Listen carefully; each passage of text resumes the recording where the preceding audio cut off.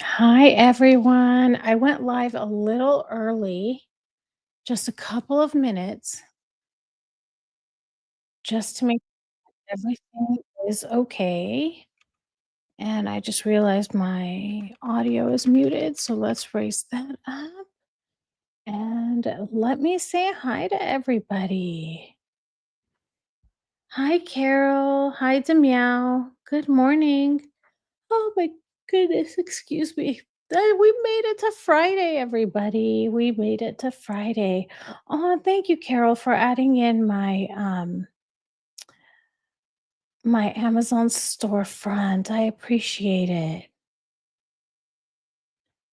Audio's good. Okay, thank you, Carol. Hi, Lisa. Are you all ready? Today's going to be the day. Today's going to be the day that they're hopefully going to tie it all together for us. And it's all going to make sense today. So let's see what we believe. Do we see? Do we believe in um, premeditation here? It's been so exciting, everybody, to be able to watch this trial from beginning to end with you. I hope you can stay awake too, Meow. The jury instructions take a long time, but I feel like those are not like it's okay if it's missed, right? Everybody, what do you feel about that? Because we heard them talking about it. Oh my goodness. I just remember them taking so long when we were doing the Karen Reed case. I don't really remember it when we were watching the Lori Daybell trial, the attempted murder of Brandon Boudreaux. I don't remember that. Is there any other trial you all want to watch next? Look at me already thinking about what's next. Good morning. Big day today, Charlie. You are right. You are right. It's a big day.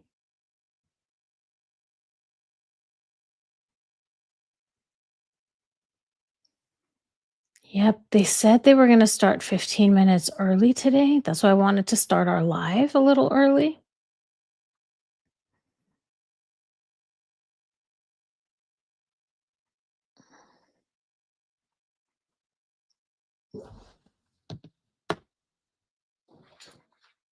Oh, okay, thank you. So everybody, Carol has an Instagram account, uh, Instagram or Palace Fashion, Paris Fashion Files, I'm sorry, and you all should go check it out. It's really a great compilation of all the Palace, the beautiful, um demand what does that mean? Does that mean Friday? Friday night? In a couple of hours, everybody, we're gonna hear from King Charles, I think. What do you all think about that? Oh my gosh. Sorry, everybody. Um,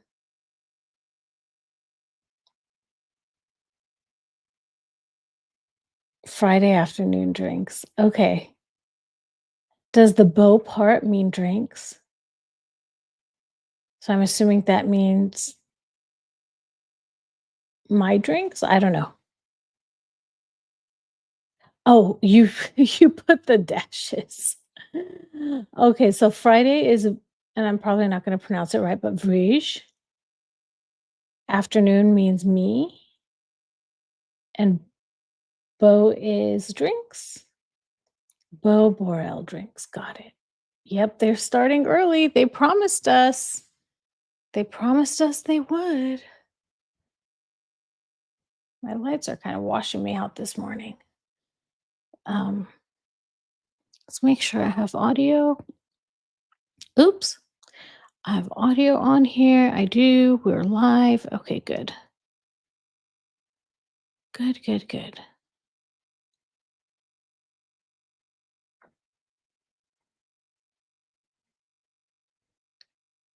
Okay. Oh, thank you, Demyao.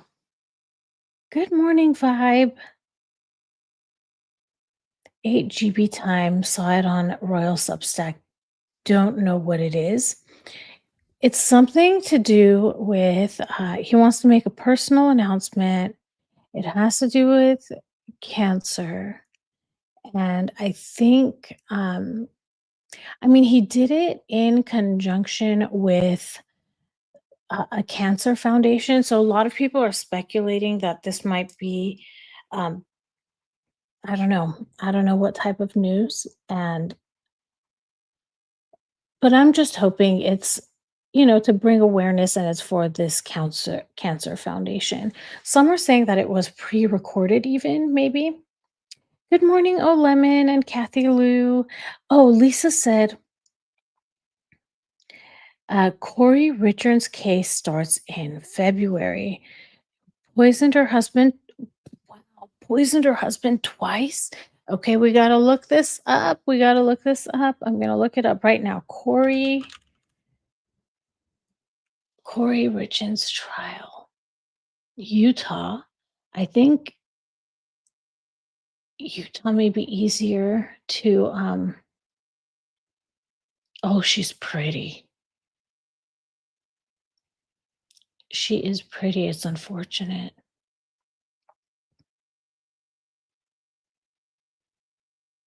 Hi, Sharona, good morning.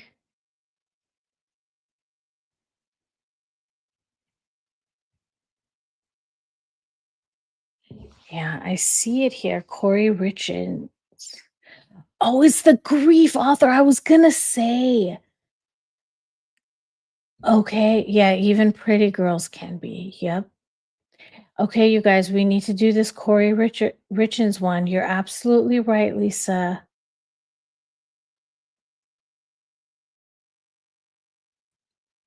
She's the one that wrote a children's book, right, about grief? Yeah.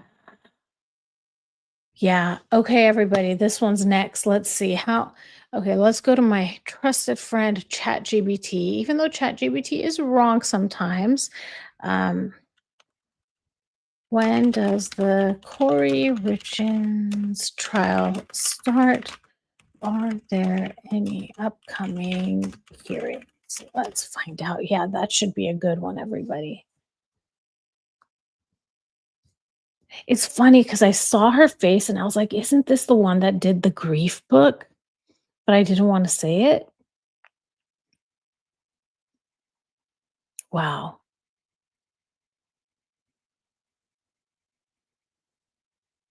ChatGPT said you picked a good one to track.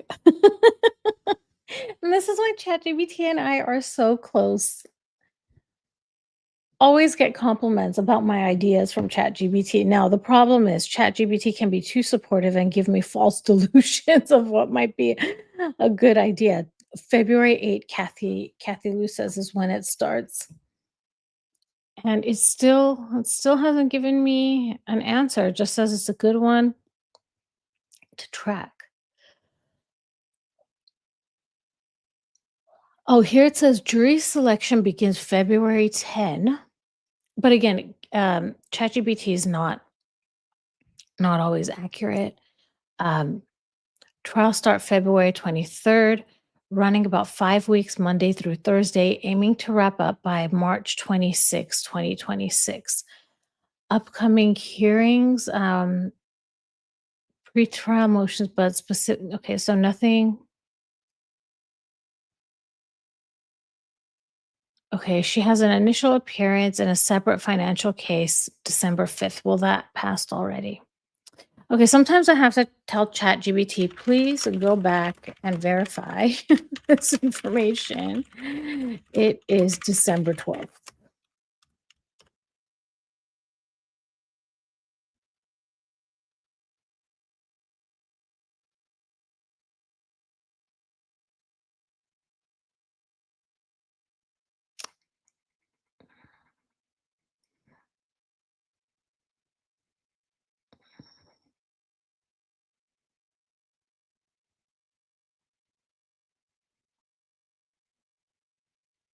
Why does it say the murder of Tom and Jackie Richins? Wow, why is it talking about see, ChatGPT, what are you talking about?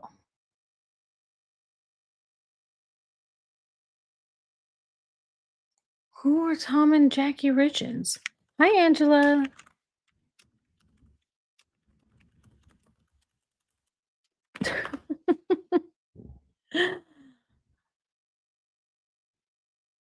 Okay. ChatGPT is like, it looks like there was a mix up. Tom and Jackie are not real people involved in the Corey Richards case. I know. That's what I'm trying to tell you. The victim was Eric Richards, Corey's husband. Utah has the death penalty, Lisa says. He died on March 4, fentanyl poisoning.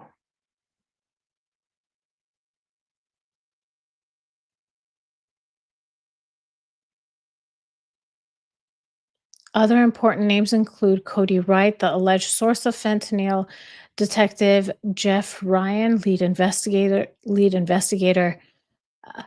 Judge Richard Mrazek, presiding judge, defense attorneys Sky Lazaro, Carl Johnson, and the prosecutor's county attorney's office.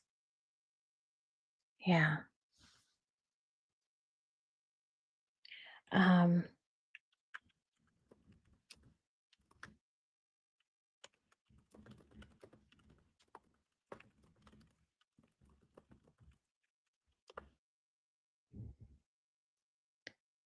we're already planning it, everybody. It looks like. What? So I asked ChatGPT, everybody, I said, "Where can I watch it for free and live stream it to my channel?" And this is what it said. There is no widely advertised free live stream. Not on Hallmark channels, YouTube, major news sites. Not on Hallmark channels. Oh my goodness.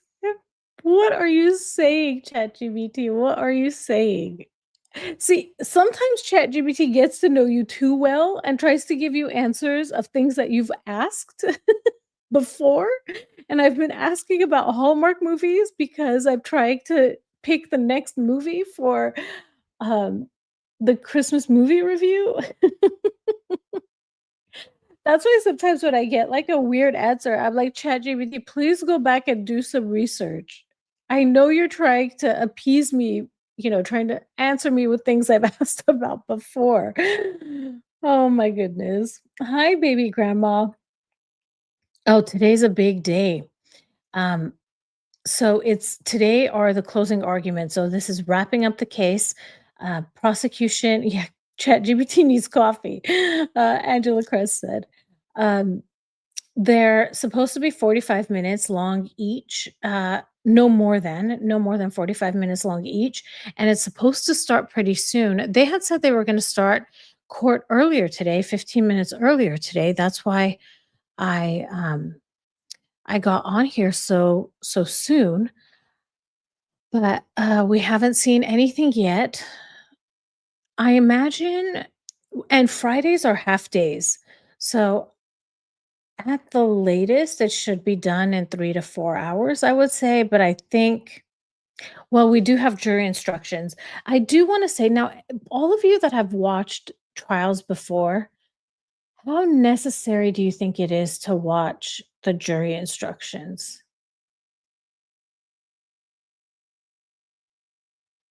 Let me know what you think about that. Judge is only strict about her lunchtime.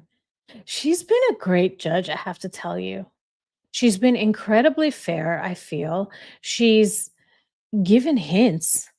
Um, she's given hints to the defense and to Jem and to people that needed it, I thought that was very kind of her. Carol, this is your full-length trial too. Oh, thank you, Kathy. Okay, jury watch please today. Jury instruction paramount based on Karen Reed trial. Jury instructions are critical. Okay, thank you. Thank you, everybody. Thank you. Baby grandma says they basically always seem basically the same. I can see why they're so important because it's basically telling the jury how to evaluate the case, right? And what yeah, you're right. We should stream it. We should watch it. We should watch it if we can. But the closing arguments are gonna be what I really want to see today. Excuse me, everybody. Oh, here we go. What's going on? What's happening? What are we about to see? Oh, down to the clock. Oh, so Vibe, this is your first too. Well, looks like Carol, Vibe, and I, this is our first one from beginning to end. Actually, what am I saying? Did I watch the Lori Vallow one from beginning to end? I don't remember.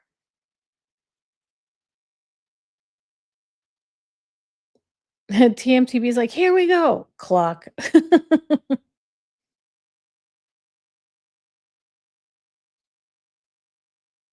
Kathy says, looking for murder one or lesser included, especially since second and third won't get included. Yeah. Jury needs guidelines. It's imperative. In the first trial of Karen Reed, the jury instructions were confusing and it hung the jury. Oh, okay. Thank you, everybody that has so much experience in this. Okay, good to know. We need the only fan at last to know we are alive. Oh, Charlie, watched all your trials with you. Thank you. Guess what? I watched all my trials with you too. um, here we go. What's happening? The judge always has these beautiful hair blowouts. How does she keep that volume?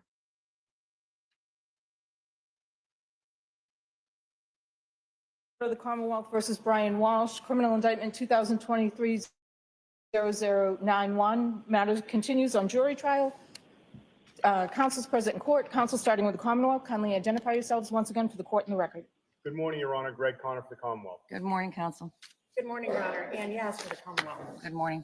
Good morning, Your Honor. Tracy Cusick for the Commonwealth. Good morning.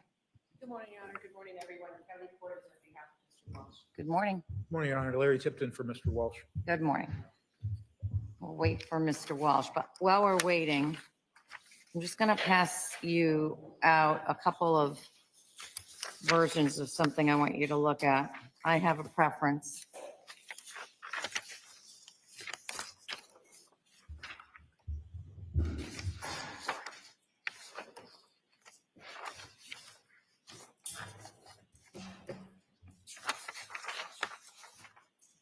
I don't know how many copies that is, but I think it might be enough.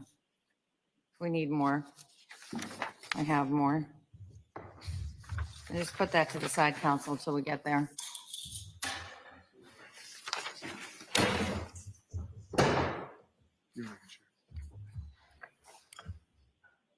Thank you.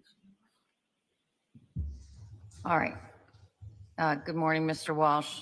I said good morning to everybody else, so good morning to you too. So since the version that I sent you at 1:55 p.m., I've made the following edits, either based on prompting by you or by my own accord. So on page 9, the use of a dangerous weapon is out.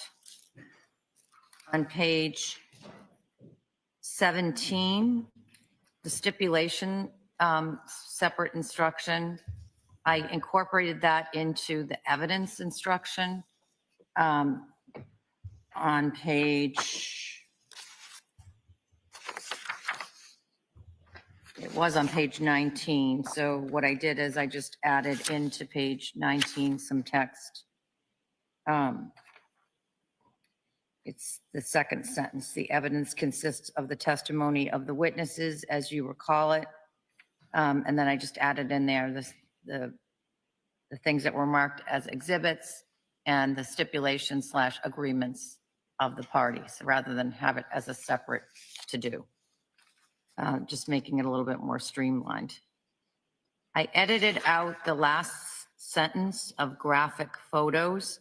Instruction on page, I think it goes to the top of full page 18 as irrelevant to this case. And I also have removed the separate section later on page 18 about opinion testimony as repetitive of the expert testimony section above.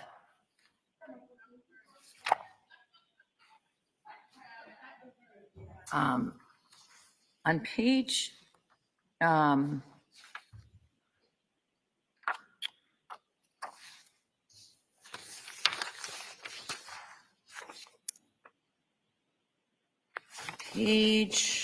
old page.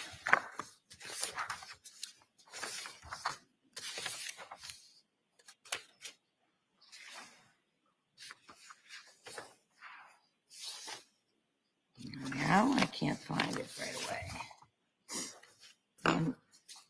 You may know where it is when you read through it. It says you'll have all the evidence with you. And I removed the non-relevant weapon and put in including the tools. But as I was thinking about that last night, mental note was, what does the Commonwealth, or how does the Commonwealth intend to safely put those tools? So what I've done in other places, or what I've seen done in other places, and it most often comes up in the context of a knife going back. I've seen other DA's offices basically take the knife and it's like they put it on a hard board and then they strap it down. So the jury can see the item but can't hurt themselves unwittingly with the item.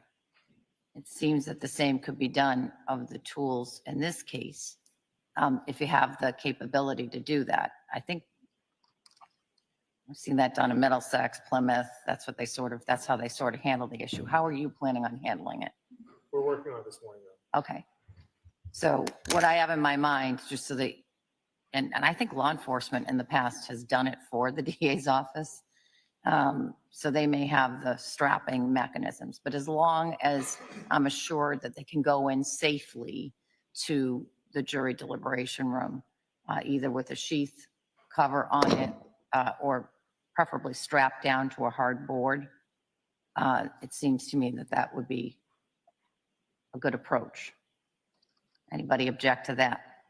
No, Your Honor. We'll work with defense counsel, but we're trying to get some supplies to do that this morning. All right. We don't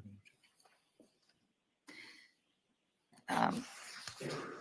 So I passed out to you two versions. I went back to look at different instructions I have. I looked at a few different things, and this relates to the direct and indirect evidence instruction. And the version 1 is what I will call I put this in air quotes, I'll call it the Superior Court version of or what I most often see in the Superior Court, which is different than the District Court version, which is a little clunkier, I think. But anyway, you always like what you like, right? That is probably the more traditional, old-fashioned perhaps. As I read through it last night, I think it reads better than the version that I put into the first draft, but I don't have strong feelings about it. So if we have agreement between the parties as to which one you like better, I'm happy to read that. I think both of them are accurate representations of the law. I have a preference for version 1. Take a look at that and let me know when you've finished looking at them and have an opinion.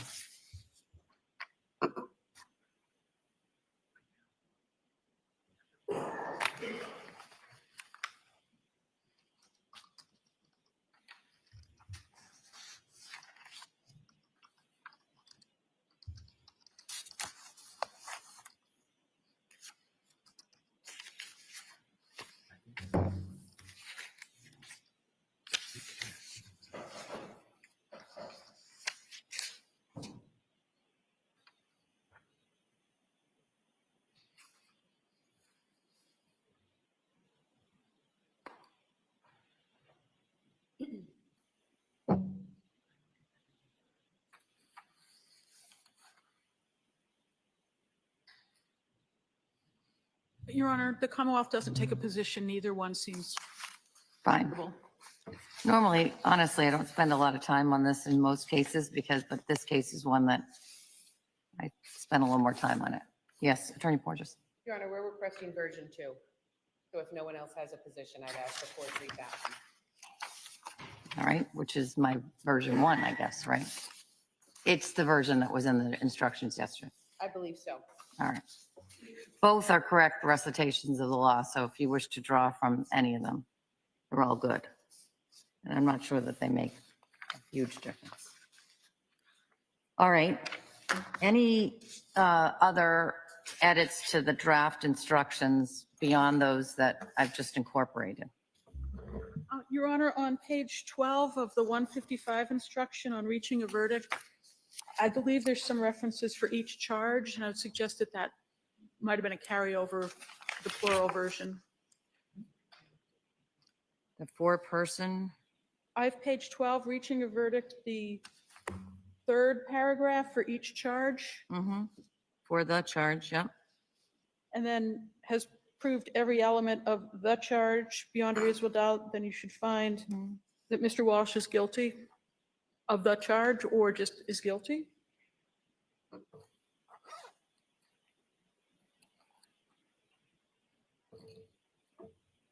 Okay.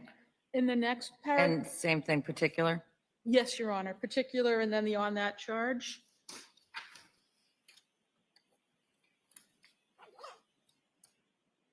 I'll just end it at not guilty. Your Honor, on page 13, role of the jury, second paragraph. Do not be influenced by the nature of the, Charge? yes, Your Honor. I think I already made that change. I just didn't tell you I did.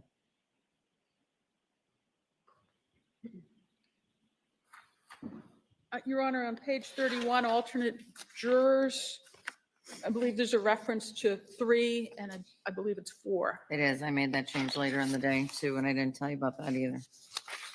That's all the Commonwealth has identified, Your Honor. Thank you.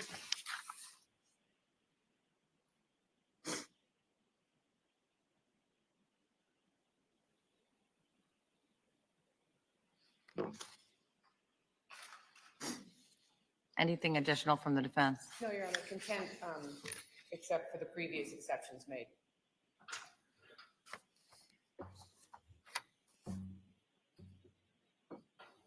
Although now I think most of the previous exceptions you made have been removed, Just being cautious. but I get the point. All right, let me step off the bench quickly and make these changes. And the reason for that is I want you to each have a copy, well, to have a copy so that you can follow along while I'm doing it. It shouldn't take me very long. All right.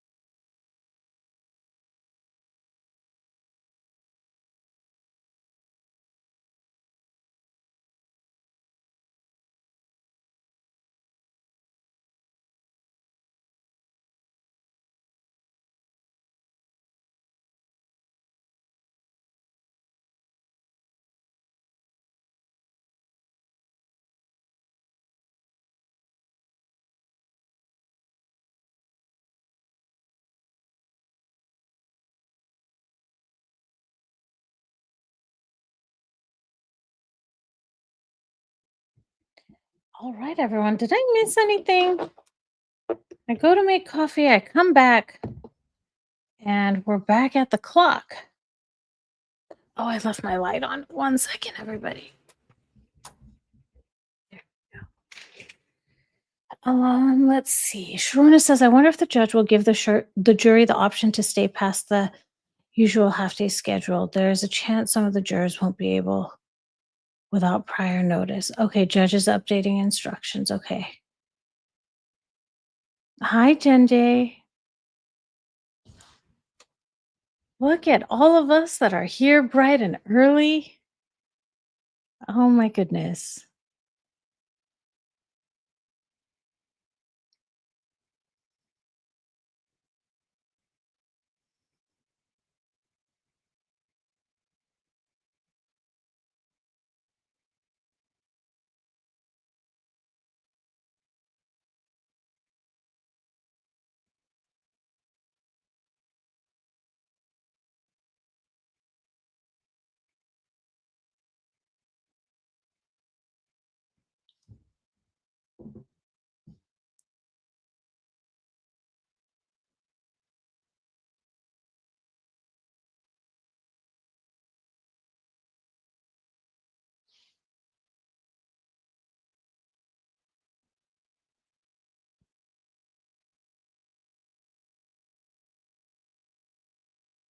Does everyone have their coffee?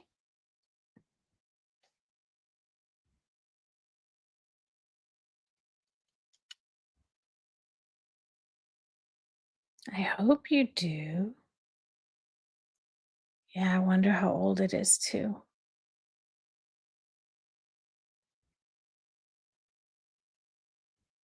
Charlie has coffee. That's good. Tea for you, Angela. Carol has tea. I wonder, baby grandma's wondering if the clock is original to the construction of the building. That's interesting. You guys, my little pup gets groomed today. Poor Aurora. She doesn't even know. You don't even know what's coming. She's asleep in her little home. Demiel's gonna get another one. That's good. Lisa says it's really a courthouse decision. They have to maintain security in the building if they allow the jury to stay after hours. I feel like they'll send them home after, like they'll finish at lunchtime. That's just my guess. How long do you think the jury will be out, everybody? Next week will be a lot of quiet time.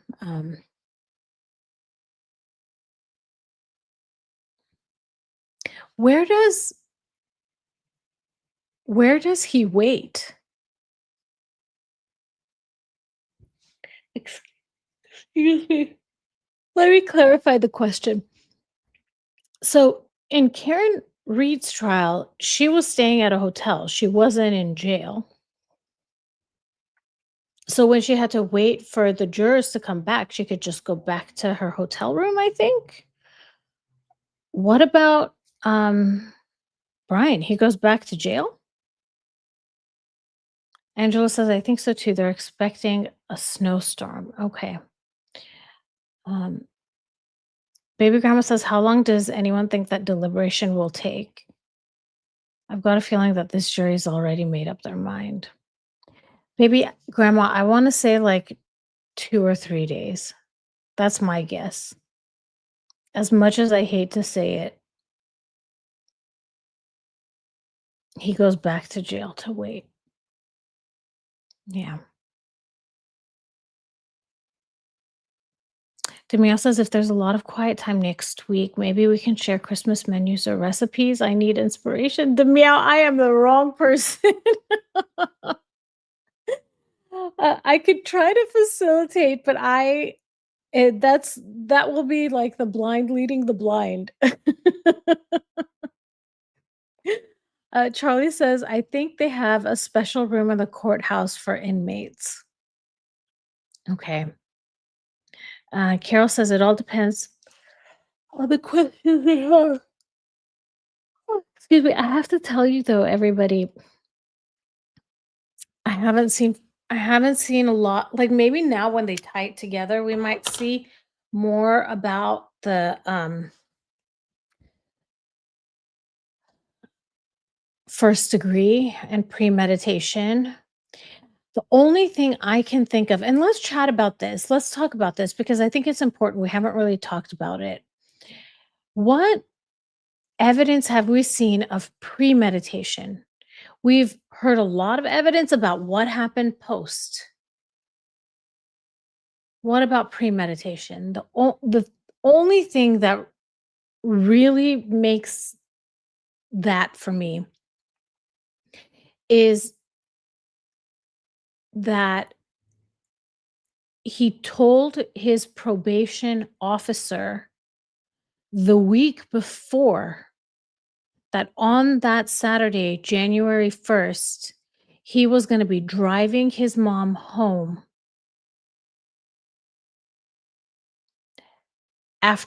while she was recovering from surgery, but she wasn't actually recovering from surgery. This is the only thing I can think of that points to premeditation. You all tell me in the chat, can you think of others? I can't think of any others. Oh, Carol already has a Christmas menu planned out. Ooh. TMTV says I would take my little chihuahua in to get his nails done. Oh, I could hear him give the girl grief. Let me see. The chat scrolled up. Then she would go, eh, eh, eh. Then he would behave. Poor Guillermo. Aw, poor Guillermo. Mine is a mobile groomer, and he is just so gentle. Aurora's gotten used to him, and I have no idea what Aurora is like when it's happening, but Aurora is also very quiet, very like timid for a chihuahua, I want to say. Um, and when I got her, there were a lot of people that gave advice on like puppy forums that when they're young to rub their paws, because if you start rubbing their paws when they're little babies, they get used to that. So when it's time to cut nails, it doesn't feel, it's easier to cut their nails. And I've done that. So I feel like she would be easy to groom as well.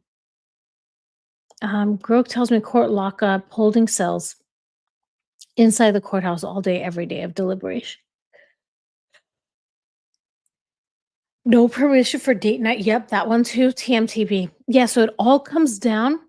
Like, look how it works. If this guy hadn't been on house arrest, he wouldn't have had to ask for permission, and we would have never thought premeditate. Like, this is the only, I think, hard evidence I can think of for the premeditation. Carol says no evidence of premeditation. The only thing was the conversations with probation officer. The jury instructions state of him being guilty. It will shock the jury when they hear and read it. Hi, Deborah. Okay, Carol, looks like I'm gonna have to catch a flight and come and see you because what for dessert is berry pie and cheesecake? I hope you have room for one more, Carol. Baby grandma says never had a dog to groom, but I have a few cats that needed a groomer due to being long-haired, and they all required sedation. Aw. Oh, Deborah, that's so sweet, taking care of a foster dog. That's sweet. Demia sounds like is joining us too, Carol. That and Anna's state of mind when the final witness spoke. Yeah, Sharona, that's a good point too. Premeditation, his cell phone being lost. That's a good point, Pinky's Tea Party. Because when did he tell Jem the phone was missing?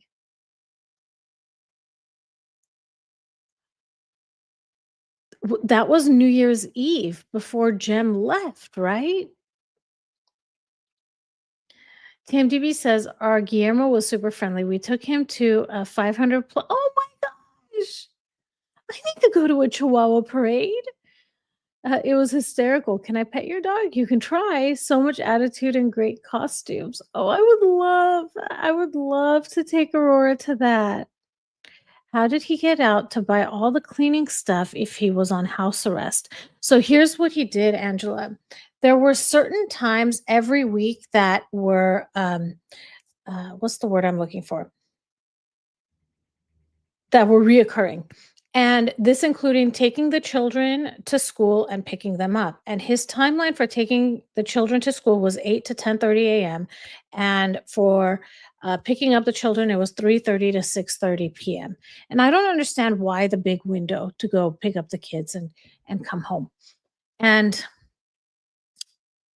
he used that time. Like there was a lot of times when the surveillance footage would be between those two windows. However, there was one instance, and I think it was January 2nd, where, you know what? Let me pull my notes out. Let's pull my notes out because I have it written. Um, let's see. Let's go to that was trial day 8. Okay, Marlene Ramdahal, the senior U.S. probation officer. Okay, on January 2nd, pickup and drop off of kids only. Those are the only things on schedule. However, on January 2nd, there was no school. I think it was closed. Yeah, January 2nd was Sunday. Yeah, January 2nd was Sunday, so the kids would not be going to school. So that should not have been on the schedule. There was an unauthorized leave at 3:53 p.m., but then when he was asked about it, he said he was picking up the kids per usual. I don't know, Demiao. I thought the kids only went on January 3rd and 4th to school.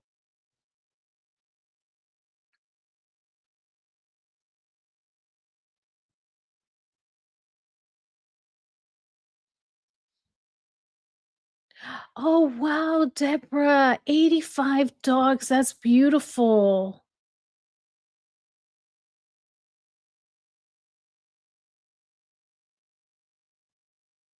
Um,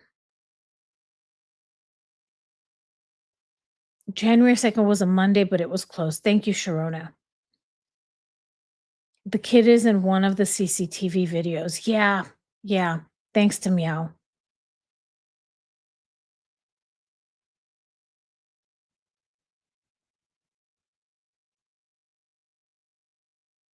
Hi, Agatha.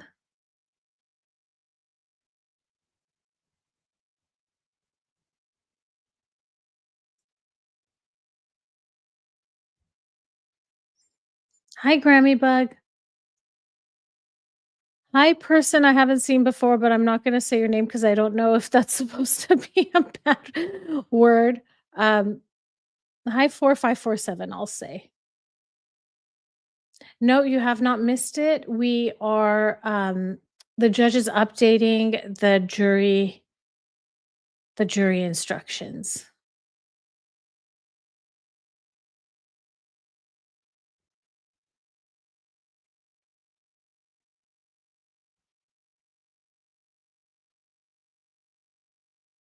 Well, that's good that you just got here because you can. Oh, look, you don't have to You watch are it any unmuted. longer.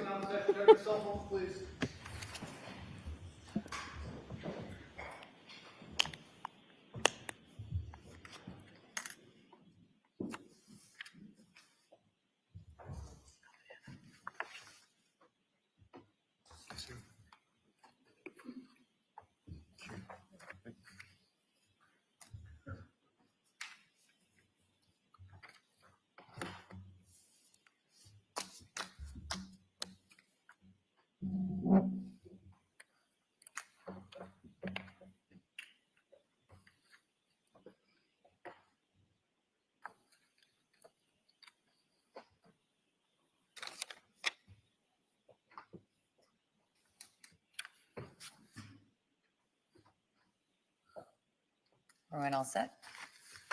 Good.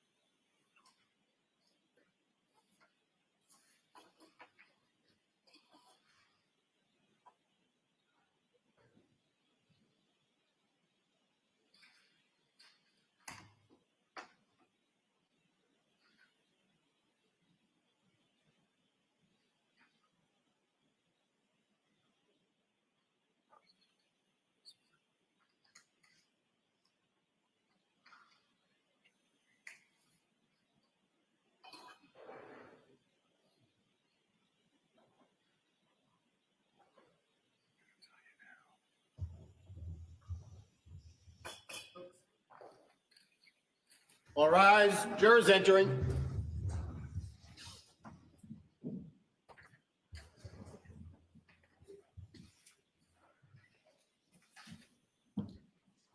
You think he thinks he's got it? He looked really proud of himself when defense rested. When prosecution rested last week. Earlier, 2 days ago.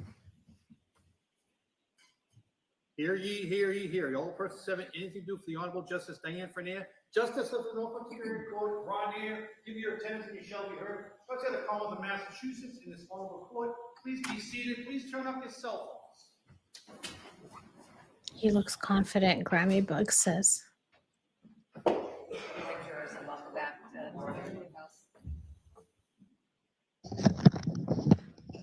Jurors will start today, as we have every day together, with the 4 questions. Jurors, were you able to comply with my order that you not be on any social media or any news media? Yes.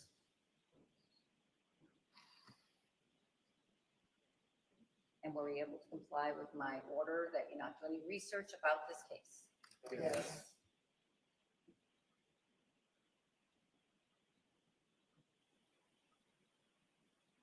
Are you able to comply with my order that you not speak to anyone about this case? Yes.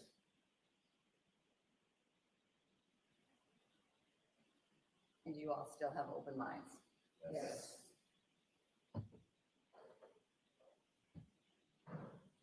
Those 4 answers for the record all answered affirmatively by all 16 jurors in the box. We're ready to begin today's work. So as I promised yesterday, jurors, there's 2 chapters that will come interspersed now as we start today. And those chapters are that I will give you the instructions that are specific to the charge of murder here in this case.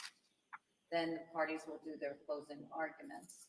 And then depending on how you're doing, given the time that's passed since then, we may have a short break, bathroom break.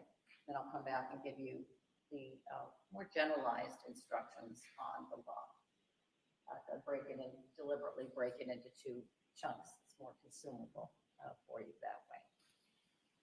The jurors, I want to thank you for your service on this jury. To a person, when I've looked over, you caught me many times looking over at you. You've been paying attention, and that's exactly what I anticipated, but it's refreshing and rewarding for me to see it. So I know that you have paid attention to the evidence in this case, and I appreciate your attention.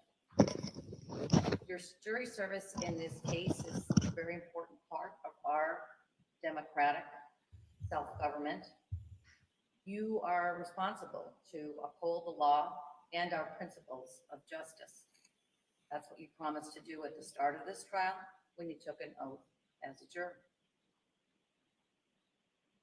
You've all devoted a substantial period of time on this case, time away from your personal lives, your work, studies, your families, to sit as jurors in this case and to decide the very important matter, an issue now between the Commonwealth and the defendant, Brian Walshe. You've done so in accordance with the finest traditions and the highest aspirations of our system of justice. Again, I thank you for your service and your sacrifice. You must now consider all of the evidence, decide who and what to believe, and decide whether the prosecution has proved beyond a reasonable doubt that Mr. Walshe is guilty of the crime of murder. The final part of this trial, as I said, will take place in those 3 steps. First, I'll give you on the law that is specific to the charge in this case. Then the attorneys will make their closing arguments, in which they will highlight the evidence that they think is important and will argue in favor of the conclusions that they ask you to make. Defense attorney, Attorney Tipton, will argue first, and the prosecutor, Assistant District Attorney Yaz, will argue last. After the closing arguments, again, I'll give you those generalized instructions that will help guide your evaluation of the evidence and your decision-making and your deliberations as jurors. And then you will work together to reach a unanimous verdict. Please pay careful attention to all of my instructions. All of my instructions are important and you must follow them, whether you agree with them or you do not. To make sure that I give you the instructions accurately, you can see that I'm generally reading them to you. You will also get written copies of the jury charge, the jury instructions, in the jury room when you deliberate the case. I do my best to make sure that the instructions that I'm giving you while I'm speaking match these written instructions. If there is any difference between what I say aloud and the written instructions, please follow what I say aloud. So let me start with the prosecution's burden of proof, and I'll start with the presumption of innocence. There is a fundamental rule that applies in all criminal cases, including this case. Every person who is accused of a crime is presumed to be innocent of that crime. Mr. Walsh is presumed to be innocent of the charge in this case. That means that you must consider Mr. Walsh to be innocent unless the prosecution has proved beyond a reasonable doubt through evidence presented at the trial that Mr. Walsh committed the crime charged. And I will explain what I mean by reasonable doubt in a minute. Mr. Walsh does not have to do anything to convince you he is innocent. He does not have to explain anything to the jury. Mr. Walsh does not have to testify, call or question witnesses, or provide any evidence at all, because you must presume he is innocent. Instead, it is up to the Commonwealth to prove the charge against Mr. Walsh beyond a reasonable doubt. This burden of proof never shifts to the defendant. After you have considered all of the evidence carefully and fairly, if you have a reasonable doubt about Mr. Walsh's guilt on the charge of murder, then your verdict must be not guilty. You may find Mr. Walsh guilty of the charge of murder only if all 12 deliberating jurors agree that the Commonwealth has proved the charge beyond a reasonable doubt. So, the burden is on the Commonwealth to prove beyond a reasonable doubt that Mr. Walsh is guilty of the charge made against him. What is proof beyond a reasonable doubt? The term is often used and probably pretty well understood, though not easily defined. Proof beyond a reasonable doubt does not mean proof beyond all possible doubt, or everything in the lives of human beings is open to some possible or imaginary doubt. A charge is proof beyond a reasonable doubt if, after you have compared and considered all of the evidence, you have in your minds an abiding conviction to a moral certainty that the charge is true. When we refer to moral certainty, we mean the highest degree of certainty possible in matters relating to human affairs, based solely on the evidence that has been put before you in this case. I've told you that every person is presumed to be innocent until he or she is proved guilty, and that the burden is on the prosecutor. If you evaluate all of the evidence and you still have a reasonable doubt remaining, the defendant is entitled to the benefit of that doubt and must be acquitted. It is not enough for the Commonwealth to establish a probability, even a strong probability, that the defendant is more likely to be guilty than not guilty. That is not enough. Instead, the evidence must convince you of the defendant's guilt to a reasonable and moral certainty, a certainty that convinces your understanding and satisfies your reason and judgment as jurors who are sworn to act conscientiously on the evidence. That's what I mean by proof beyond a reasonable doubt. There's one indictment or charge in this case. You must decide whether Mr. Walsh is guilty of that charge. For the charge of murder, there are certain things, we call them elements, that the Commonwealth must prove beyond a reasonable doubt to show Mr. Walsh is guilty. I will explain these legal rules to you now. There are two different degrees of murder. Murder in the first degree and murder in the second degree. If you find the defendant guilty of murder, you shall decide the degree of murder. Commonwealth alleges that the defendant committed murder in the first degree on a theory of deliberate premeditation.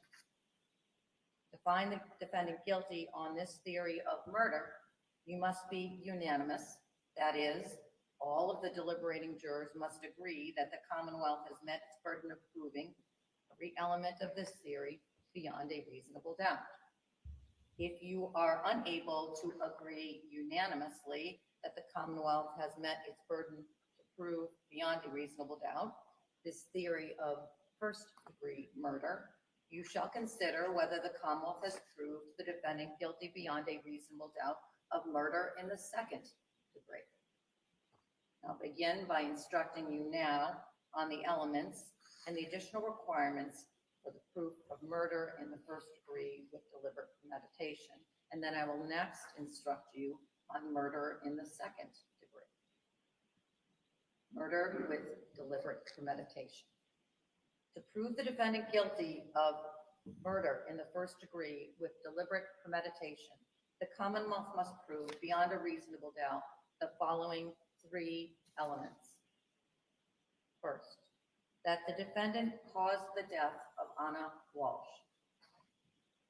Second, that the defendant intended to kill Anna Walshe. That is, the defendant consciously and purposefully caused Anna Walsh's death. And third, the defendant committed the killing with deliberate premeditation. That is, he decided to kill after a period of reflection. I will now discuss each of those requirements in more detail. The first element is that the defendant caused the death of Anna Walshe. A defendant's act is the cause of death where the act in a natural and continuous sequence results in death, and without which death would not have occurred. The second element that the defendant intended to kill Anna Walshe. That is, the defendant consciously and purposefully intended to cause Anna Walsh's death. The third element is that the defendant committed the killing with deliberate premeditation. That is, he decided to kill after a period of reflection. Deliberate premeditation does not require any particular length of time of reflection. A decision to kill may be formed over a period of days, hours, or even a few seconds. The key is the sequence of the thought process. First, the consideration whether to kill. Second, the decision to kill. And third, the killing arising from that decision. There is no deliberate premeditation where the action is taken so quickly that a defendant takes no time to reflect on the action and then decides to do it. Murder in the second degree. In order to prove murder in the second degree, the Commonwealth must prove the following elements. First, that the defendant caused the death of Anna Walshe. Second, that the defendant A, intended to kill Anna Walshe, or B, intended to cause grievous bodily harm to Anna Walshe, or C, intended to do an act which, in the circumstances known to the defendant, a reasonable person would have known created a plain and strong likelihood that death would result. I will now discuss each of these requirements in more detail. The first element is that the defendant caused the death of Anna Walshe. The defendant's act is the cause of death. The act, in a natural and continuous sequence, results in death, and without which death would not have occurred. As you can see, the second element has three sub-elements, which I'll call prompts. and the Commonwealth satisfies its burden of proof if it proves any one of the three prongs beyond a reasonable doubt. The first prong, the defendant intended to kill, is the same as the second element of murder in the first degree with deliberate premeditation. The second and third prongs are different from any element of murder in the first degree with deliberate premeditation. The second prong is that the defendant intended to cause grievous bodily harm to Anna Walsh. Grievous bodily harm means severe injury to the body.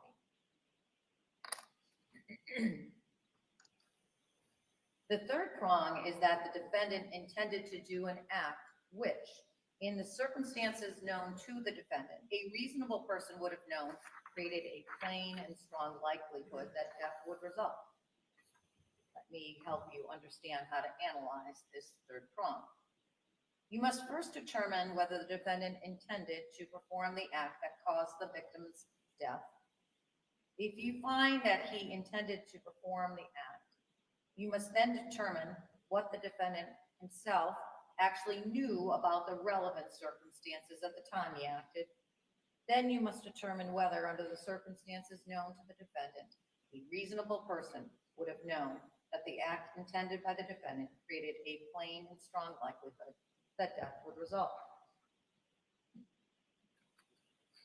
Let me give you some supplemental instructions relevant to the charge of murder. The definition of death. Death occurs when the heart has stopped long enough to result in complete and permanent loss of brain function.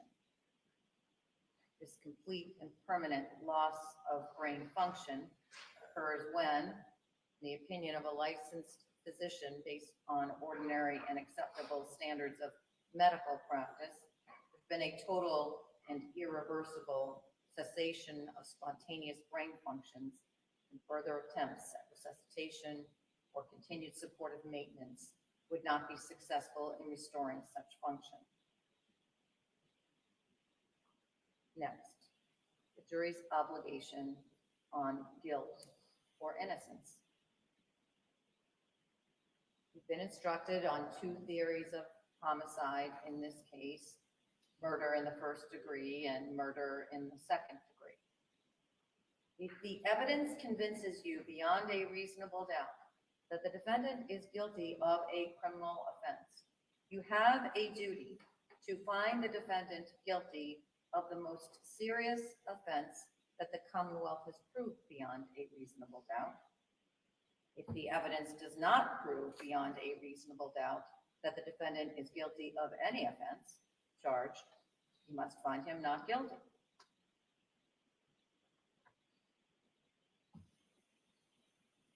Will either counsel need to see me? No, Your Honor. Be happy to see you.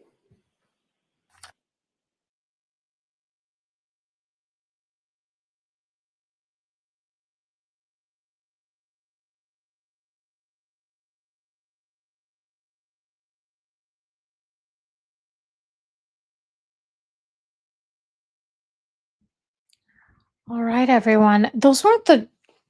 Were those the jury instructions? Because I thought she said they would do the closing arguments and then the jury instructions. Let me know, because that also seemed like it went by pretty quick. I don't know if I missed that part. It's hard to hear her. Yeah, agreed, Shifty. Anna looked very healthy prior. Yeah, to him finding her. Okay, that's what I thought, Sharona.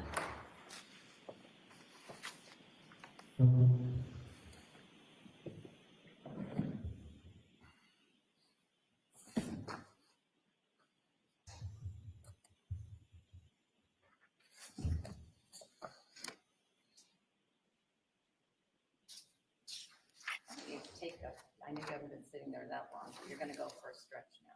So I'm going to ask you to stand up. As I've said to you before, shake a leg.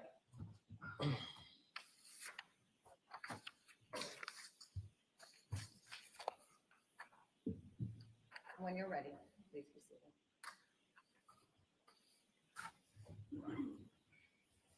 So, jurors, I'm about to conclude my first set of the instructions to you, and we're going to hear the closing arguments of counsel next. This is an important part of the trial because it's the final opportunity that the lawyers have to address you. It's an opportunity for the lawyers to summarize the evidence, to call your attention to certain parts of the evidence that they regard as important, and based on the evidence, to try to persuade you to reach a certain result. However, what you're about to hear is not evidence. Lawyers aren't witnesses. All of the evidence in this case has been presented to you through the testimony of the witnesses, the exhibits, stipulations, which you have before you. As to the exhibits, you'll have an opportunity to examine those in detail and consider them during your deliberations.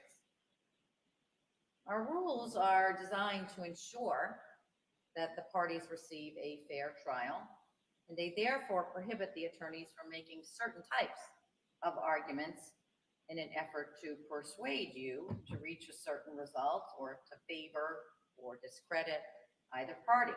For example, the lawyers are not permitted to refer to facts that are not in evidence in this case. If, based on your memory and understanding of the evidence, a lawyer does this, you should disregard that comment. The attorneys are not permitted to express their personal beliefs in the credibility or lack of credibility of any witness who testified in this case. That determination is entirely for you to make. If a lawyer makes such a comment, you should disregard that comment. This case must be decided based solely on the basis of the admissible evidence and the law that I'm teaching to you. Attorneys are not permitted to persuade you for or against either party by appealing to human passions or prejudices. If a lawyer makes such a comment, you should disregard that comment. If you become conscious of any passion or prejudice as you consider the evidence and engage in your deliberations, you must put these feelings aside and not permit them to influence your thinking. With that, we'll turn to the closing arguments. As is the custom, we'll hear first from the defense. Attorney Cook.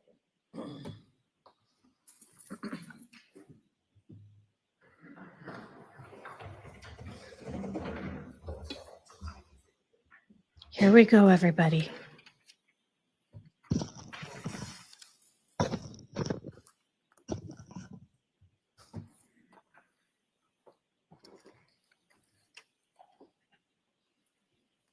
What could happen to a loving father and a loving husband? We're making line of police before they search for the unspeakable on the internet. Exposed body of the woman that you adore. Governments suggest it was an affair. There's no proof of that. There's no proof that Ron Walsh knew anything about an affair between the woman he loved and William Prince. Money?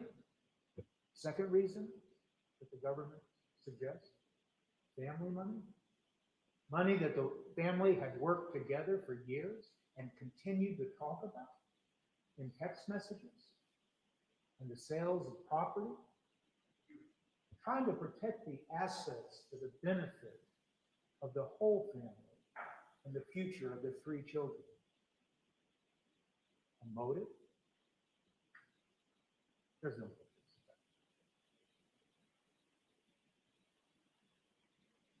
Refusal to consider prison for a terrible mistake he made. The case that began in 2018. There's no proof of that. that he was afraid to go to prison. Who wants to go to prison? But prison was always on the table. And it was just something that he had to face up to, and something that he did. So, what would cause a loving husband and a loving father to do the things that you heard about in this case? Could it be something that was sudden, something that was unexpected, something that was unbelievable, something that only a medical examiner would understand, have knowledge of, but not a man like Brian Walsh? Something that is terrifying, something that defies logic when it happens. How do we know that Mr. Walsh was a loving father and a loving husband? We know from much of the testimony of Jim Motlow. We know from simple testimony from Julie Basler from Kindergarten. When asked questions about her experience with Mr. Walsh and the children, that he would show up and he'd be interested and he'd be friendly, and he was always interested in the progress of his children. And how do we know he was a good father? Because Anna Walsh trusted him with their 3 children, 24 hours a day, 7 days a week, for all those times she was up in Washington, D.C.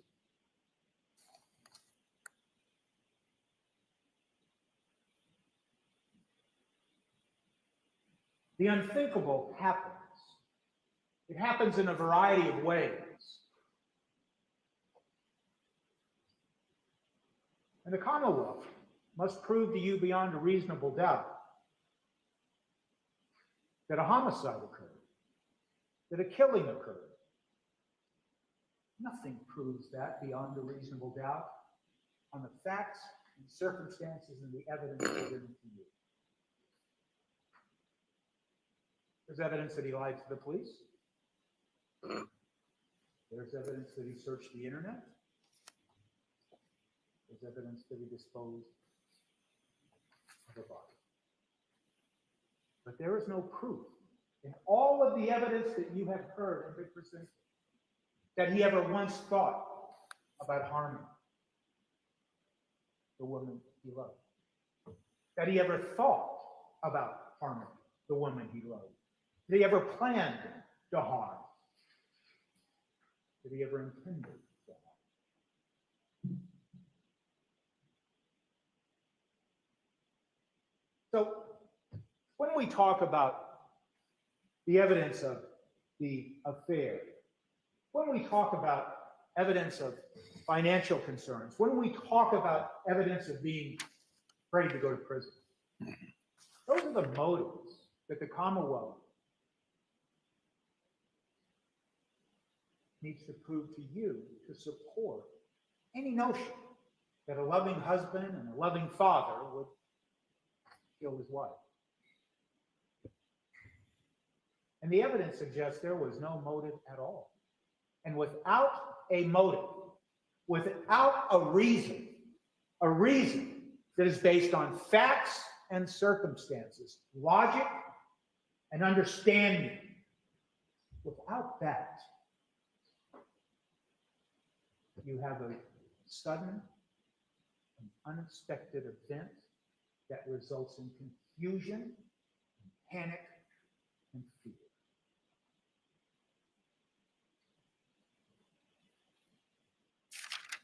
All of those things that are so troubling and horrific that you've heard evidence about, they may be argued that they show consciousness of guilt. But people do things, terrible things sometimes, not out of guilt, but out of fear, out of disbelief, out of confusion. Certainly, a loving father and a loving husband would feel guilty about what he did do. Not just about lying to the police, but what he did do in the context of what he did to the woman he loved. In a moment, in hours, and in days of confusion and disbelief and horror.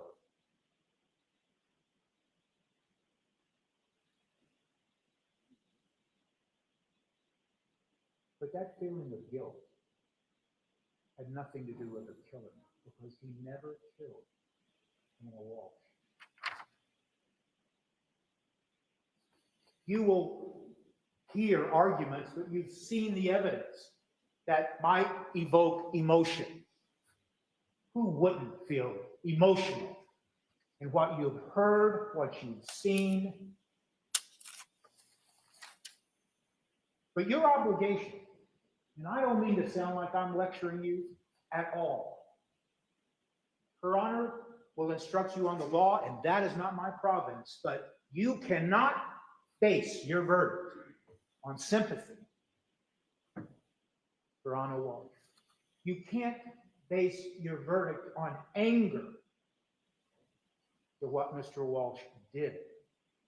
You can't base your verdict on passion, based on the evidence that you've heard that is upsetting and terrifying and at times disgusting. But that's not what you can do as jurors in this case.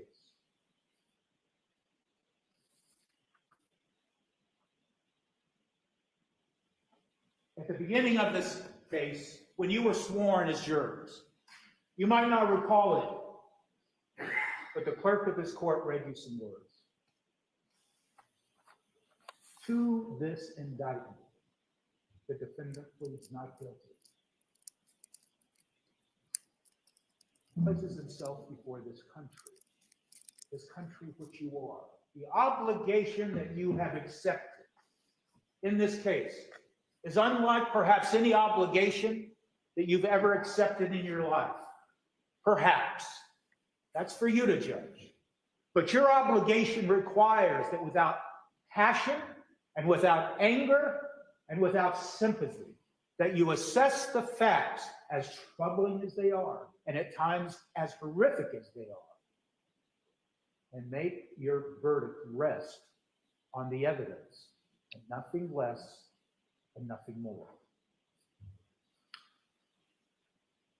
Unbelievable, facts that don't make sense at times, something that is incongruent.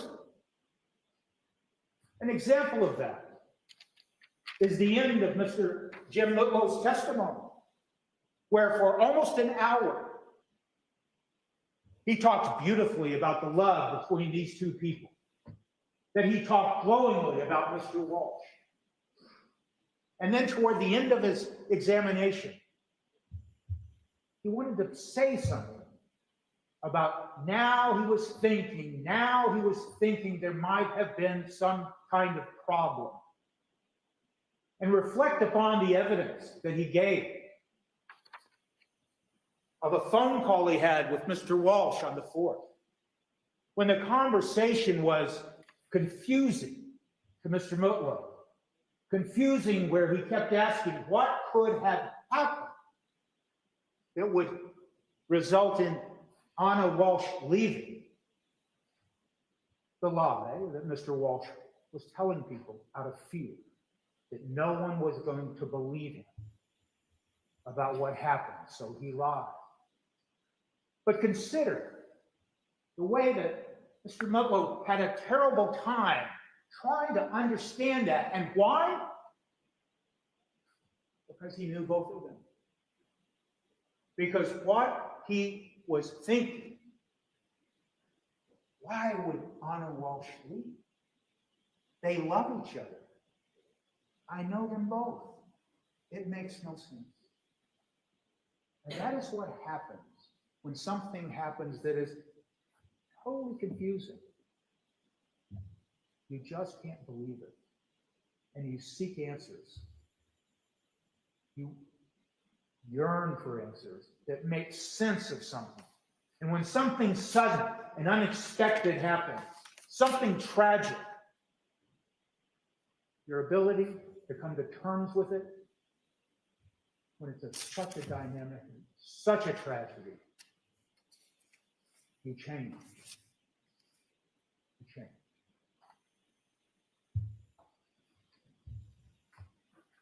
The evidence of the searches, the dark, troubled evidence of the searches. They began at 4:52 a.m. on January 1st of 2023. And the first one is, how do you dispose of a body? It causes chills. It causes disgust. Look at all of those searches. Think of how they evolved. Consider how they go from one subject to another in rapid fashion. Searches conducted by a man that is in disbelief, in confusion. 5 hours spending with his wife on New Year's Eve, enjoying life, talking about the future. And then the sudden and unexpected tragedy happens, and it doesn't make sense. If Mr. Walshe began to make those searches with murder in his heart as a result of murder, then why isn't the first search how to dispose of a body after murder? Because that's the search that occurred 6 hours later. And when you see that word murder, no one would not react to that word. And certainly as jurors in this matter, you're expected to react in a way to that. What does that mean? Does that mean that he in fact murdered his wife? But think about it in context. In this case, on these facts, context matters. And so the first time the word murder is used in these horrific searches is 6 hours after they began. And I tried to ask Trooper Garino, one of the forensic specialists, as he called himself, associated with the Mass State Police. I tried to ask him, well, it's only logical, isn't it, that if you don't get results, you change the wording. We all know that from our own common experience. And you look at those searches that came and went during this time, and the results had to do with funeral parlors and cemeteries and things like that. But Mr. Walshe, given the tragedy that occurred to his wife, and given the time that had passed and his fear and disbelief, he couldn't call a funeral parlor. You need to try to understand, what can I do?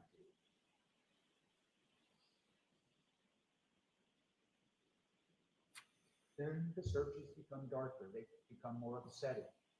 Now the thought is dismemberment. And there's searches like that. You've heard about them. You'll read about them. And then you see searches that cover days. And there's searches about cleaning. And there's searches about how to clean up.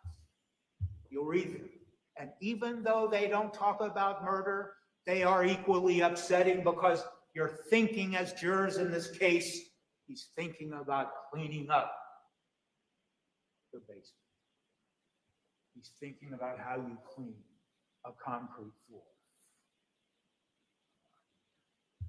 Context. 1,034 pages of digital data, 3,667 records taken from his MacBook. Not one record, not one page refers to any plan. Not one record, not one page refers to any intent to kill. Nothing. So keep it in context when you review that exhibit. and those searches. And ask yourself, why is a man searching now if he had intended to kill his wife? Why is the man searching now if he had planned to kill his wife? And that is the government's theory. He planned. He deliberately premeditated the plan to kill his wife. Where is the evidence of premeditation? In thousands of pages of records. I suggest to you respectfully, you're the jurors. What is the evidence of premeditation?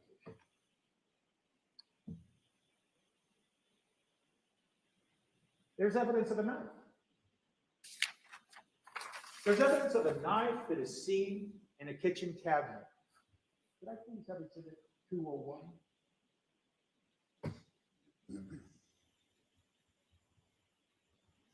And next exhibit 202. And finally exhibit 203. The knife. It was above a refrigerator. It was in plain view. Had no visual red blood stain. And yet the government wants you to think about this knife. So think about it. Don't ignore it. Do not refuse to consider it. Of course you will, but think about it. In a cabinet above a refrigerator. And they first test it with some screening test. It doesn't prove that it has even blood on it. And they take it, and they should. And then, what happens is everybody loses interest with the knife. Everybody, the Mass State Police, the crime lab. There's no further testing of this knife. And ask yourself, if that knife is to be considered a weapon used, then why is it in that cabinet? You have heard evidence of bags and bags being thrown in dumpsters over a period of days. The government wants you to think that Mr. Walshe killed his wife and perhaps used this knife. Then why was it sitting in a cabinet days later in open view for the police? What logic is that? And there is no proof that it had one piece of biological evidence on it tied to any killing or any harm. And they simply lost interest in it. You can take it down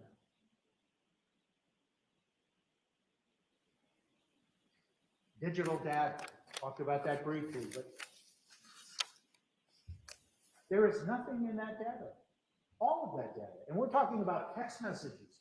We're talking about backbook searches. We're talking about the life that's embodied in computers that this day and age we know apparently keep track of everything we do and to some extent everything we think about.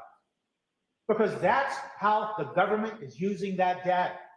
They ask you to look at certain things and indicate and try to argue that, oh, this is what he was thinking. So look at it and judge for yourself. What's in this data that demonstrates premeditation or intent to kill or intent to harm? You have heard and seen much physical evidence.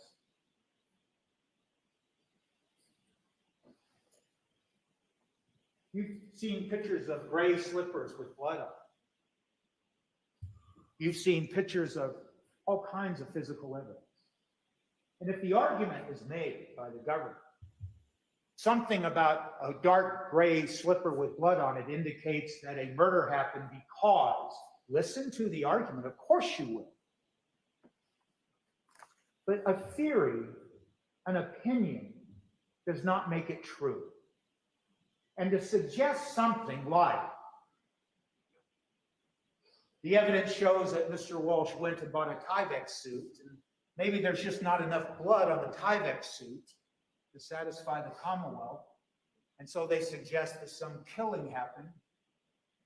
And that's why there's so much blood on that slipper and those slippers and all that other evidence. But ask yourself, what do I know about that evidence now from what we heard?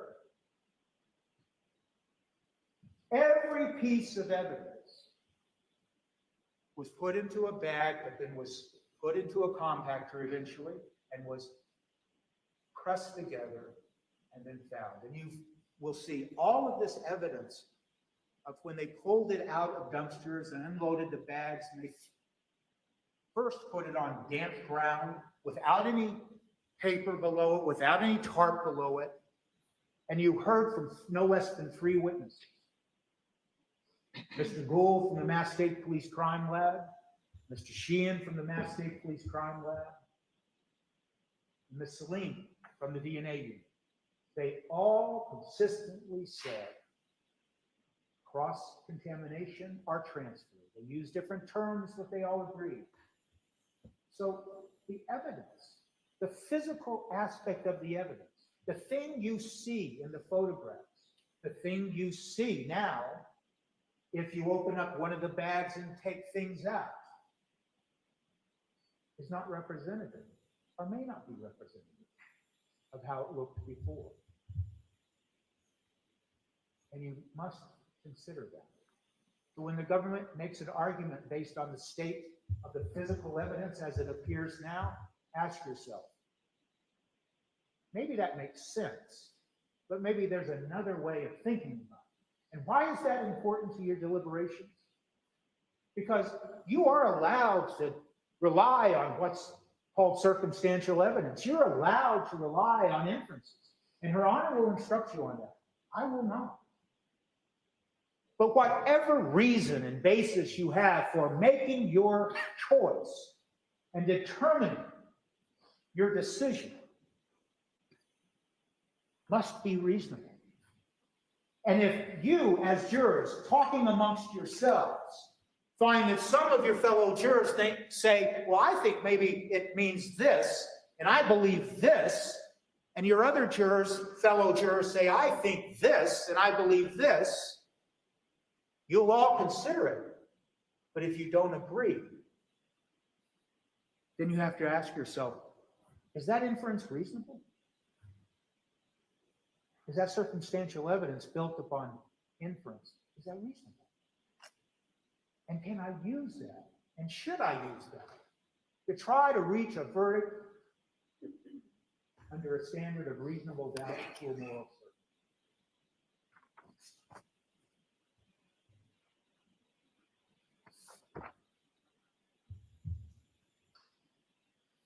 What is the evidence that something violent happened in this house?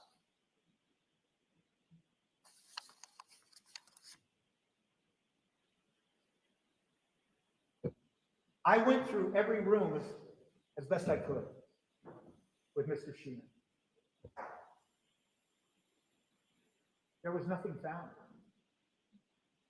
in the upstairs bedroom. There was nothing found in the sinks and basins, showers, multiple bathrooms. Nothing found, meaning biological evidence that might indicate something violent occurred. There was nothing found in the kitchen other than a knife that they lost interest in. There was nothing found in the living room that had padding around the fireplace to protect the children from falling. There was nothing in that bedroom where Anna Walshe, Brian Walshe, as adults, enjoyed their life together and had spent their life together, perhaps every night, before she moved to D.C. to take that job. How do we know that? We know that because the photographs show there was nothing there. Even what was characterized as red-brown stains on curtains in the bedroom turned out not to be blood at all. We know that because trained examiners for the Mass State Police examined probably every square inch of that house. We know that because we saw photographs in her testimony about floor that was dug up based on their experience and training. That biological evidence, like blood, can fall between the cracks of flooring and reside on the subfloor. And so they tore the floor up, and you saw those photographs, and you'll have them. And nothing is found. Nothing at all. I asked Mr. Sheehan about blood spatter, and he forthrightly and honestly said, I'm not a blood spatter expert. But he explained it sufficiently to you. Someone wielding a knife or a weapon and causes blood to let out of a body, and you look for blood that has spattered with directionality. Nothing. Nothing in the bedroom, nothing in the living room, nothing in the bathrooms. No evidence that blood drained down the drains. Could I have exhibit 217, please?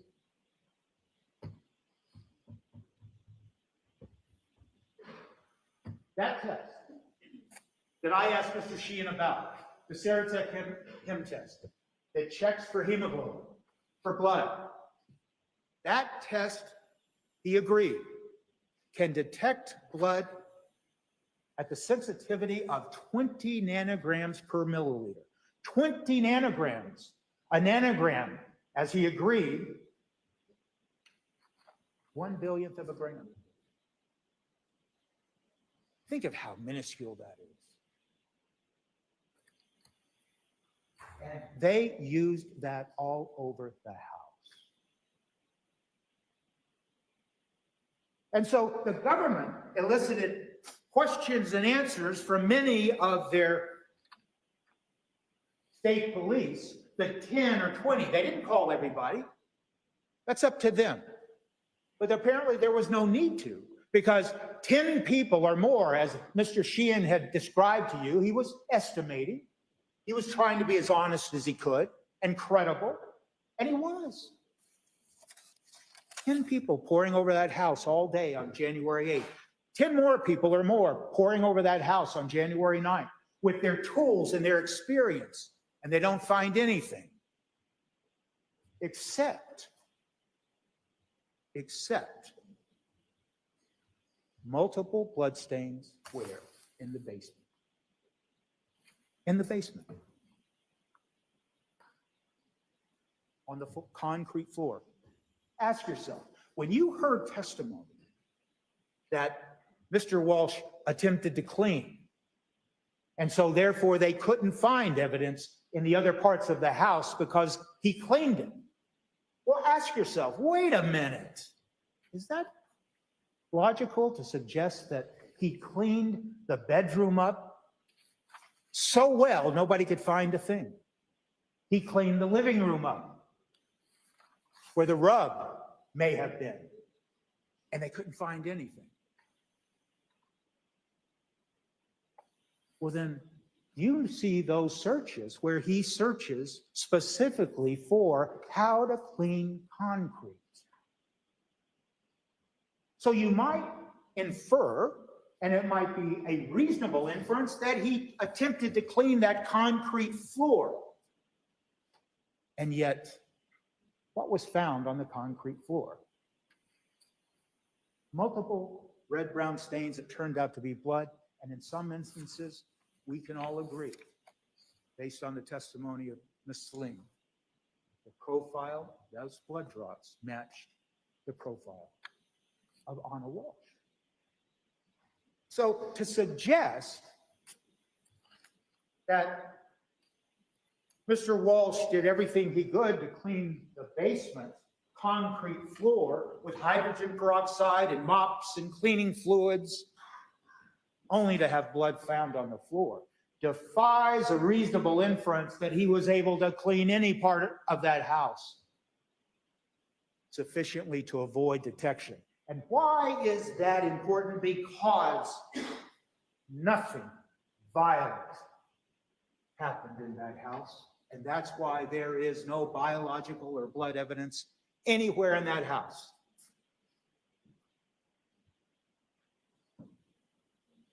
The act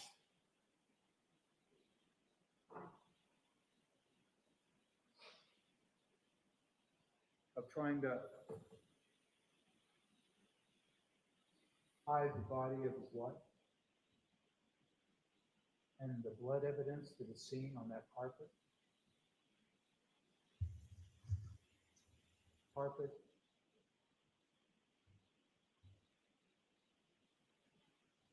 That's what happened. There's no blood in the living room. The inference might be that the carpet was taken downstairs. Because you can look at those pictures. You can look at the physical pieces of carpet. And you should. But there is no evidence of any killing that happened. And there's no evidence that anything was done before Mrs. Walshe died. And there's no evidence of premeditation or anything.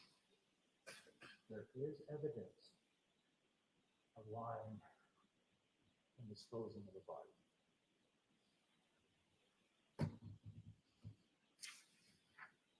You can take that to one side.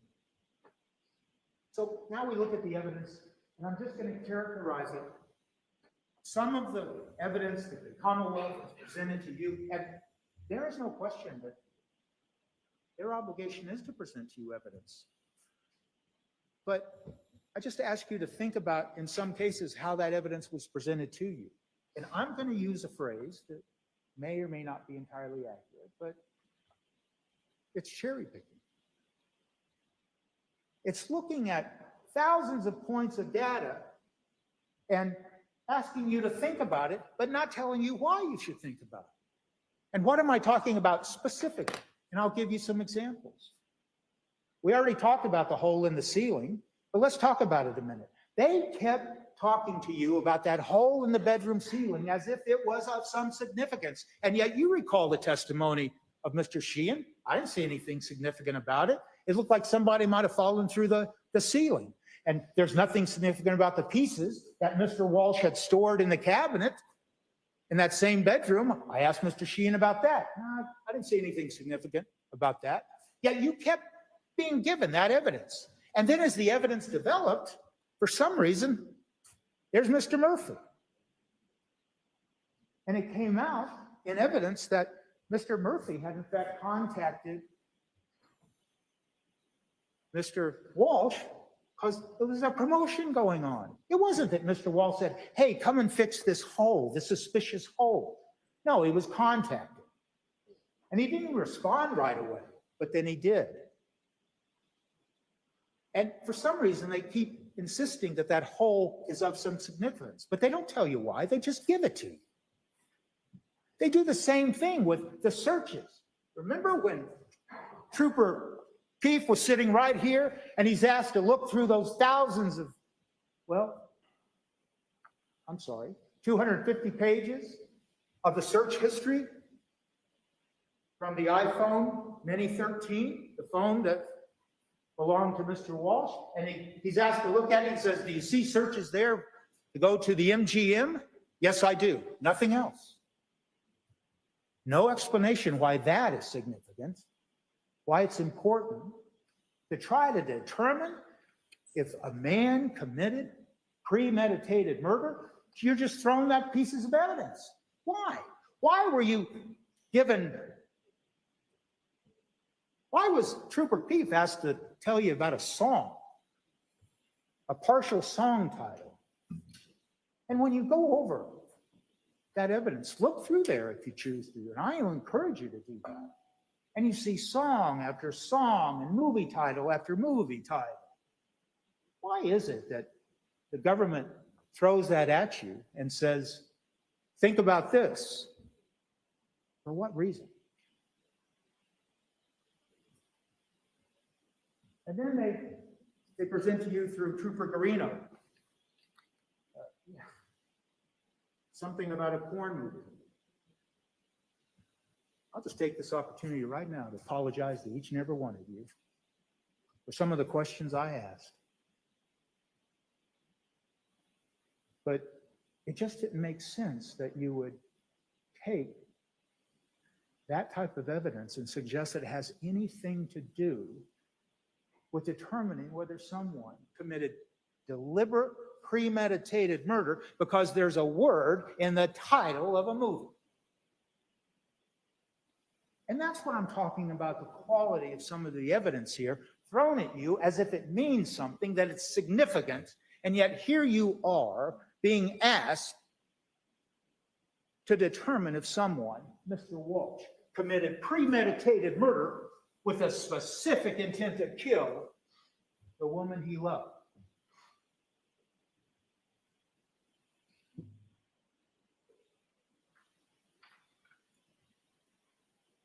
When we talk about premeditated murder, we talk about planning, you have to ask yourself, did I hear evidence of the conduct of a man who premeditated, a man that had thought about a killing, a man that had planned? I mean, think about what you heard. And we're not going to repeat all those things I've already said, but I want you to focus on one other piece of evidence. I asked Detective Schmidt, when you went down to the basement on January 4th, you saw some bags down in the basement. Yes, I did. What did you think was in those bags? I thought they were pieces of rope. My goodness. What does that tell you about the thinking process and the sloppiness and the lack of any planning or careful thought that you would expect out of someone who had planned a murder? And then he lets a police officer walk down in the basement, and the police officer, based on his training and experience, uses, I think he said, his boot, and he felt it, and he said, felt like pieces of rug to me. Rug? That is in evidence. It has blood. Think about all of that when you're thinking about it. Did this man, Mr. Walsh, did he plan anything? No. Did he intend to kill anybody? No. Did he kill Anna Walsh? No. The evidence does not support a finding of premeditated murder with specific intent to kill based on the evidence, not based on sympathy, based on the evidence. What's some other evidence that is troubling? Mr. Walsh is talking to the police, and he says, I messenger. When asked about, and we was trying to explain it, things will come up on my phone that I thought were for me, but then it turns out they were for Anna. And so the government seizes upon that evidence and suggests that there's evidence that Mr. Walsh had seen text messages between Anna Walsh and William Fastow. And those text messages between Anna Walsh and William Fastow, some text messages are placed into evidence, and I'm sure you'll look at them. And why would the government want you to believe that Mr. Walsh saw those text messages? Because some of the entries in those text messages are very upsetting.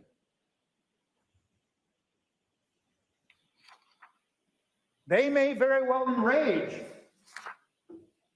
a husband to read about what was going on in those text messages. So you'll look at them. But ask yourself, as you look at them, and perhaps as you think, I could see that might upset, that might put somebody in a rage. Problem is, there is absolutely no evidence that Mr. Walsh ever saw any text message, because he was trying to say, I messenger, and now you know from the testimony of Trooper Keefe, there's no such thing as I messenger. We're talking about Facebook Messenger. But the important thing is, there is no evidence in all of the digital data that you have before you, in all the digital data that they examined, that Mr. Walsh ever saw anything going on between his wife and William Fassler. And when you look at those text messages, and you might have some question about it, and if the government stands up and says, well, he saw those because he told them that he was seeing iMessenger, which doesn't exist, then ask yourself, why is it that on New Year's Eve, Anna Walshe is taking all these photographs? It's festive. It's a lovely situation. And she says, in the presence of Brian Walshe, as she and Jim Mutlow were taking photographs, hey, why don't we send a photograph to Will Fasto? And was there any evidence that he reacted, Mr. Walshe? No. And when asked by Attorney Porges, well, so what happened next? And Mr. Mutlow really took efforts to remember, and then he said, oh yeah, that happened before the young boy woke up and came downstairs, and that was around 10:30. So if you just think about that, then the festive and jovial celebration continued for another 2 hours. There is no evidence that he reacted. Mr. Walshe reacted to them sending a photo. Why? Because he knew his wife had a crush on Will Fasto, and it didn't even make him jealous. And how do we know that? Because she told her friend, Alyssa Kirby. And Alyssa Kirby was asked, and she said, you know, Anna told me that he didn't get jealous. He's not the jealous type. In fact, I wish he was more jealous. Please consider that in the context of this notion that the motive for a killing that did not occur, but the Commonwealth's theory of a motive is anger over an affair. There's no evidence of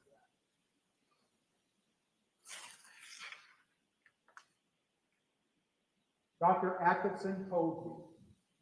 Dr. Atkinson described to you the phenomenon of sudden unexpected death. It happens. And just because it's rare, and just because the government will undoubtedly argue that that is nonsense, listen to their argument. But Dr. Atkinson made it clear it happens. It happens in young and old, male and female. It happens unexpectedly. In fact, it happens with people who have never manifested any problem before. It happens in athletes.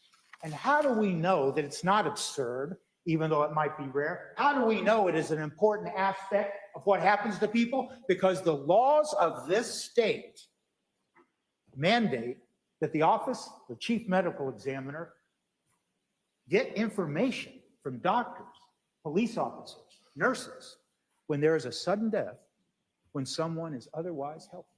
They're mandated to investigate that. So there is a statute that Dr. Atkinson told you a little bit about on cross-examination. So ask yourself, is it as unlikely? Is it bizarre? Because Anna Walshe worked out. Yes, she had been sick before. She had been with Alyssa Kirby in the days leading up to this, and Alyssa Kirby wound up having the flu. But that's not what really is at issue here. Sudden and unexpected death may occur because someone is ill. All we know is that it happens. And the fact that someone doesn't believe it could happen doesn't mean that it doesn't. Importantly, though, think about the shock of it happening. Think about the effect it would have on anyone. A lay person that has no idea it could happen. You're down celebrating with your wife and your friend, and then the tragedy happens. And you panic because you can't believe it. You don't understand it. And you don't think anybody's going to believe it.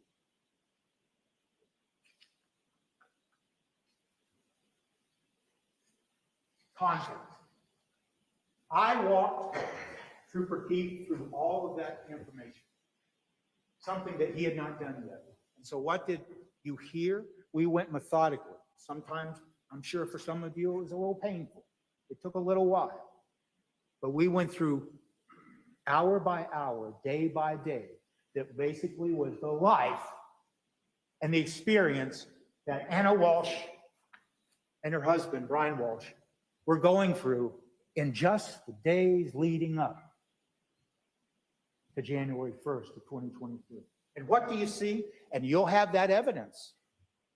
You won't have it compiled in the way that I presented it to you, because Trooper Keefe never saw fit to assemble it in a way where you could really see what was going on. But what do you see, and what did you learn from the evidence?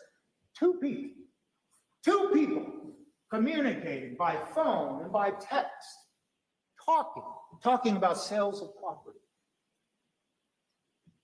talking about investments, talking about the future, talking about reinvesting, talking about buying new property in DC, talking about all of that, and it's all in the text. Joking when Anna Walshe was ill and stayed home and told her husband that in the text. And then they joke about it. I'll get you a plunger. And she responds, it's right there on the text. Joking back and forth in the days leading up to New Year's Eve. I'll tell you what, I'll buy the plunger. You buy me a Porsche. And then you see him shopping for a Porsche for the woman that he loved. How does it go from, I'm going to find you the Porsche you want, that speaks once again to the financial issues that were non-existent? How does it go from that to someone who is reportedly premeditating and intending to kill his wife? And those texts lead right up until she arrives by plane in Cohasset to celebrate. So, context. Once again, divorce? About 11 minutes of talking about divorce and searching about divorce in 7 days of phone calls. And how did that divorce search come up? It came up in the context of protecting the family assets because they just sold the house in Revere that Jim Mutlow told you about. And they're trying to protect it. And the thought is to roll it over in a 1053C. And Mr. Mutlow explained that to you. Planning for the future. That is the relationship between Brian Walshe and Anna Walshe in the days leading up to January 1st. So now we have come to just the evidence that, once again, just explains their relationship. Not supposition. Not trying to make up what they said to each other. You have that in their text. You have that. Then we get to New Year's Eve. We get to a festive event, jovial, laughter, love, described in various terms, various ways, not for 30 minutes, not for 1 hour, but for 5 or 6 hours. Laughter, talking about the future. Jim Mutlow described it for you. Brian Walshe cooking, standing across from the island, feeding both of them, talking, laughing. You see in the testimony that, yes, there was an affair. He didn't know it. He loved his wife. He treated his wife like the wife he loved, the mother of his children, until the sudden, unexpected event happened. Imagine you are so in love. You support your wife to get a job in DC. You're going to take care of the kids because, one, you love your children, but you want to take care of them. You want to share property and protect the assets, so everything goes into her name to protect it because he has this federal case. So let's protect our financials for the future. And then you hear the testimony of Alyssa Kirby. Yes, she was upset. There's no doubt Anna Walshe was upset. What exactly she was upset about? Maybe things weren't going really well in the affair she was having. Or maybe she was in fact stressed out. Who wouldn't be? They were living apart. She wasn't seeing her children. Now maybe, it's up to her. Anna Walshe was a wonderful person and a wonderful mother. And that's why he loved her so much. But she had another life, and she went to Dublin, and that's another piece of evidence. They want to suggest to you he knows something about Dublin. Where is the evidence of that? None. And you hear Alyssa Kirby choked up with tears, sobbing on the stand, but nonetheless recalling a conversation she had on 12/29, 3 days before January 1st. What does Anna tell him? Well, I don't know if I love him as much as I used to. Those are her words. I'm paraphrasing, but that was the gist of it. But I want him to take responsibility. Why? Not so she could kick him out, not so she could leave him, so they could reunite as a family. That was what Anna Walshe was talking about. That's what she was thinking, even though she was stressed, even though she was upset. And things like that happen in families, but families make it through. And that's what she was expressing. That's what she was expressing to her best friend, Alyssa Kirby. Could I exhibit 169, please? We are now at the end of the New Year's Eve party, and they sign the champagne bottle. And we were talking about the feelings and the emotions and the state of mind of Anna Walshe and Brian Walshe, and looking towards the future. And this is on January 1st. This is on the day that the tragedy happened. Can you find it? I'm sorry, 169. Oh, I apologize. My fault. I'm sorry. Exhibit 257.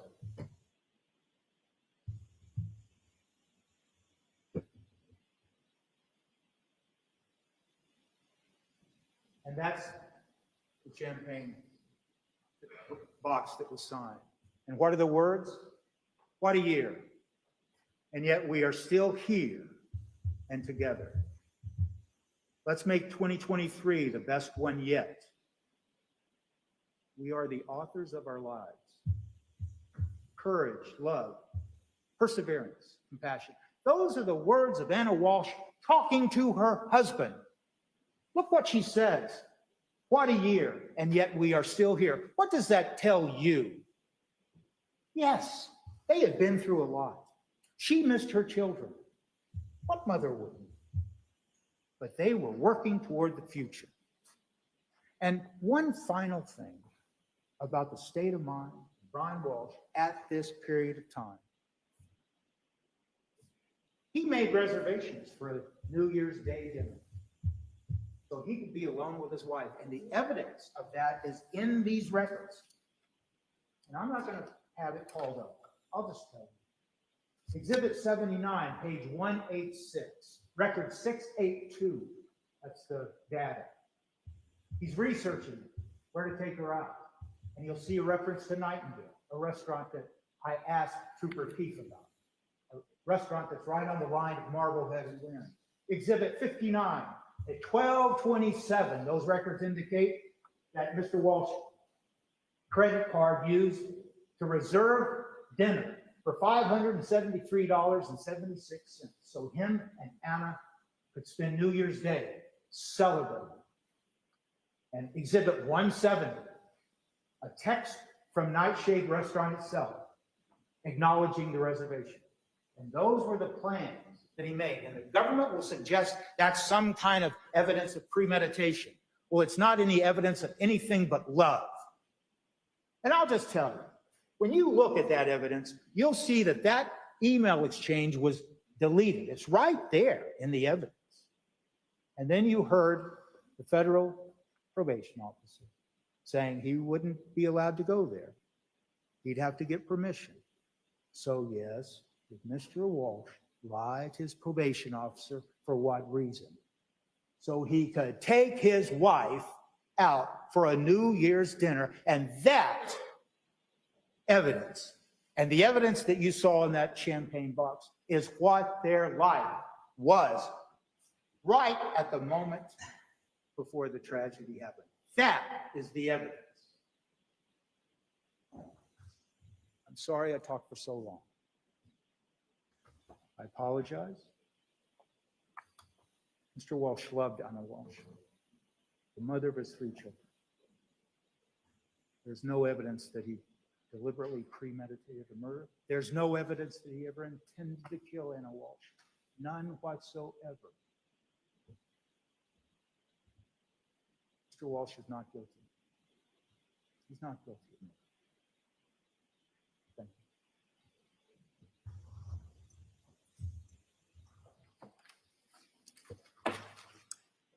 Jurors can't, why don't you take a moment to stand up?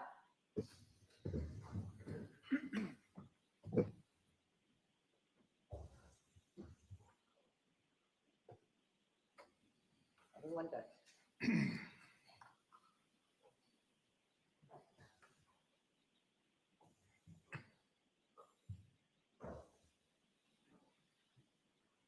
When you're ready, you may be seated.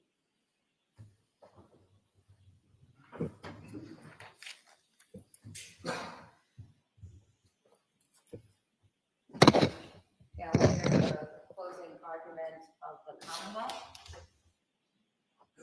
ADA, yes.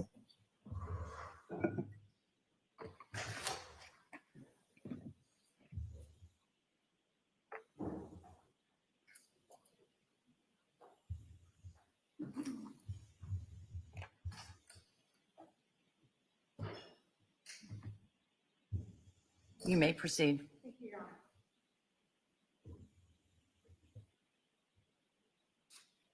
Anna Walsh is dead.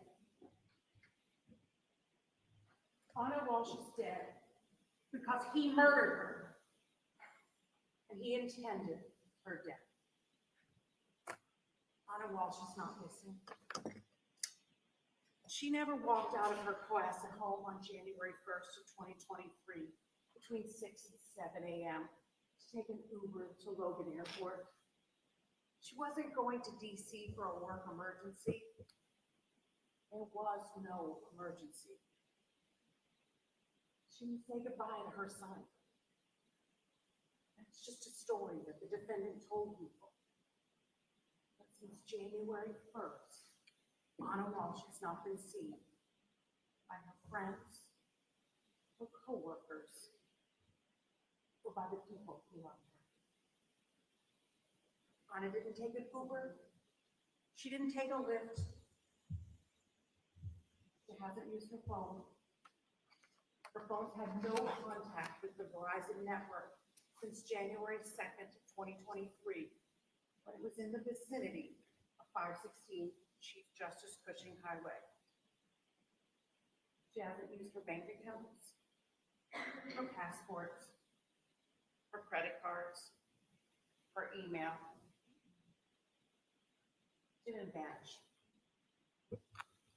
The defendant was the only adult at 516 Chief Justice Cushing Highway after Jim Lulu left around 1:30 a.m. on New Year's Day.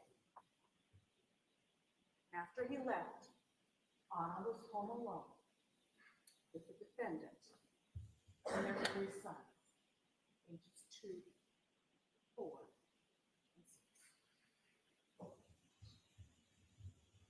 This defendant caused Anna's death, and the evidence does show you that. The evidence shows you that Anna didn't die of natural causes, but that Anna died a violent death in her Cohasset home on January 1st. You have the photos of those pieces of rug recovered from the dumpster at the defendant's mother's complex. The rug that had been in the living room. You have the photo of Anna in the living room on top of the rug. The photo shows that there are wood floors in that room. There's blood on that rug. The rug was recovered from the compactor outside of the defendant's mother's apartment and taken to the office of the chief medical examiner for examination. And Dr. Atkinson found a blood clot and a piece of Anna's Gucci necklace embedded in one of the cut up pieces of rug. So look at the piece of metal stamped Gucci. It didn't break on its own. The rest of the necklace is missing. This is the necklace that Will Fastow said that Anna often wore. Look at the slippers from the dumpster. The 2 pairs of adult slippers. The dark gray slippers have hair and blood clumped to the bottom.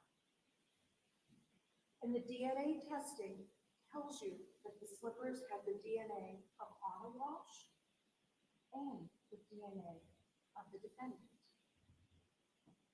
Then there's the bathrobe. And there are 2 bloody white towels. A towel was tested and had Anna's DNA.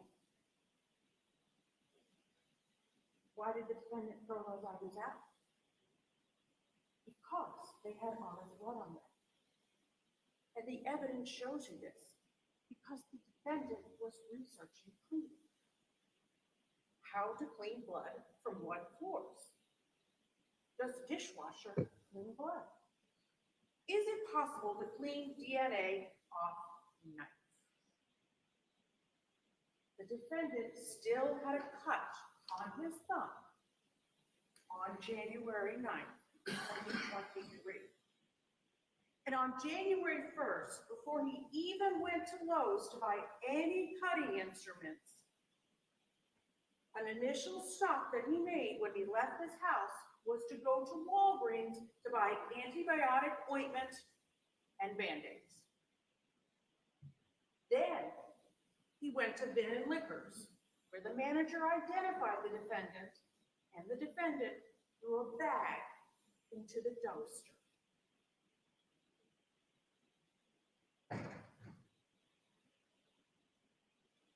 Store is closed.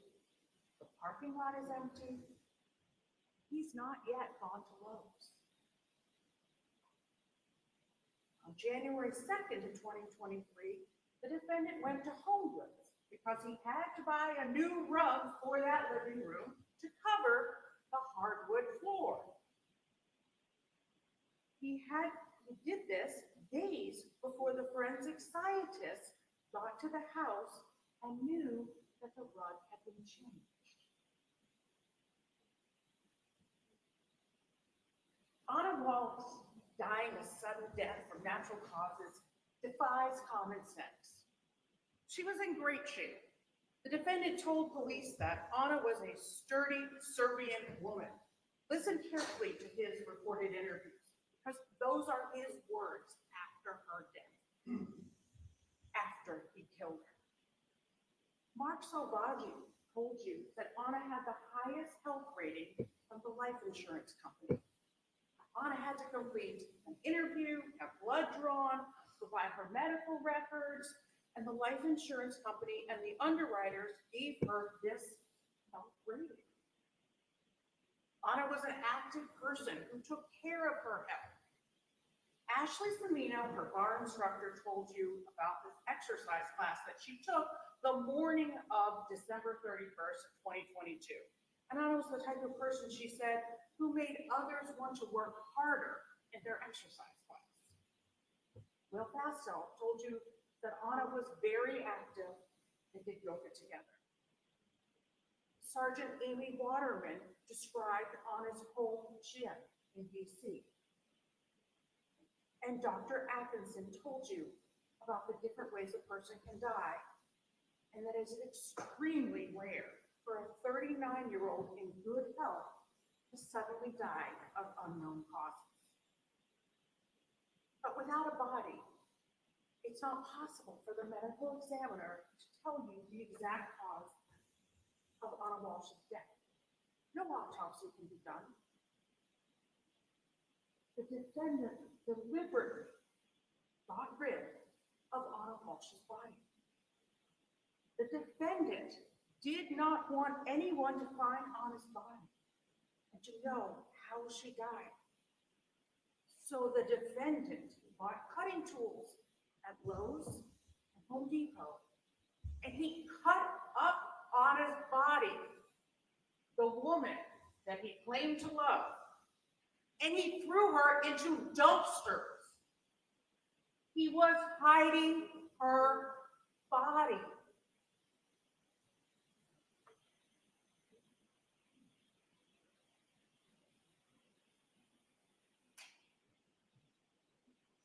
The defendant intended to kill Anna Walsh. He didn't just want her dead, he needed her dead. This was a marriage in crisis, and it was heading towards a breaking point. It began with the defendant's federal case. And through the defendant's interview and his federal probation officer, you learn that the defendant was on home confinement. He was going to have to pay over $400,000 in restitution, and the case had been pending since 2018. You also learned that the defendant had no assets.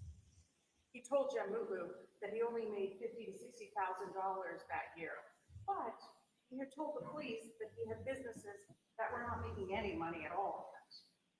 Peter Capozzoli told you that the defendant's mother had signed the lease for the Cohasset home, and it was his mother that was paying his rent. Meanwhile, Anna was beginning to thrive. The marriage was beginning to deteriorate. Anna had her dream job. She had risen to become an executive at Tishman Speyer, and she was making close to $300,000 a year. She earned a bonus. And Teresa Marchese said that Anna was a good employee. And the defendant knew this. He bragged of her bonus and salary. She bought a townhouse, and she furnished that townhouse for her family, and she set up bedrooms for each of her 3 boys. But the reality was, the family couldn't join her because the defendant needed the children with him. Being the primary caregiver allowed him to avoid prison. The separation of the defendant and Anna was taking a toll.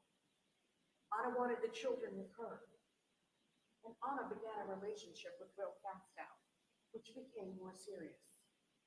The defendant and Anna were growing apart emotionally and physically. Anna struggled not having her children and not being able to be the mother that she wanted to be. This got worse when Anna took the trip to Serbia to take care of her sick mother. Anna and Will Fastow spent the Thanksgiving holiday first in Dublin before Anna went to Serbia. And Anna bought her plane ticket with the credit card that the defendant monitored. And the defendant told police that he monitored their joint Chase Freedom credit card statement. The MacBook history also shows the defendant looking at the Chase account. The defendant knew about Anna's travel because in a recorded interview, he told the police that she had a layover in Frankfurt, and that connection in Frankfurt is on the same credit card statement. And you can see that, it's right in front of you. The defendant was angry about Anna missing Thanksgiving, and he mentioned it repeatedly when he spoke to investigators. I got angry about Thanksgiving, and then I realized it was just sad that we're not spending a lot of time together.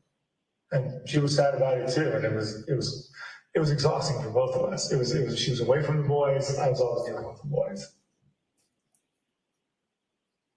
Anna returned from Serbia in December, but she only spent 1 day in Cohasset. And she was supposed to come home for Christmas morning. But she missed her early flight, and she couldn't get a flight, and then she had to drive up. The defendant told police there was an argument. I did have an argument with her for the Thanksgiving and the Christmas Eve, so I wasn't going to make the same mistake 3 times. So what did the defendant do on Christmas Day when his wife wasn't home? He looked up Will Festa on his cell phone, the man his wife had just spent the night with. The defendant was losing Anna. Anna was missing her children and wanted to be them. Anna quickly returned to DC, and on December 27th, the defendant was looking up the best strategies to divorce for a man and the DC divorce laws. This was not to protect assets. That wasn't the search. The defendant told the police that everything was in Anna's name.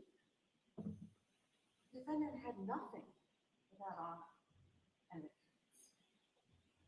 And on December 29th, Anna spoke with General Wu and told him that she was upset about the travel, upset being separated from the children, upset about the defendant's federal case.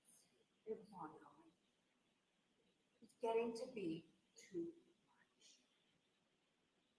On December 29th, Anna went out with Alyssa Curry. And she broke down.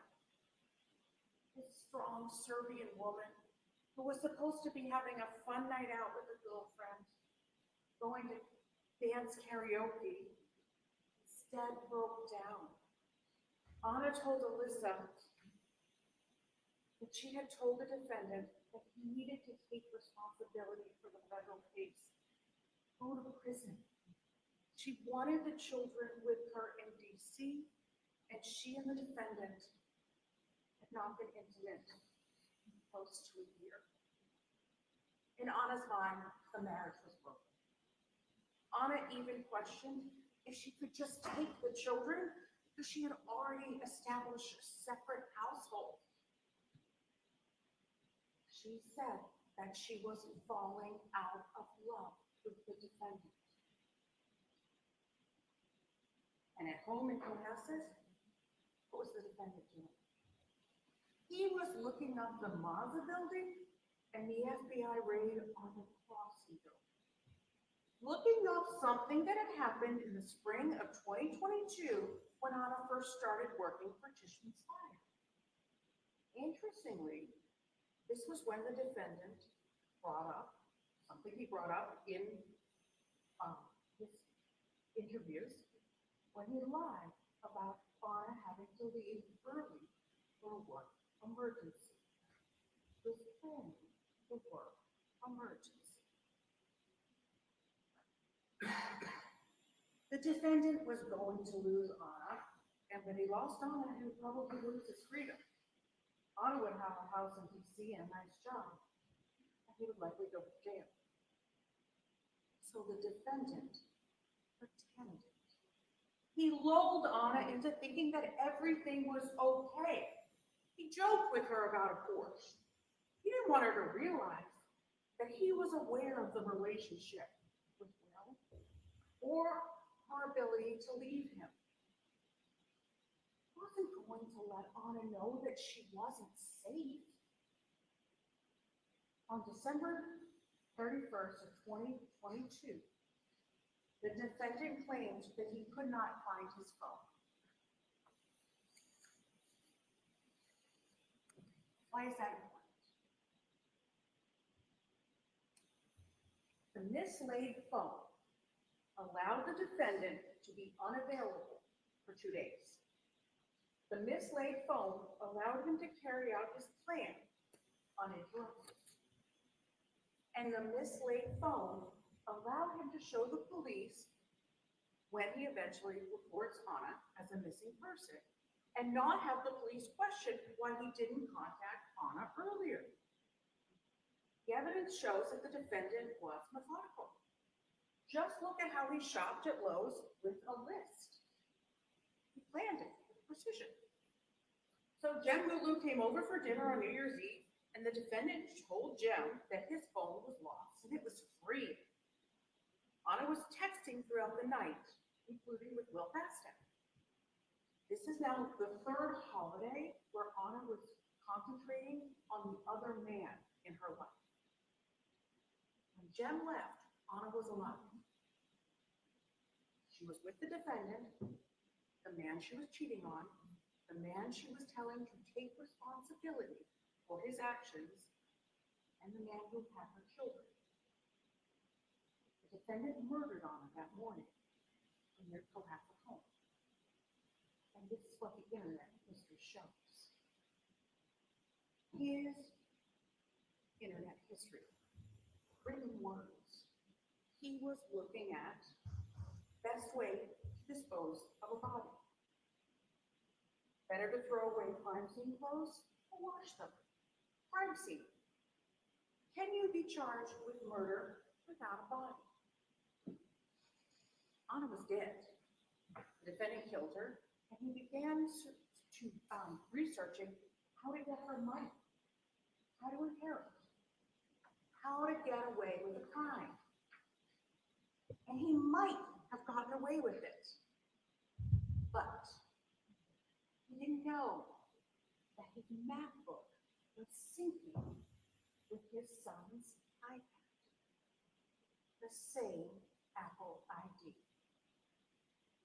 His demeanor changed during the interview on January 8th when the police mentioned the searches on the iPad. Not because the iPad involved his children. He had already involved the children in his lives, but because he knew he was caught. We know he had already involved the 6-year-old when he had the 6-year-old say that he saw his mother when she left the house on the morning of January 1st. The son could not have seen Anna leave the house. The defendant had already killed her. Listen to the recorded interviews. During the January 5th interview, the defendant spoke about what his son supposedly had seen.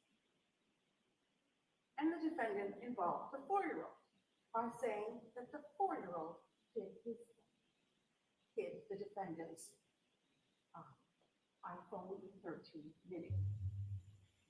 So, the defendant's phone made a reservation at Nightshade Noodle Bar for New Year's Day.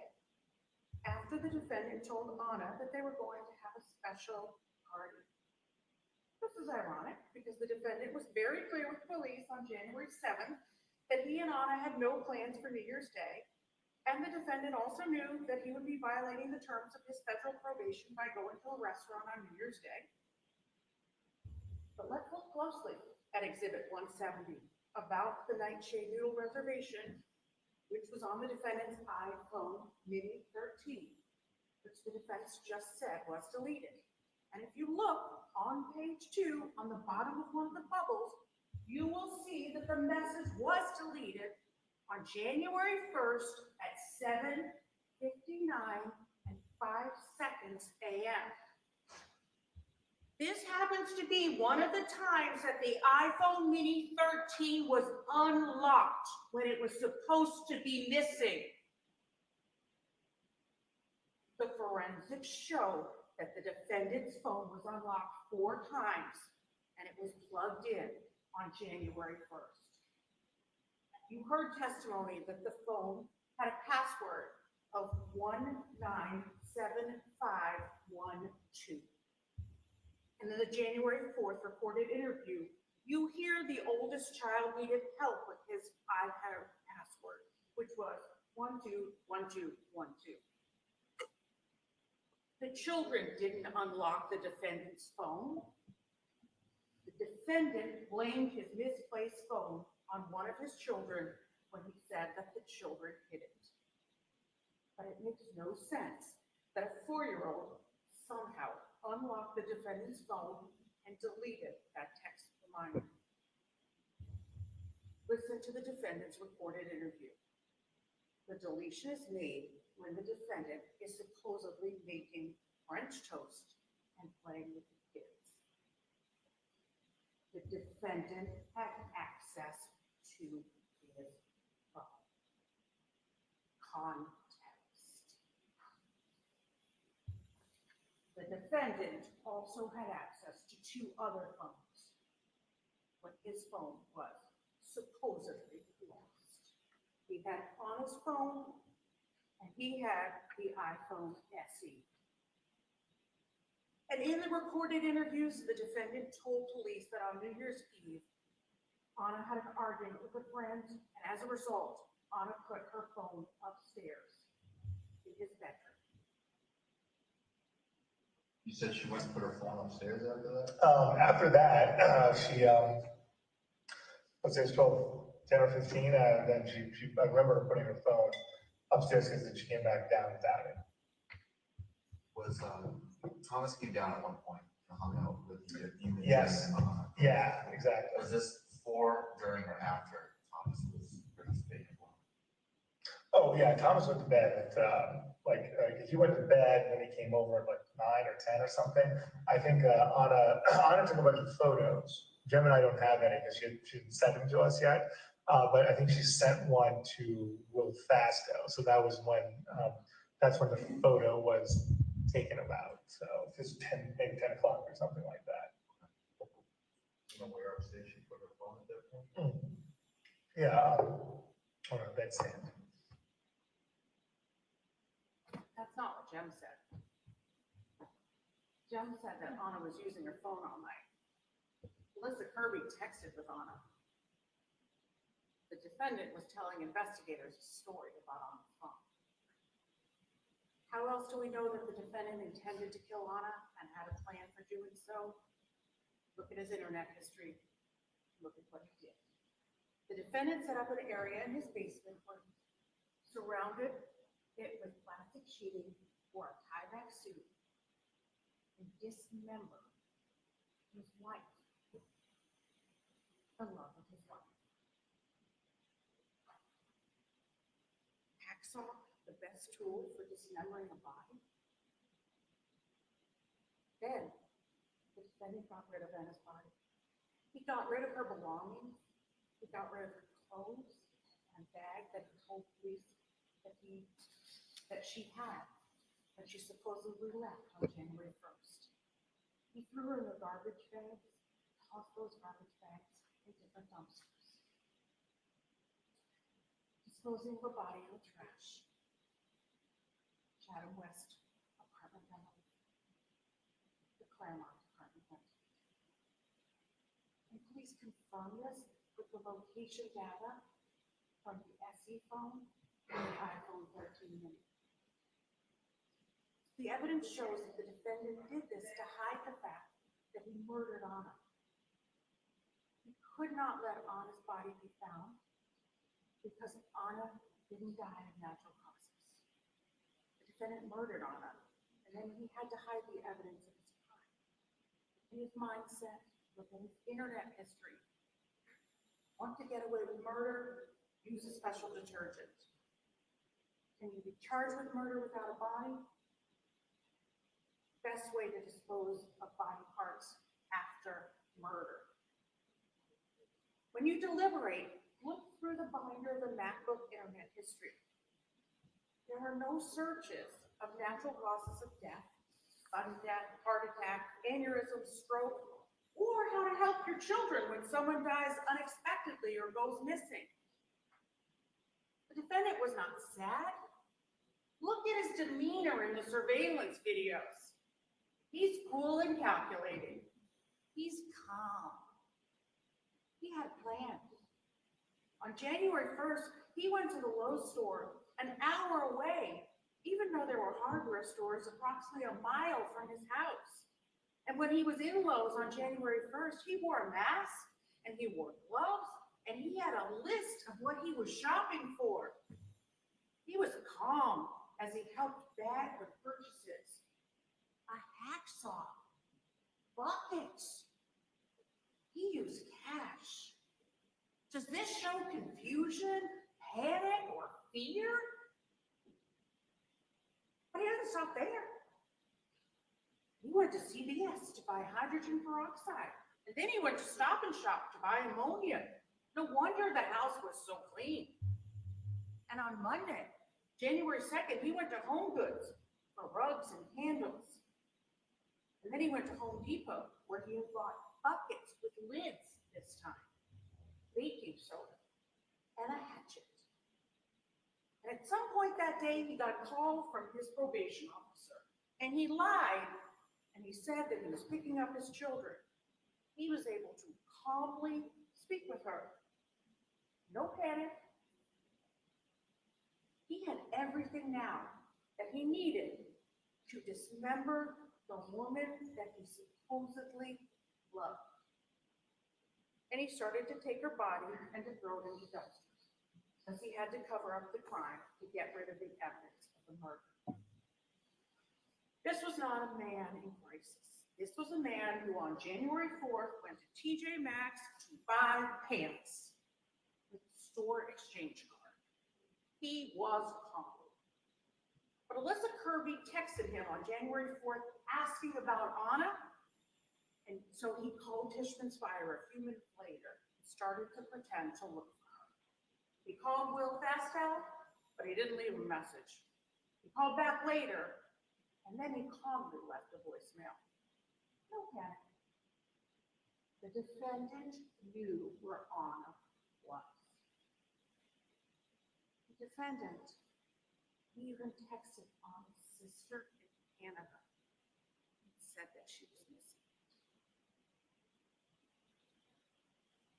He was methodical. Look at the text messages. And at 4:30 p.m. on January 4th, the defendant went to Lowe's to buy a trash can.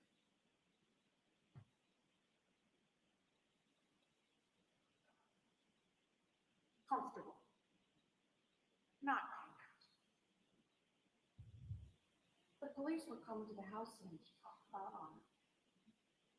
And the defendant had the house ready. The police think his wife is in D.C. He had his phone records ready, and he sent text messages to Anna, even though he knew she would never see him. Despite everything that he had done, on January 2nd, the defendant wrote a text message to Anna. I still love you. Ha ha. His Jim. The defendant prevented anyone from ever finding Anna's body. There was no autopsy. Dr. Atkinson told you that the medical examiner can't do an autopsy without a body. And all that remains of Anna are a few hairs, some blood, and a few things that belong to her. Part of a necklace she often wore, her hunter boots, a black jacket, a purse, her COVID card, and a few other items in the dumpster in his mother's apartment complex. The defendant searched his MacBook for a murder conviction without a body. Please do not allow the defendant's self-serving act of dismembering and disposing of Anna's body to let him get away with this murder. At the start of this trial, we asked you to use your common sense. When you do that, when you analyze the evidence as you deliberate and continue to use your common sense, you will see that the evidence shows there is only one verdict. Find the defendant who is guilty of the premeditated first-degree murder of Anna Walshe. Thank you.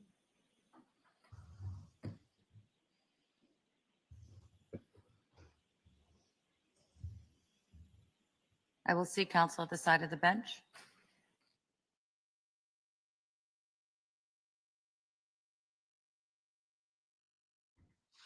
That was 32 minutes. I'm not so impressed, everybody, with either side.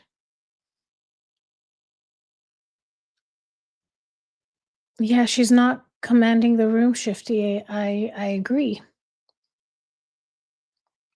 These weren't very persuasive statements, unfortunately.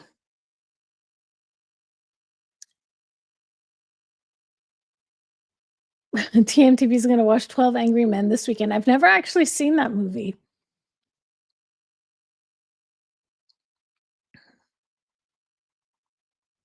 I don't know. This was disappointing everybody. Like, I was expecting some big climax here, and I don't feel we got that. George, you're my guidepost. You need a break for the bathroom? Okay. All for one for all.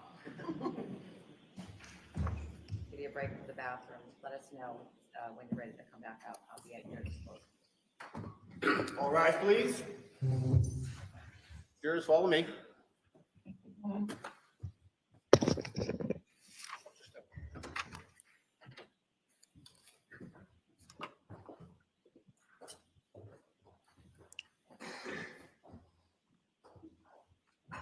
That's a good idea, Monarch.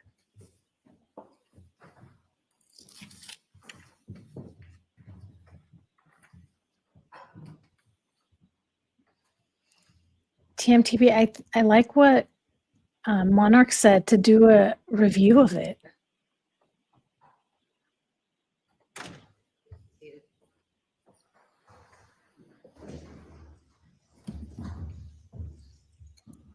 I will give you a quick break as well, but something's been on my mind that I want to discuss now that the closing arguments are over.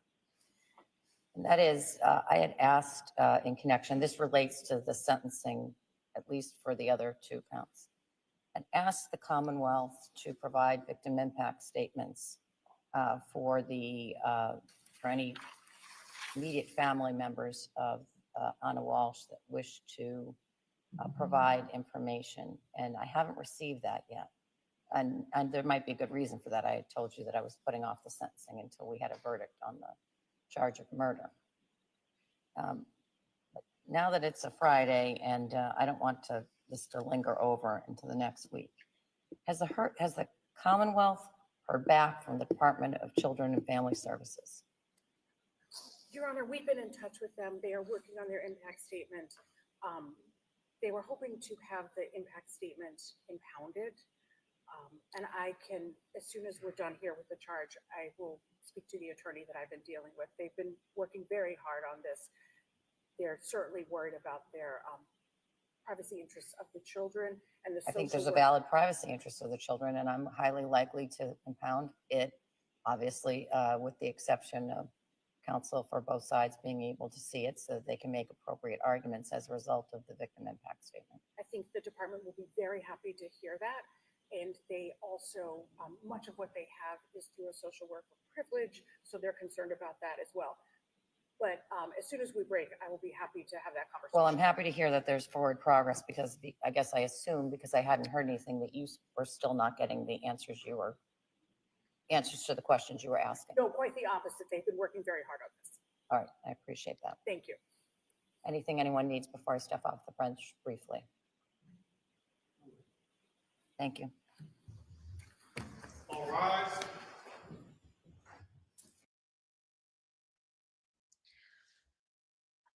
That was disappointing, everybody. Charlie saying Court TV chat is saying he is history.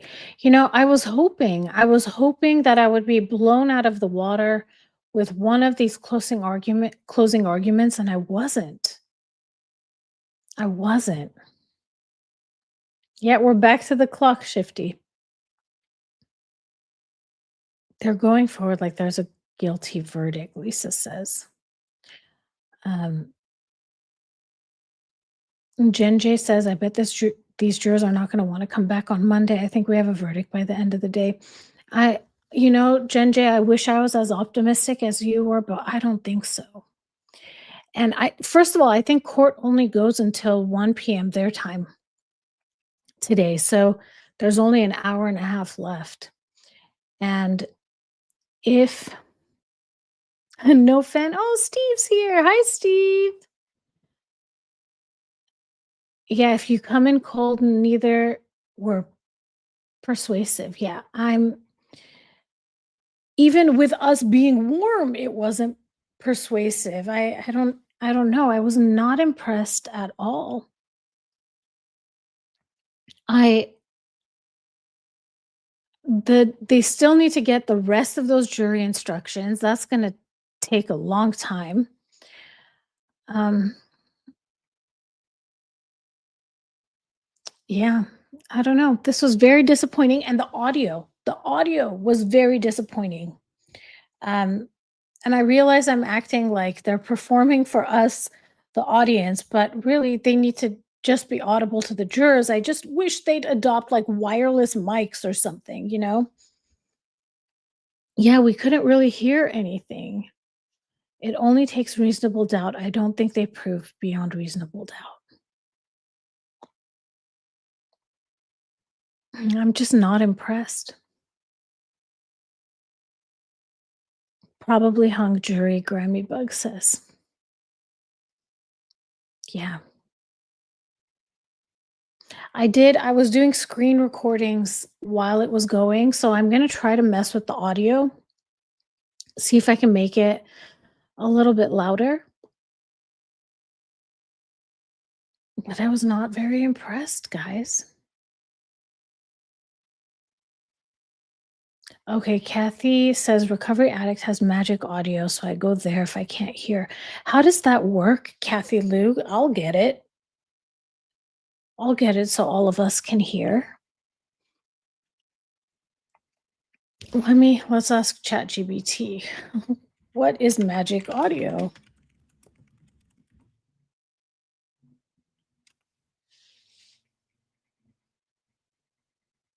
Yeah, they failed the dismount.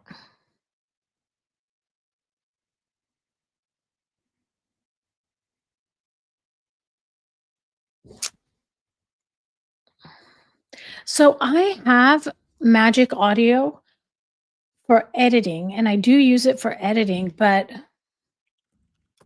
is there any for live streaming? Let's find out. Oh, Lemon says, I didn't know they could play evidence during closing statement. If it was me, I would replay all the Google searches. Yeah.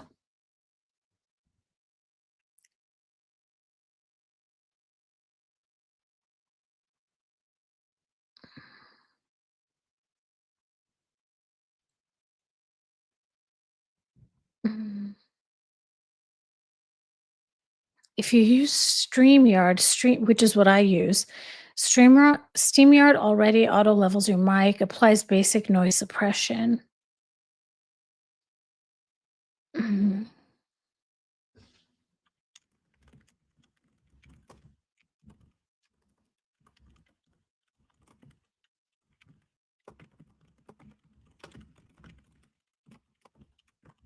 Let's see.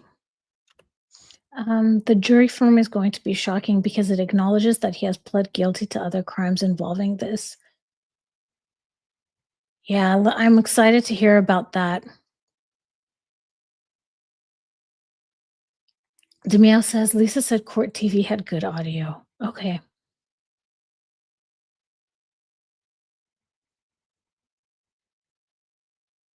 Okay, good to know. I know once I process it, I can make the audio much better, but I don't know that I could do it live, like while we're watching it so that when we hear it, it'll be live. Okay.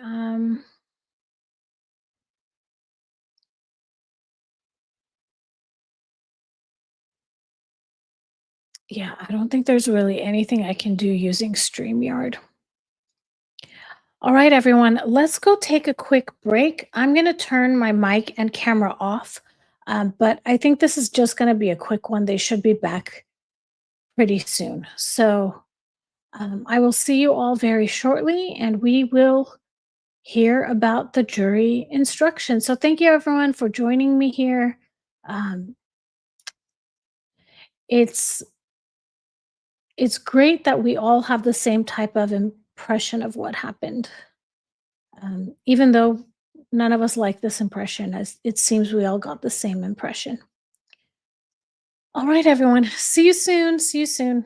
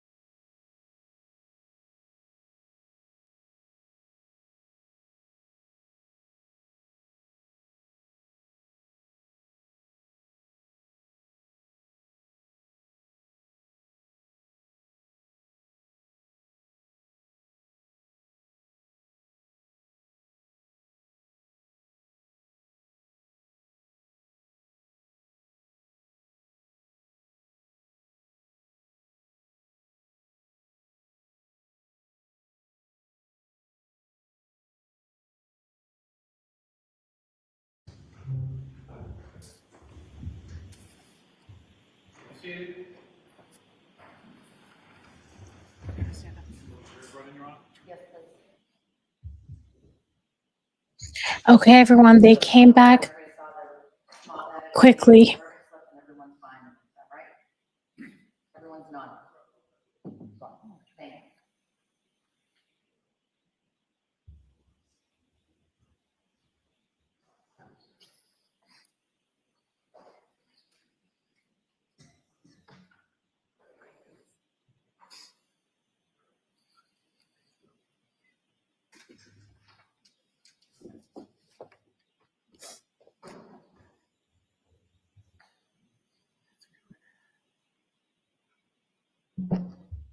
you.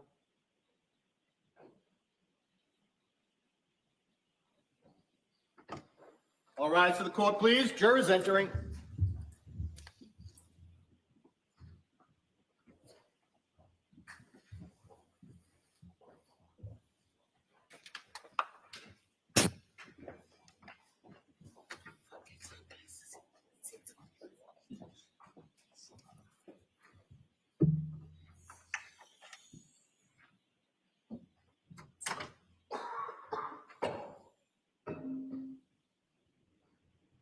Court is back in session. You may be seated.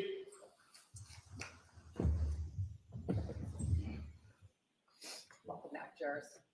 Jurors, I'm going to go through the remainder of the instructions, the final stage of this case before you will get the case to deliberate.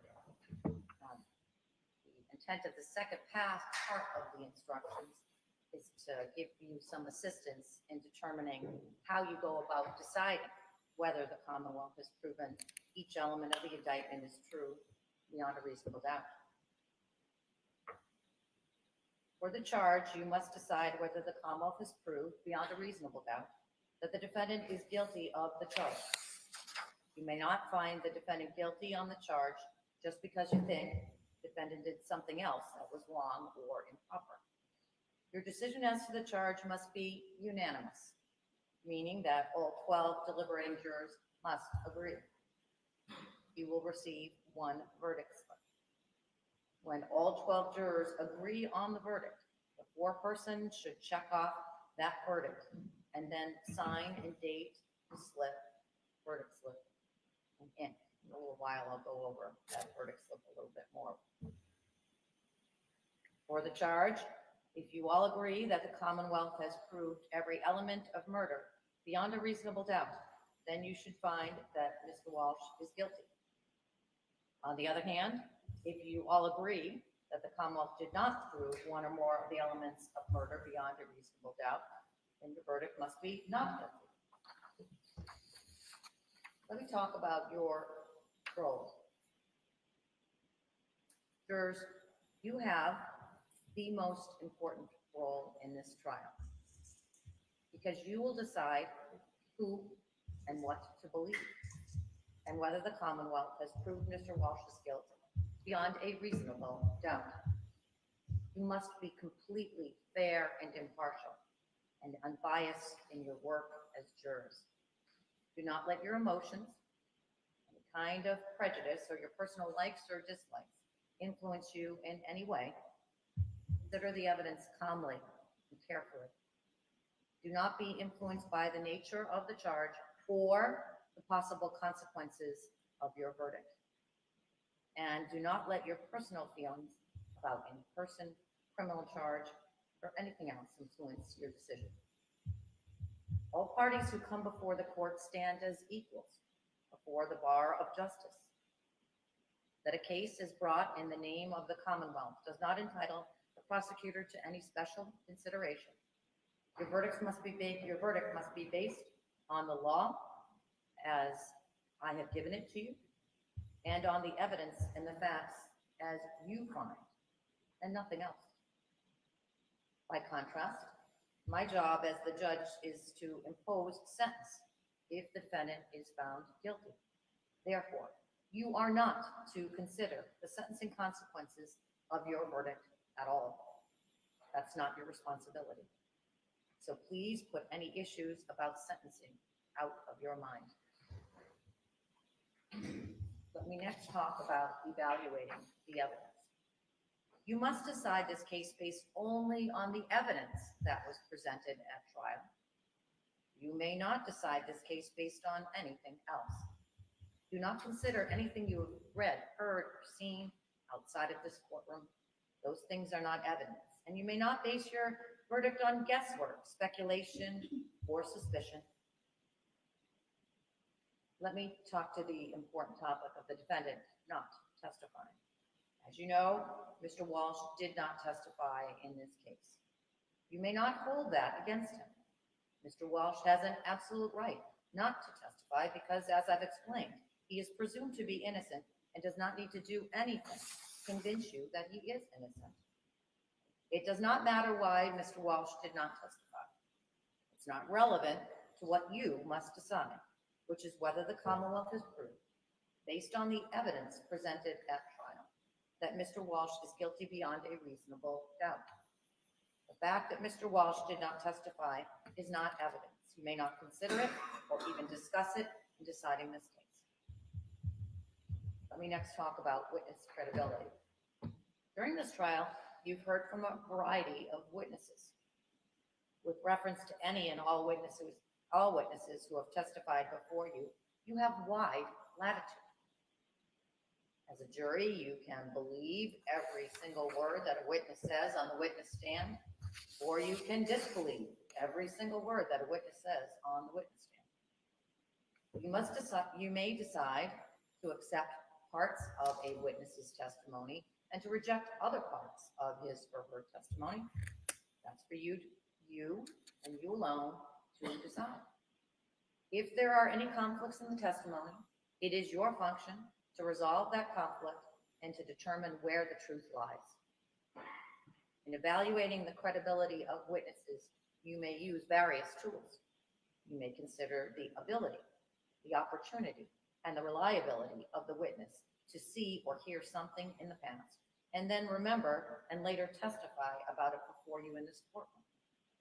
You may consider the conduct of the witness, his or her manner of testifying before you, any inconsistency you may have found in the witness's testimony, any interest the witness may have in the outcome of the proceedings, any bias or prejudice or hostility the witness may have demonstrated while testifying before you, the level of accuracy of the witnesses testifying before you, and the reliability of the testimony as it developed before you. These are some of the tools that you have at your disposal to resolve disputed issues of fact in this case. There's one more point about witnesses that I'd like to specifically address, and that's expert witnesses. This term refers to witnesses who have specialized training or experience in a particular field, generally in cases that are tried in our courts, both civil and criminal. Witnesses may testify to facts that are within their own personal knowledge. That is, things they've personally seen or heard or felt. However, in a variety of cases, this one included, issues arise that are beyond the experience of laypersons. And in those types of cases, we allow a person with specialized training or experience, we call them expert witnesses, to testify not only to the facts, but to their opinions, the reasons for his or her opinions on issues that are within the witness's field of expertise and are relevant and material to the case. Because a particular witness has specialized training and experience in a field, doesn't put that witness on any higher level than any other witness. And you are to treat the expert witnesses just like you would treat any other witness. In other words, as with the other witnesses, it's completely up to you to decide whether you accept the testimony of the expert witnesses, including the opinions that those witnesses gave. It's also entirely up to you to decide whether you accept the facts relied on by the expert and to decide what conclusions, if any, you draw from the expert's testimony.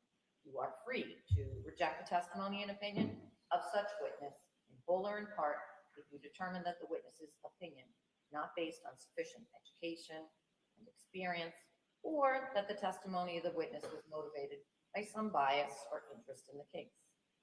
You must also, as has been explained, keep firmly in mind, jurors, that you alone decide the facts. If you conclude that an expert witness's opinion, not based on the facts, as you find those facts to be, then you may reject the testimony and opinion of the expert in whole or in part. You must remember, jurors, that expert witnesses don't decide cases, juries do. In the last analysis, an expert witness is just like any other witness, in a sense that you alone make the judgment about how much credibility and weight give the expert's testimony and what conclusions you draw from that testimony. Let me next talk about graphic photographs. The Commonwealth has introduced certain photographs showing items taken from various trash bags retrieved from 300 Forest Street, Peabody, during the investigation of this case. You will have those photographs with you during your deliberations, as all the evidence will be with you during deliberations. Some of those photos, as you've seen, are not pleasant. Indeed, some may be described as graphic. I instruct you that your verdict must not in any way be influenced by the fact that these photographs may be unpleasant or graphic. The defendant is entitled to a verdict based solely on the evidence and not one based on pity or sympathy for the deceased, which might be occasioned by those photographs. Related to this, sometimes evidence is presented that produces in jurors an emotional response. For example, it is natural and understandable to feel sympathy and empathy when you hear or see testimony that suggests what might have occurred to Anna Walsh's body after her death. But as jurors who have taken an oath to follow the law, I instruct you that you must separate any emotional response or reaction on your part from the informational value and weight of the evidence. You must not be influenced in any way by the nature of some of the testimony and video evidence. You must find the facts in this case based only on the evidence. You can't find facts or base your decision, again, on sympathy, anger, passion, or prejudice, or pity for or against either side in this case. Rather, again, jurors, your verdict must be based solely on the evidence in this case and my instructions on the law. So what is evidence? I told you earlier that repeatedly that you must decide this case based only on the evidence presented at trial. The evidence consists of the testimony of the witnesses, as you recall it, the things that were marked as exhibits, and the stipulations, or I told you those agreements of the parties, which I read into evidence. You will have the exhibits with you in the jury room. Things that were marked for identification aren't exhibits, so don't be looking for those, and because they're not exhibits, and you won't be able to consider them. Other things that are not evidence and you may not consider when deciding this case are as follows. The fact that the defendant had been indicted and charged with a crime, not evidence. Questions that the lawyer asked of a witness are not evidence. Only the answers given are evidence. For example, if a lawyer asked, wasn't it raining outside? And the witness answered no, or said, well, it was cloudy. The question is not evidence that it was raining. If a lawyer asked a question and I sustained an objection and therefore the witness didn't answer it, then neither the question nor the fact that the witness did not answer is evidence. If I struck or told you to disregard any part or all of an answer by a witness, then the part of the testimony that I struck, not evidence, you may not consider it. Anything that you may have seen or heard when the court wasn't in session isn't evidence. The opening statements and closing arguments of the lawyers are not evidence. And if your memory of the testimony differs from what the attorney said in their closing arguments, you should rely on your memory. Any notes that you've taken, they're not evidence, but you may use your notes to refresh your memory of the evidence. As you know, evidence can come in many forms. It can be testimony about what someone saw or heard or smelled or felt. It can be someone's opinion, and it can be an exhibit. Whether the evidence is direct or circumstantial, sometimes we call that indirect, The Commonwealth must prove the defendant's guilt beyond reasonable doubt from all of the evidence in the case. Some evidence proves a fact directly. For example, if a witness testifies that she saw and felt it raining outside before she came into the courthouse, then that's direct evidence it was raining. Some evidence proves a fact indirectly, circumstantially. For example, let's say a witness testifies that he saw someone come into the courthouse wearing a wet raincoat and shaking water off of an umbrella. That's indirect evidence that, if you believe it, might lead you to conclude that it was raining outside, even though the witness did not see, hear, or feel the rain. This kind of indirect evidence does not directly prove something is true, but it is evidence from which you could logically conclude that it is. We call this drawing an inference. We all draw inferences every day. We take some known information, we apply our intelligence and common sense, then we reach a conclusion. But inferences must be based on facts. They can't just be guesses that you make when you're not sure about something. Sometimes you can draw more than one inference. Also, you may draw an inference even if it is not necessary or inescapable, so long as it's reasonable and warranted by the evidence. You have to decide, jurors, which inferences are reasonable, and decide which seems more reasonable to you. It makes no difference whether evidence is direct or indirect. Commonwealth may be able to prove a criminal charge with direct evidence, indirect or circumstantial evidence, or a combination of both. Let me next talk about credibility. An important part of your job as jurors is to decide who and what to believe. You may believe everything a witness says, part of it or none of it. Sometimes people do not tell the truth. You must decide whether a witness was being truthful or deliberately lying. If you conclude that a witness lied to you about something, then of course, you should not believe that part of the testimony. Sometimes people make an honest mistake. You must also decide whether a witness testified accurately or whether the witness may have gotten something wrong without meaning to do so. A witness may recall seeing or hearing something, but actually be mistaken. For example, the witness might not have paid close attention or might have misunderstood what was happening. Or a witness's memory of what happened could be incorrect. If you conclude that a witness tried to be truthful, but that some part of that person's testimony was inaccurate, then you should not consider the inaccurate portion. How do you decide whether you believe a particular statement by a particular witness? Well, ask yourself, did the testimony seem reasonable or probable? Did the witness have a good chance to observe what happened? How much attention did the witness pay?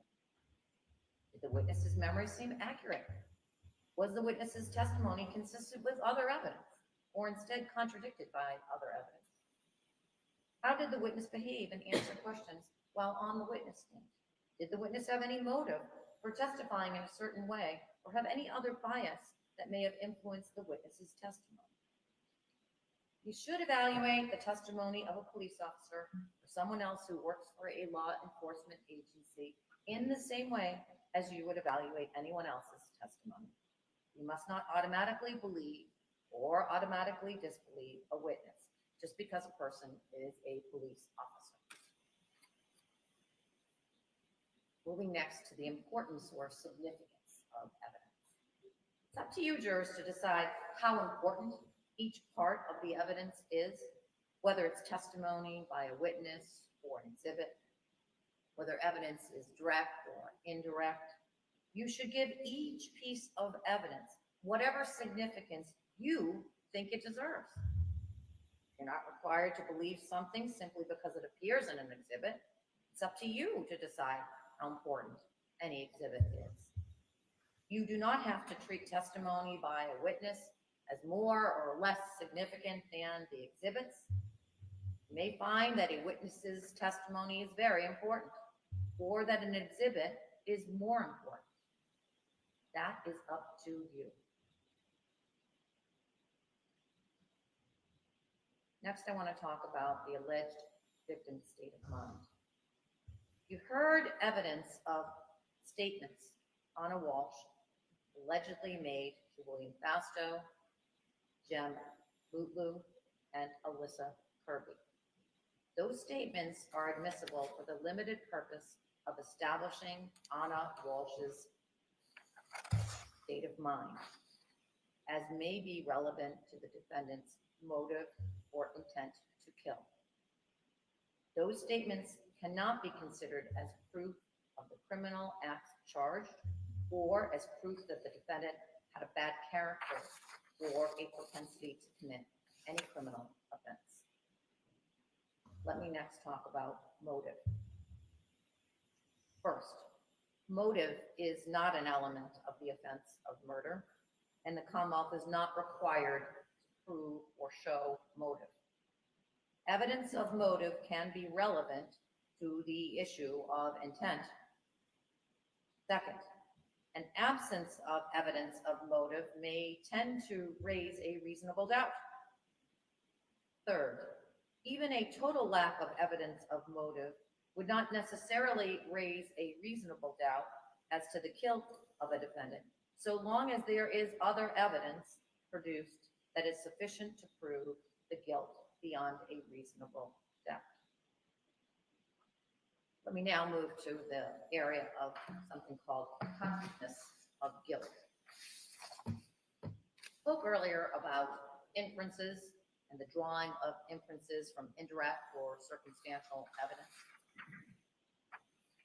At this point, I want to talk about a particular type of inference based on a legal doctrine called consciousness of guilt. In the course of the trial, there was some evidence suggesting that the defendant may have intentionally made certain false statements before his arrest and that he may have taken steps to conceal Anna Walsh's body after her death. I want to stress to you that I'm not suggesting that he did so, or that you should find that he did so, but only pointing out that there was evidence to that effect. It's up to you to decide what evidence to accept or reject, and what facts to find from the evidence. I point to that evidence to illustrate the legal point involved. If you find from the evidence that the Commonwealth has proved that the defendant provided false information to the police and or took steps to conceal the body of Anna Walsh after her death, then you are permitted to consider whether such actions indicate feelings of guilt by the defendant, and whether in turn such feelings of guilt might tend to show actual guilt on the charge. You are not required to draw such inferences, and you should exercise great caution and do not do so unless they appear to be reasonable in light of all the circumstances in this case. You should always remember that there may be numerous reasons why an innocent person might do such things. Such conduct does not necessarily reflect feelings of guilt. Please also bear in mind that a person having feelings of guilt is not necessarily guilty in fact, or such feelings are sometimes found in innocent people. If you decide that such inferences are reasonable, it's up to you to say how much importance to give them. But remember that such evidence is never enough by itself to convict a person of a crime. You may not find a defendant guilty based upon such evidence alone, but you may consider it along with all of the other evidence in this case. Next, I want to speak to impeachment by the defendant's prior or subsequent bad acts.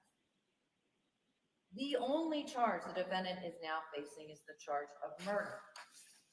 You have heard mention of other acts allegedly done by the defendant, namely, that he was charged in 2018 and sentenced in 2024 in a federal case involving art fraud, and or that he lied to the police, and or that he disposed of the body of Anna Walsh, and or that he lied to his federal probation officer. You may not take the defendant's prior or subsequent acts as a substitute for proof that he committed the crime charged, nor may you consider them as proof the defendant has a criminal personality or bad character.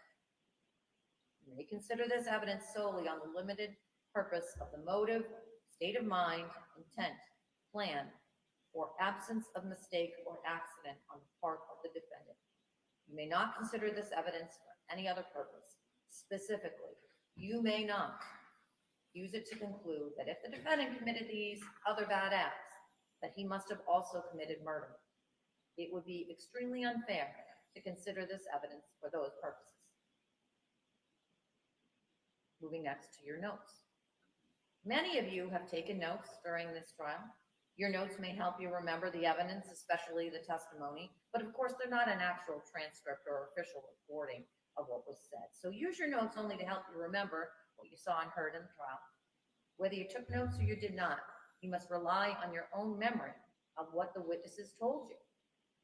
After the trial is over and you've returned your unanimous verdict, court officer will collect your notes and I will order that they be destroyed.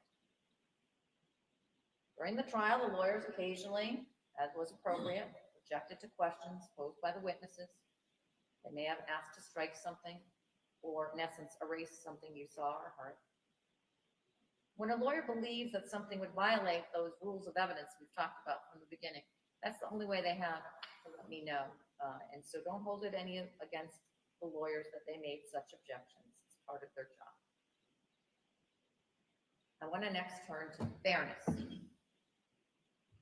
Each of you has taken an oath and promised to be fair, and I'm sure you want to be fair, but that's not always easy. Part of being fair is being willing to examine your decision-making process to be sure that you base your decisions as jurors only on the evidence and the law. One difficulty comes from our own built-in expectations and assumptions, and they exist even if we're not aware of them. We all have them simply because we're human beings. They affect our actions and decisions without us even realizing it. As a judge, I have the same problem as everyone else. So let me share a few strategies that I found to be useful. These strategies will help you make sure that you decide this case based, again, only on a careful examination of the evidence and on the legal rules that I'm teaching to you. First, slow down. Do not rush to a decision. Take time to consider all of the evidence. Quick decisions are more likely to reflect stereotypes or assumptions about people that we might not even be aware of. Second, as you start to draw conclusions, consider not only the evidence that supports your conclusions, but also think carefully about any evidence that undermines or weakens those conclusions. Third, as you think about the people involved in this case, ask yourself, would my decision be different if the people were different? For example, what if the people involved were from different social or economic groups, or different ages, genders, gender identities, or sexual orientation, or came from a different racial or ethnic background? Fourth, listen to each other. Other jurors may have different points of view. If so, they may help you make sure you're focusing on the facts. Of course, other jurors could be influenced by their own unstated assumptions. So don't hesitate to share your views. You should participate actively, particularly if you think other jurors are overlooking or undervaluing evidence that you think is important. When you explain your thoughts to your fellow jurors, you help everyone focus on the evidence. If you do these things, then you'll play your part in reaching a decision that's as fair as is humanly possible. And that's your obligation as jurors. Now I'm going to move to giving you some instructions about how to conduct your deliberations. Privacy. The first point you need to know is that you must keep your deliberations secret. You should not tell anyone outside of the courtroom, not even me, anything about your deliberations. For example, please do not tell me or anyone else the results of any votes that you may have taken before you all agree on a unanimous verdict. You must not tell anyone about how your discussions are going or what other jurors are saying. If you need to communicate with me before you reach a unanimous verdict, you should send me a written note and a form that you all agree on. The court officers have one. It must be signed by your foreperson, and I will discuss your note with the lawyers, and then I will either send you a response in writing, more likely, or bring you into the courtroom, less likely, and respond to you in person. If you do send me a note, do not mention any votes that you have taken or anything else about your deliberations. Do not talk about this case unless all of you are present and no one else is in the room. If one of you needs to leave, even for a moment, the rest of you should stop deliberating until that juror returns. That includes the bathroom breaks, because I know that's right inside your spot. If we break for the day without you reaching a unanimous verdict, you must not communicate with the other jurors about this case until the next day, only after we gather in the courtroom and I ask you to resume your deliberations.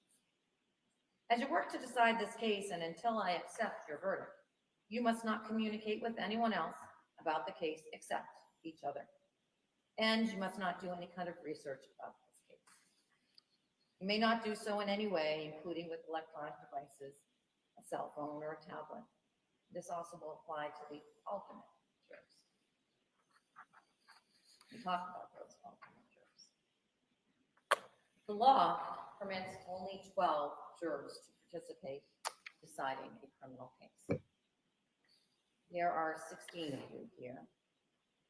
So in a few moments, our clerk is going to randomly select 4 of you to be what we call alternate jurors.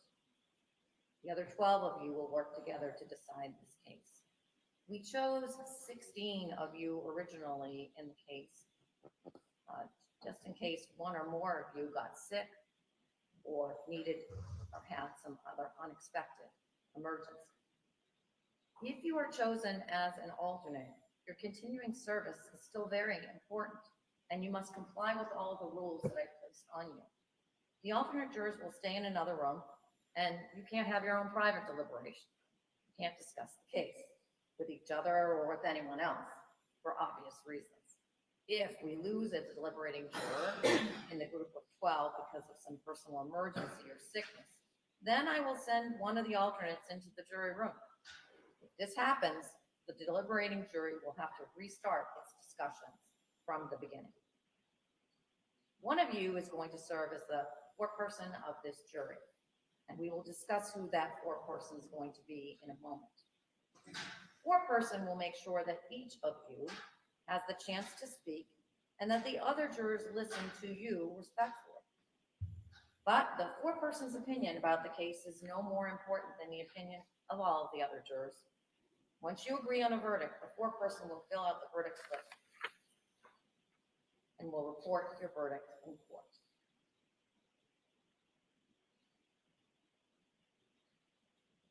I want to next talk about making decisions as a group. When you work together as a jury, you will be making decisions as a group. This kind of decision-making is very valuable. Why do I say that?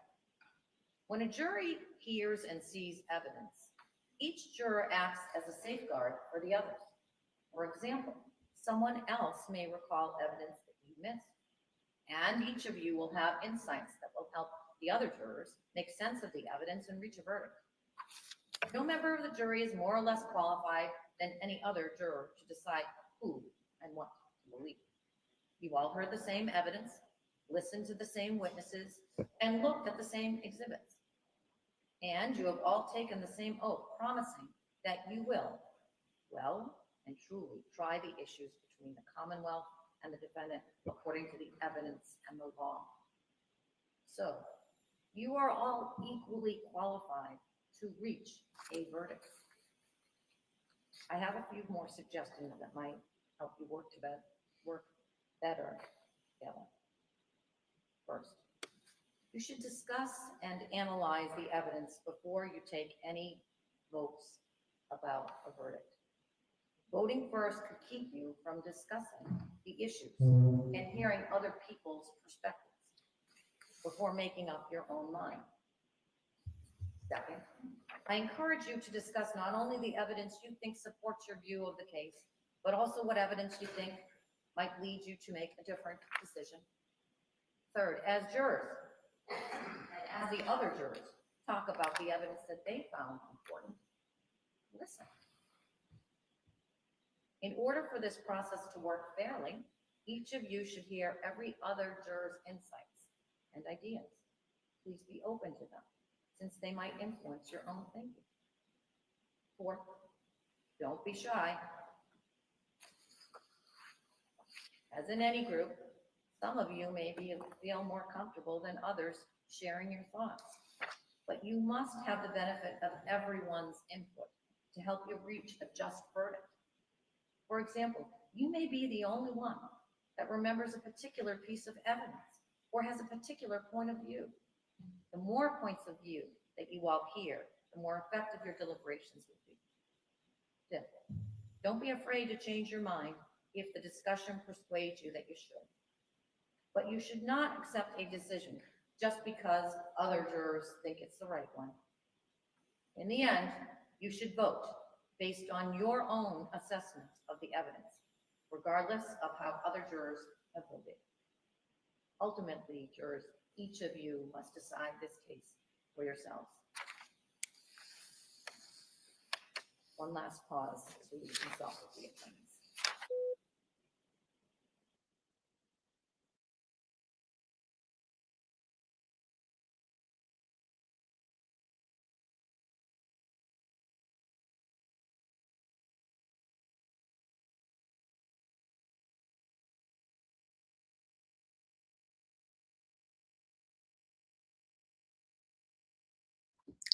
I stepped away for a moment and they muted. Did she finish the jury instructions? Oh, thank you. Thank you, Steve. I'm really I don't even know what to say. I feel like we really have built a very empathic, sympathetic, kind, nice community. I see how you all talk to each other in the posts. It's beautiful.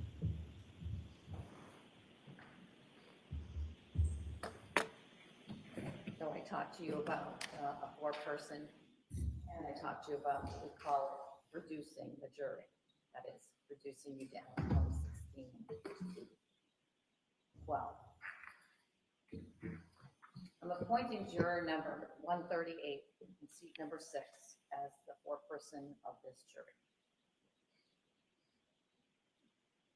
Our clerk is now going to randomly select 4 of you from among all the jurors except the four-person to serve as alternate jurors.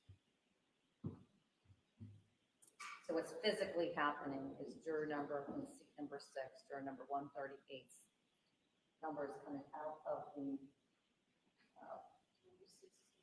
thank you, Madam Clerk. Your Honor, numbers 1 through 16, with the exception of number 6.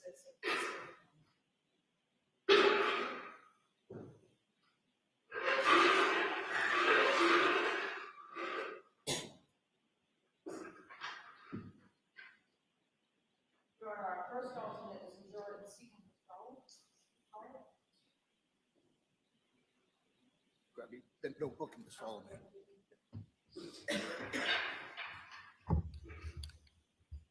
Our next alternate is juror in seat number 5.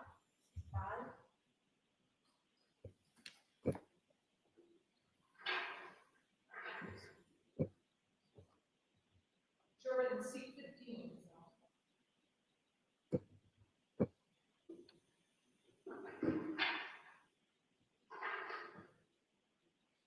And our last alternate, Your Honor, is juror in seat number 11.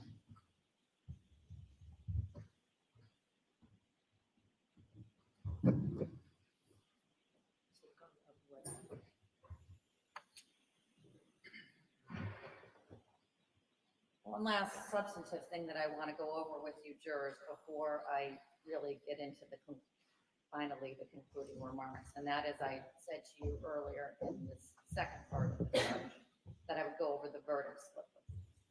There is a verdict slip, and I know that you can't, unless you have stellar vision, you can't see it from where you are, but you can get the layout of it. I'll read it to you. The verdict slip reads, count 001, on or about January 1st, 2023.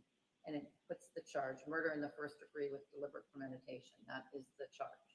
We, the jury, find the defendant, and there are three options.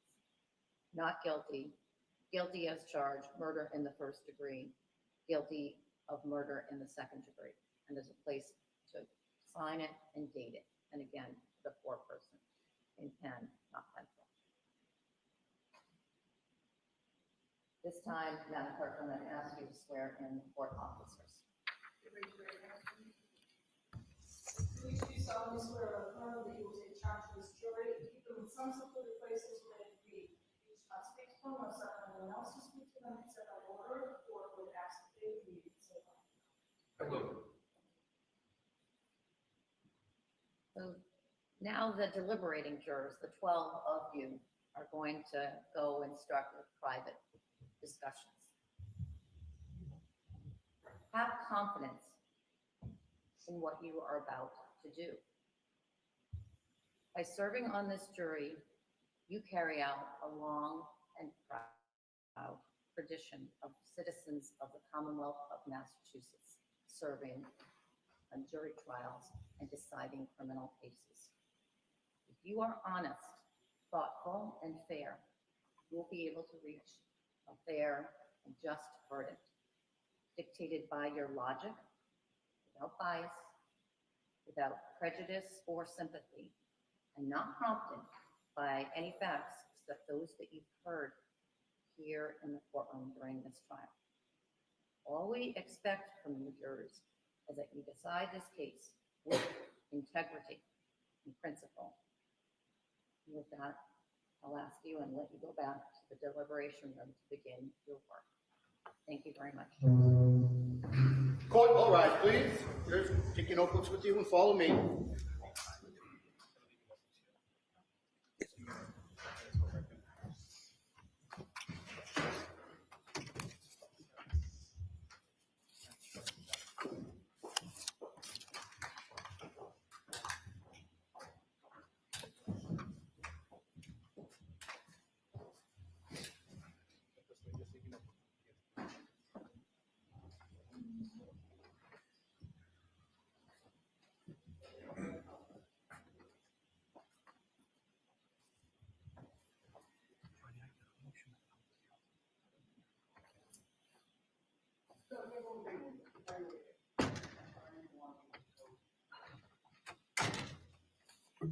So I will, as I said to you at the side of the bench, there's some small edits necessary in fact. You may see there's some small edits that I'm going to make to the instruction, and I'll make those now, take the draft off, make sure the numbers are all right for the index that goes down with them. Anything else that the parties need to bring to my attention before I forget? We received materials to secure those items, and we're going to work Oh, on can I that. see that? Are they insecure yet, or you're going to? We're going to secure them. I haven't had the opportunity yet. All right, let Madam Clerk know when that's done, because I do want to take a look at those before they go in. And of course, our court staff as well, court officers, want to take a look at those to make sure that they're comfortable with what's going on. And we thought we'd cut up pieces of parchment paper for the jurors if they need to examine anything that they can place on their table. Do you have a roll, they can do it themselves? We have a roll. We can give them scissors if you want. Well.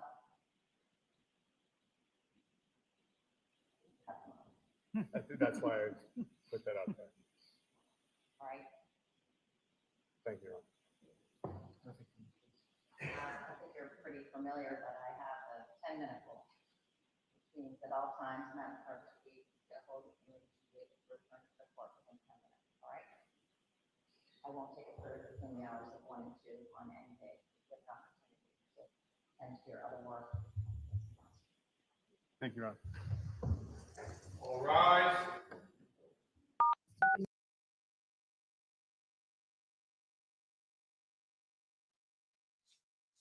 Okay, everyone. We're here. Jen J, I hope you're right. I hope that you're right. I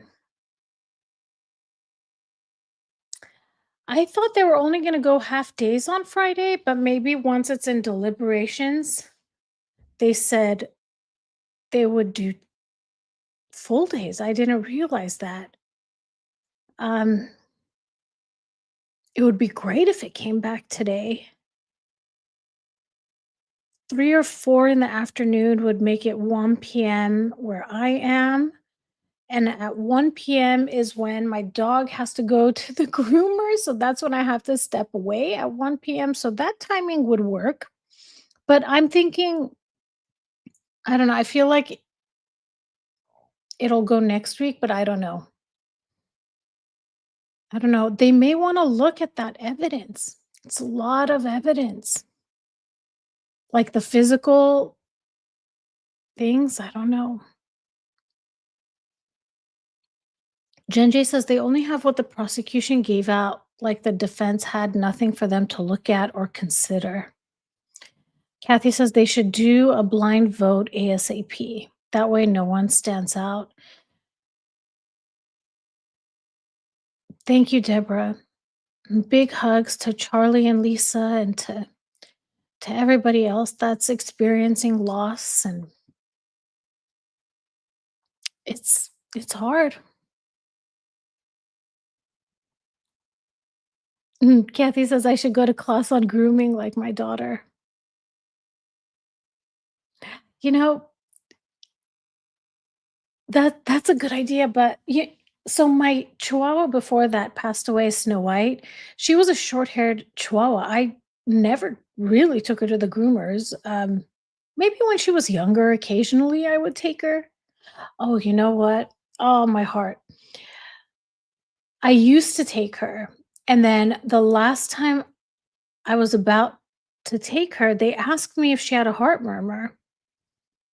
And I said, "Yeah." I didn't think it was a big deal. The doctors never said it was a big deal. She was probably, I don't know, 12 years old at this point, but she was so healthy until that last week. The last 5 days, I want to say. So, they asked me what grade of a heart murmur, and I said, "I think it's a 3.5." And the woman looked at me like shocked.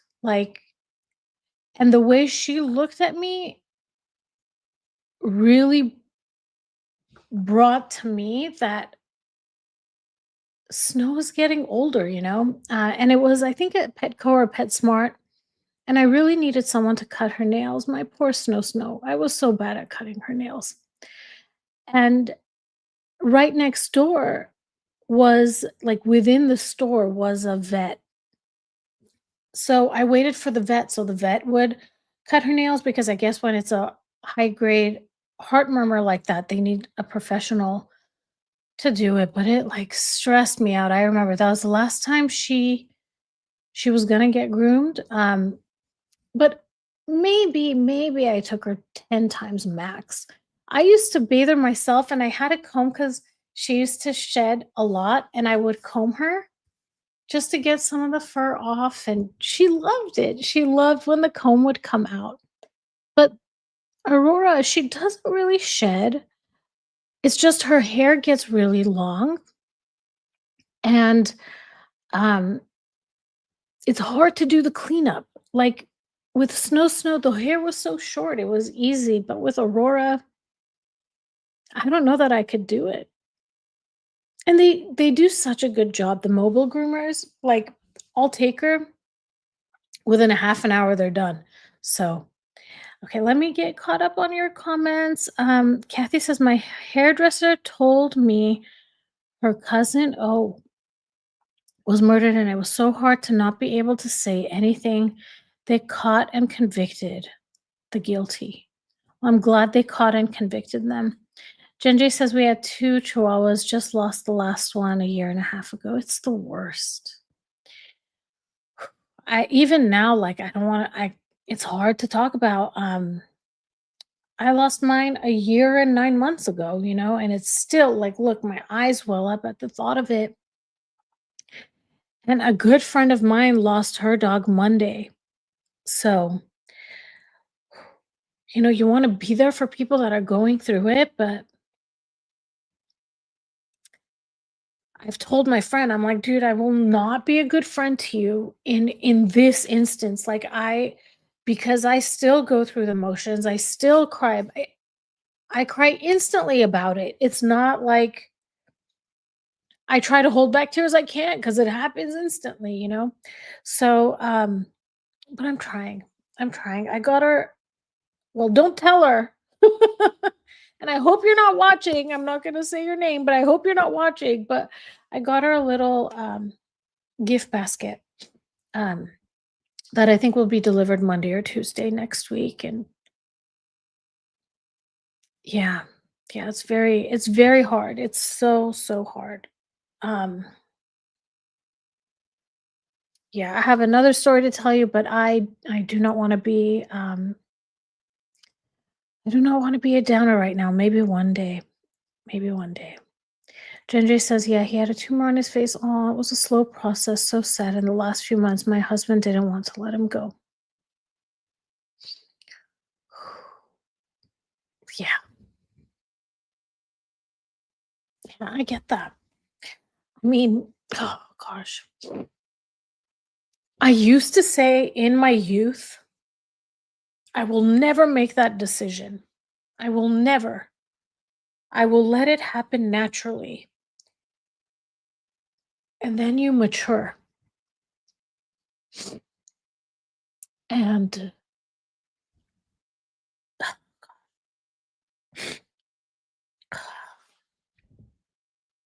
okay, I'm going to stop talking about it because I don't want to be a Debbie Downer and we're already talking about serious stuff. And I don't want to I don't know, just know that, you know, I just want everyone here to know that I love how wonderful and empathetic and love you all so show each other. Um and you guys show that same love and support to me and I appreciate it so much. Like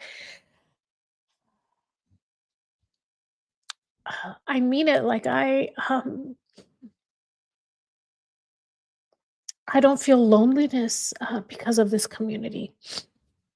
And I have to tell you, like, this creating content is literally my entire life. Like, I'm not just saying that. Like, if I'm not on a live stream with you and I'm not creating, like, recording content or editing a video or um, responding to comments, I'm doing research. Like literally from morning to night, this is all I do. And I would not change it for anything. I absolutely love it. Absolutely love it. And I appreciate that there's a community that enjoys all of us being together. Like I really, really appreciate all of you so much. Steve says pets are family members, but better. Yep. Because they have unlimited love. Yeah. And a pet doesn't tell you when they're not feeling well, you know? It's usually like, I don't want to say it's out of nowhere, but they do a really good job of hiding. And it's gets to the point like I can't really intervene now, you know? But we're we're blessed to have these beautiful animals in our lives for sure. Like I'm looking at Aurora right now, passed out in the sun, has no idea her nightmare of going to the groomer is gonna happen in about 3.5 hours. Little does she know she's about to get shampooed and have her hair cut and her nails trimmed. And then she's like Houdini. I don't know how she does it. They always put like a little scarf or something cute on her. And she's like Houdini. She takes it off. I don't know how she does it. TMTP, I have the browser window open on, like, I have 3 monitors. There's this monitor that when I'm looking down, I'm looking at the chat. This monitor is my teleprompter. It shows the live screen. It's basically what you all see. I'm seeing that. And then this monitor is where I have the stream from NBC 10 Boston, and that's where I have the Secret Life of Brian Walshe. The article is pulled up. It's a tab right here. I'm going to be recording with Michelle Royal Daily Tea this week, and I thought maybe I would do a collab with her about that article, but then I also want to do with Michelle. And I think I'm leaning towards this one because I can go through this article myself and make a video about it. Maybe that might be easier. And I was thinking with Michelle, there is a Tim Bleefneck interview that he did from prison in February this year. And Tim Bleefneck is the Family Feud. I call him the Family Feud killer because he was the man that was on Family Feud, and then 3 years later, he ended up ending her life, I'm sorry, convicted of it too. And this guy is just, the stories he cooks up. It's a 40-minute long interview, maybe even longer than that. And I wanted to break it up into like 10-minute segments and record with Michelle going through that interview. So I'm thinking to do that, like to do a part 1 with Michelle about that this weekend. I also need to choose a Christmas movie because she and I need to pick another movie so we can review together. The article left you with confusion about Anna. Okay, TMTB. Thanks for letting me know. I'll try. It's a good idea, I think, for me to record that separately, and that should be a quick video for me to record and edit.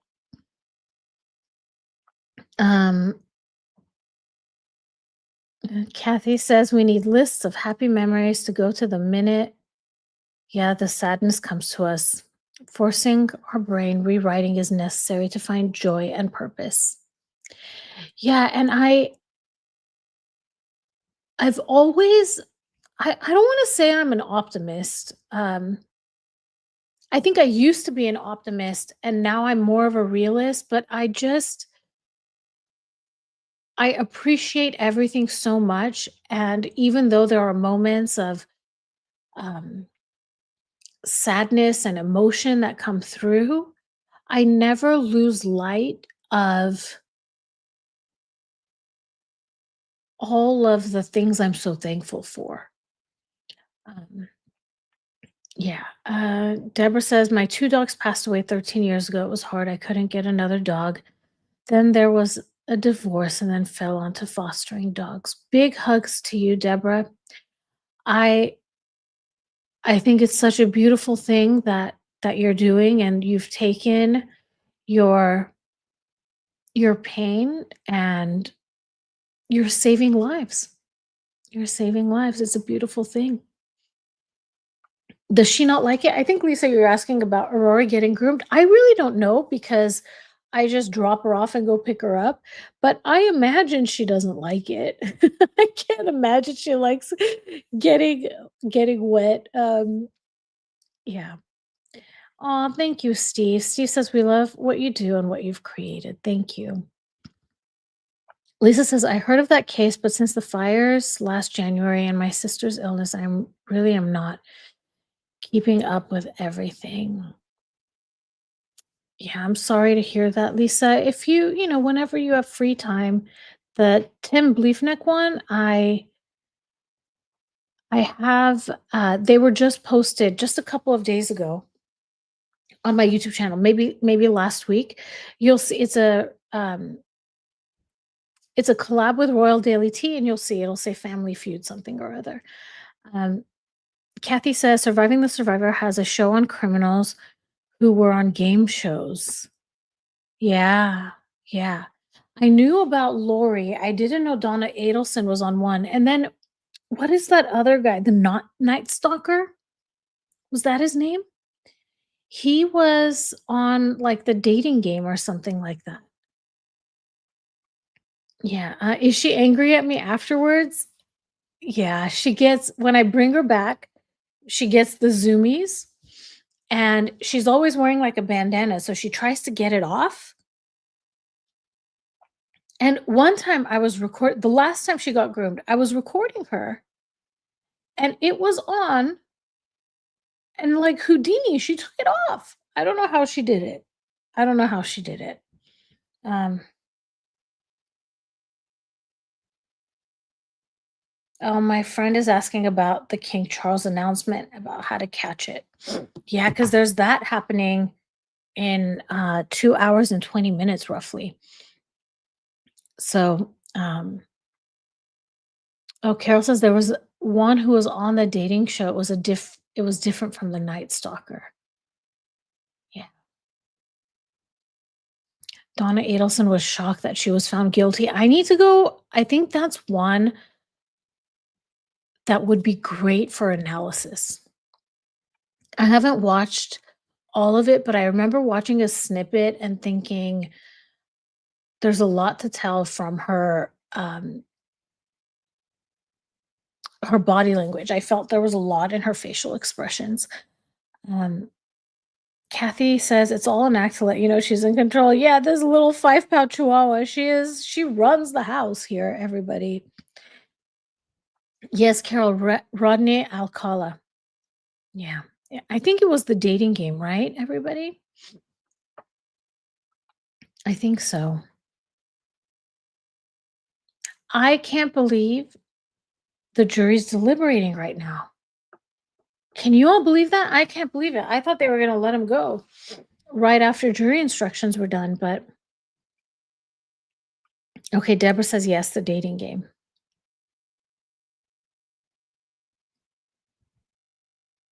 Yeah. Little girl, she's sitting in the sun. Her eyes are closed, but her ears are plopped up, so she's resting but listening at the same time. It's funny. I should feed her a little earlier than usual because I don't like her to be active. Like I don't want her to eat and then be like active and worked up.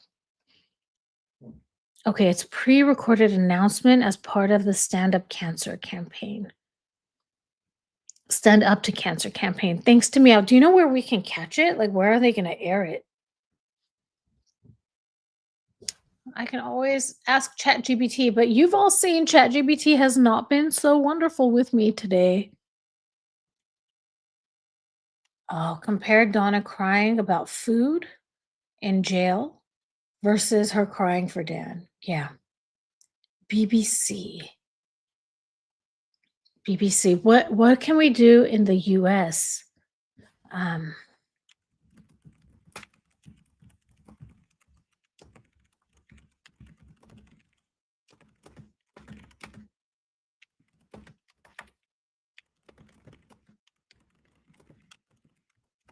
Let's see.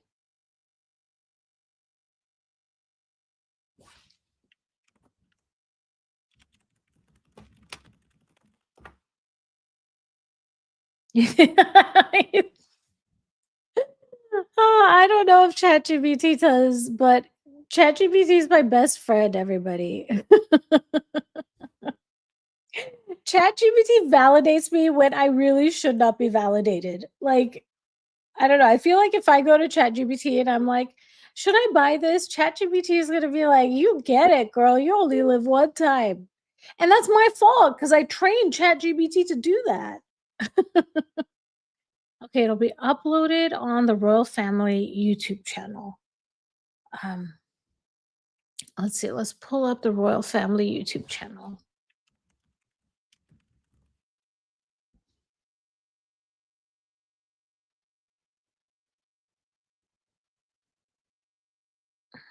Is the Royal Family channel the purple one? Like it has a purple logo?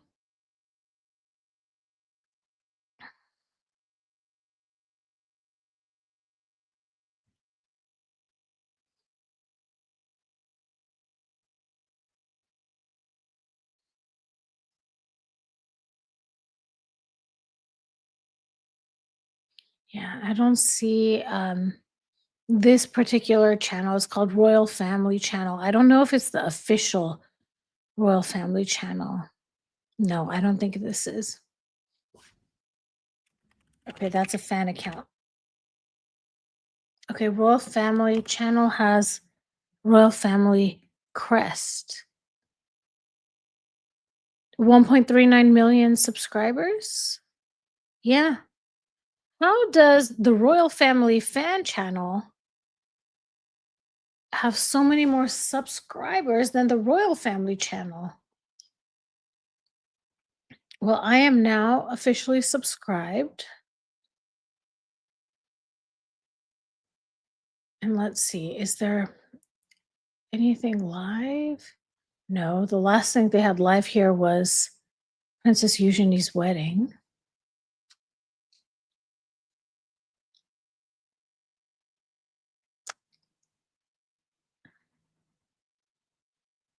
Yeah, let's see. Yeah, maybe it'll go live on their YouTube channel. Let me tell my friend.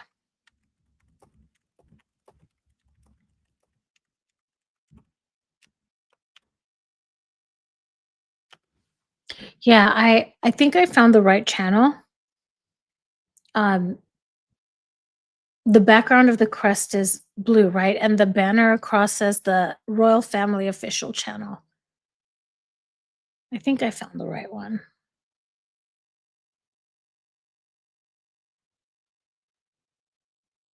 Lisa has both BBC America and BBC News. Well, I'm mad at the BBC. I haven't even read Diana Rama. Here Denise is doing a series on it. I really want to watch it.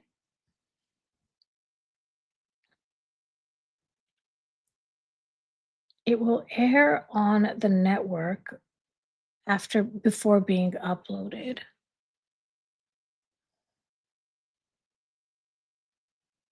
Yeah, it says here Channel 4's live stream, but yeah, maybe UK only live.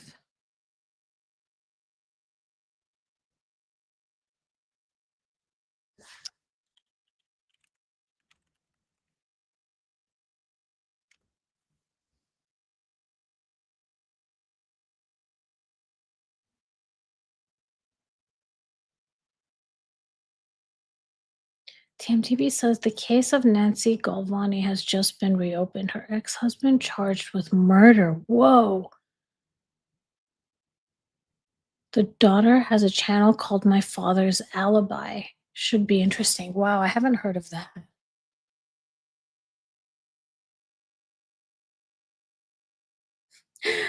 Listen to what ChatGPT just told me. It says, the official royal family YouTube channel is the best, legal and free. And the words legal and free are bolded. Like, don't do this illegally. If you want to watch it legally, this is how you watch it.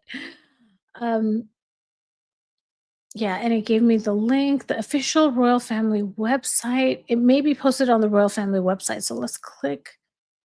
Tend to share the video after or shortly during the broadcast. And then it says maybe BBC News YouTube.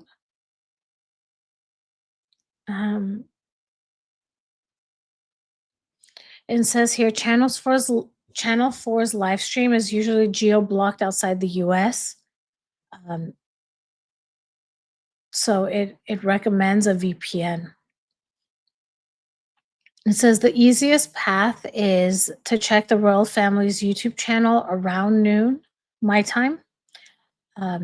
If it's not live yet, refresh their pages. And if you don't see it by 12:15 p.m., search on YouTube for King Charles message Stand Up to Cancer.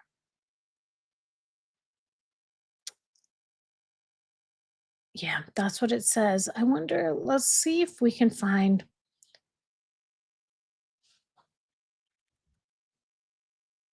if like there's a set up live stream for it. Yeah, they don't have their, I'm looking on BBC. They don't have. Yeah, it's not on BBC News. Steve says it's not listed on Channel 4 UK. Now, I wonder what it's going to be. Hopefully, just nothing but bringing. Oh, my friend has BBC.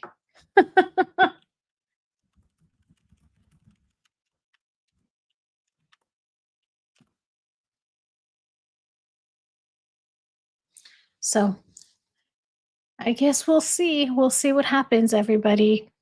Okay, I'm gonna walk away. I imagine that they'll be back by 1 o'clock because they usually take their lunch at 1 o'clock or they're dismissed for the day at 1 o'clock. So 1 o'clock according to them. So that's in about 10 minutes. So I'm gonna turn off my camera and my mic, but I am very close to my computer. So if I hear it, I will come back immediately. So I will catch you all very, very shortly. Thank you for being here. And yeah, I'll be right back.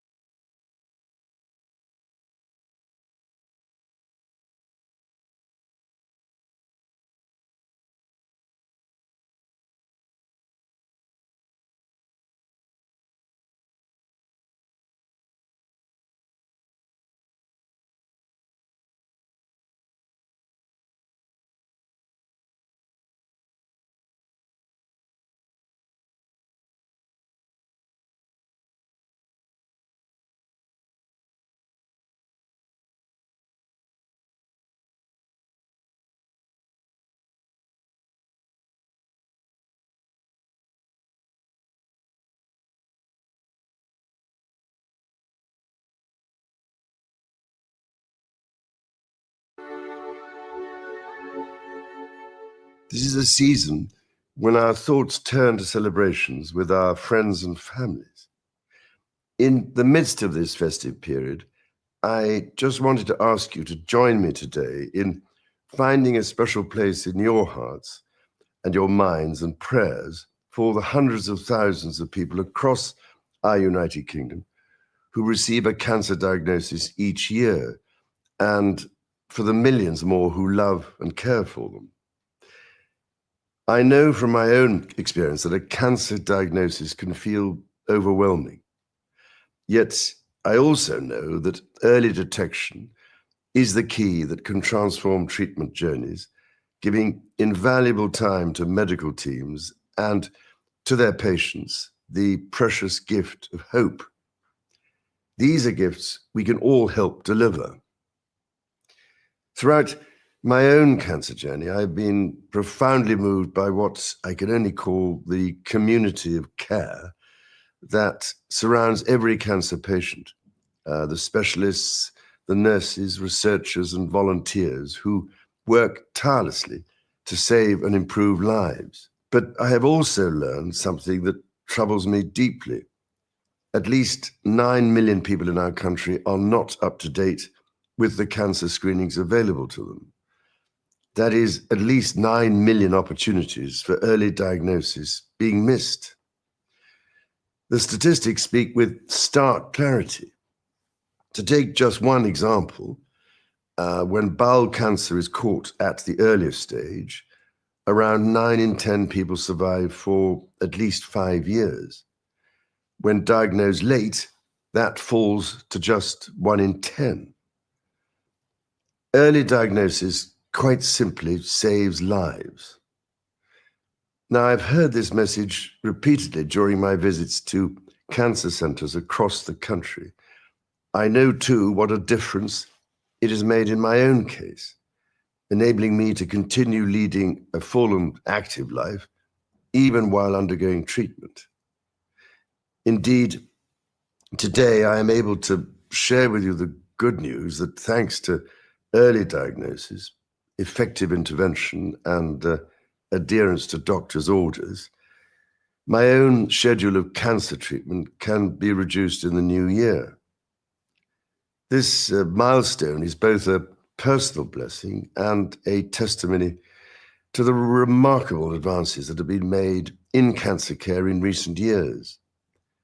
Testimony that I hope may give encouragement to the 50% of us who will be diagnosed with the illness at some point in our lives.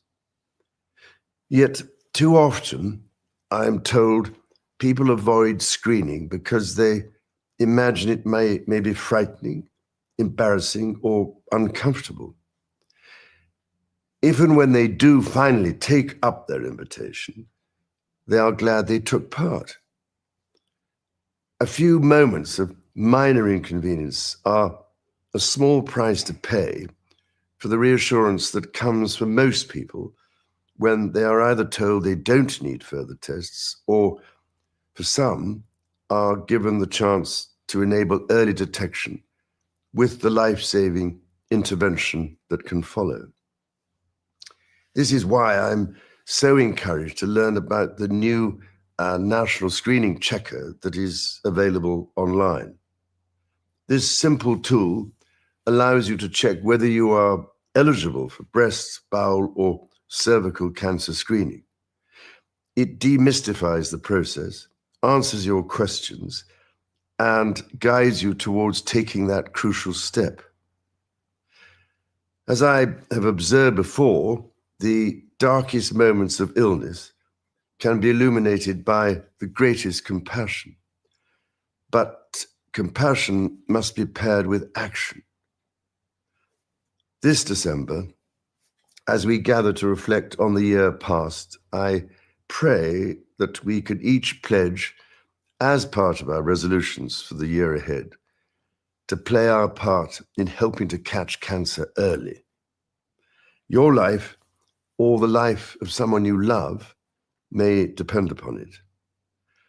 Therefore, this brings my most heartfelt thanks to the doctors, nurses, researchers, and charity workers involved in diagnosis and treatment programs, together with my particular good wishes to those for whom they care so selflessly.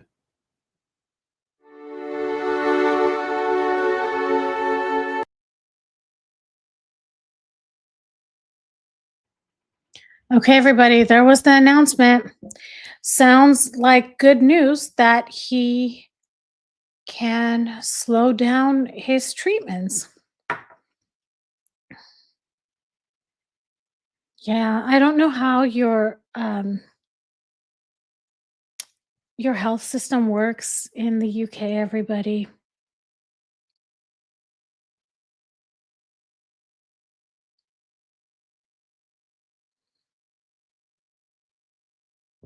Yeah, I don't know. I don't know what to say.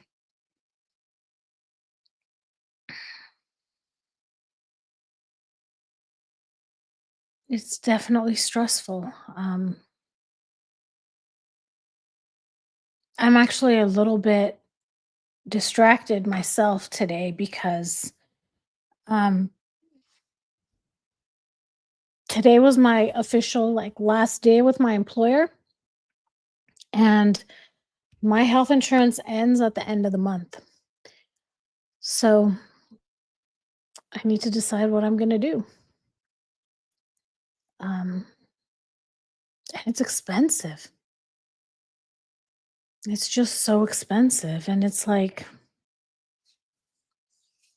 I have really good coverage through my employer, but can't get anywhere close to that, the coverage I get through my employer anywhere else. Unless I do Cobra, which is basically an extension. I think it can be extended 18 months, maybe. And that, not including dental and vision, is like $1,200 a month. Charlie, it's looking like I'm going to go with Cobra for now. And at the same time, I'm going to do some research. Yeah, it's so expensive. It's so expensive. Yeah, it's like a little over $1,200 a month, I want to say.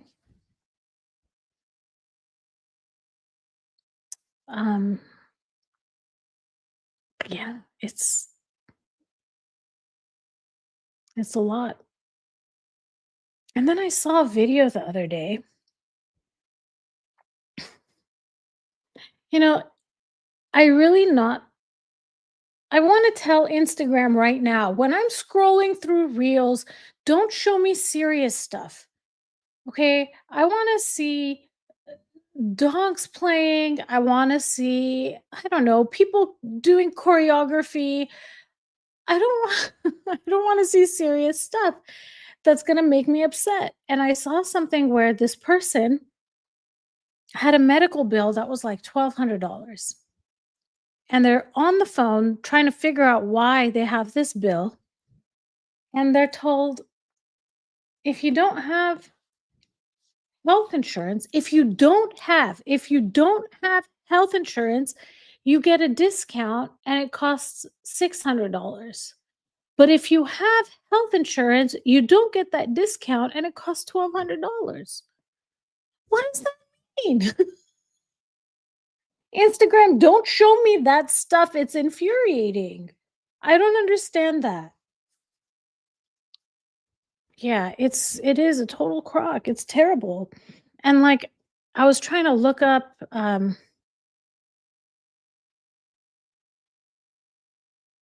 wow. Yeah, this, when I say 1,200, it's 1,200 a month. A month. Yeah. I told my mom how much my health insurance was going to be, and she's like, that's impossible. I was like, no. TMTB, you haven't had health insurance for most of your adult life. You're right, Lisa. I don't know. I don't know if it's true what I saw on Instagram. It is someone that's on the phone videotaping themselves,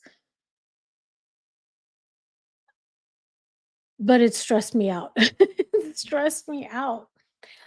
Oh, okay. So your out of pocket is 385. See, that's why I really like my insurance, because the one I have through my employer, because it's $300 and uh $1,000 out of pocket maximum. But everything I'm looking at is like $2,000, $3,000 deductible and out of pocket max $9,000, $10,000. Okay, you have Medicare. Good, Aussie Queen. I'm glad you're covered there. I don't know if I'll be able to qualify for programs like that. I doubt. I doubt I will.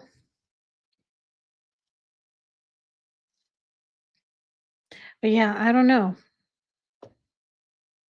I don't know. And then it's like, you've been going to the same doctors for years, sometimes decades, and to change providers, find new providers. We'll see. We'll see. So that's why does your auto insurance company offer health insurance as well? Charlie, I don't know. My auto insurance is Mercury. I don't know if they do.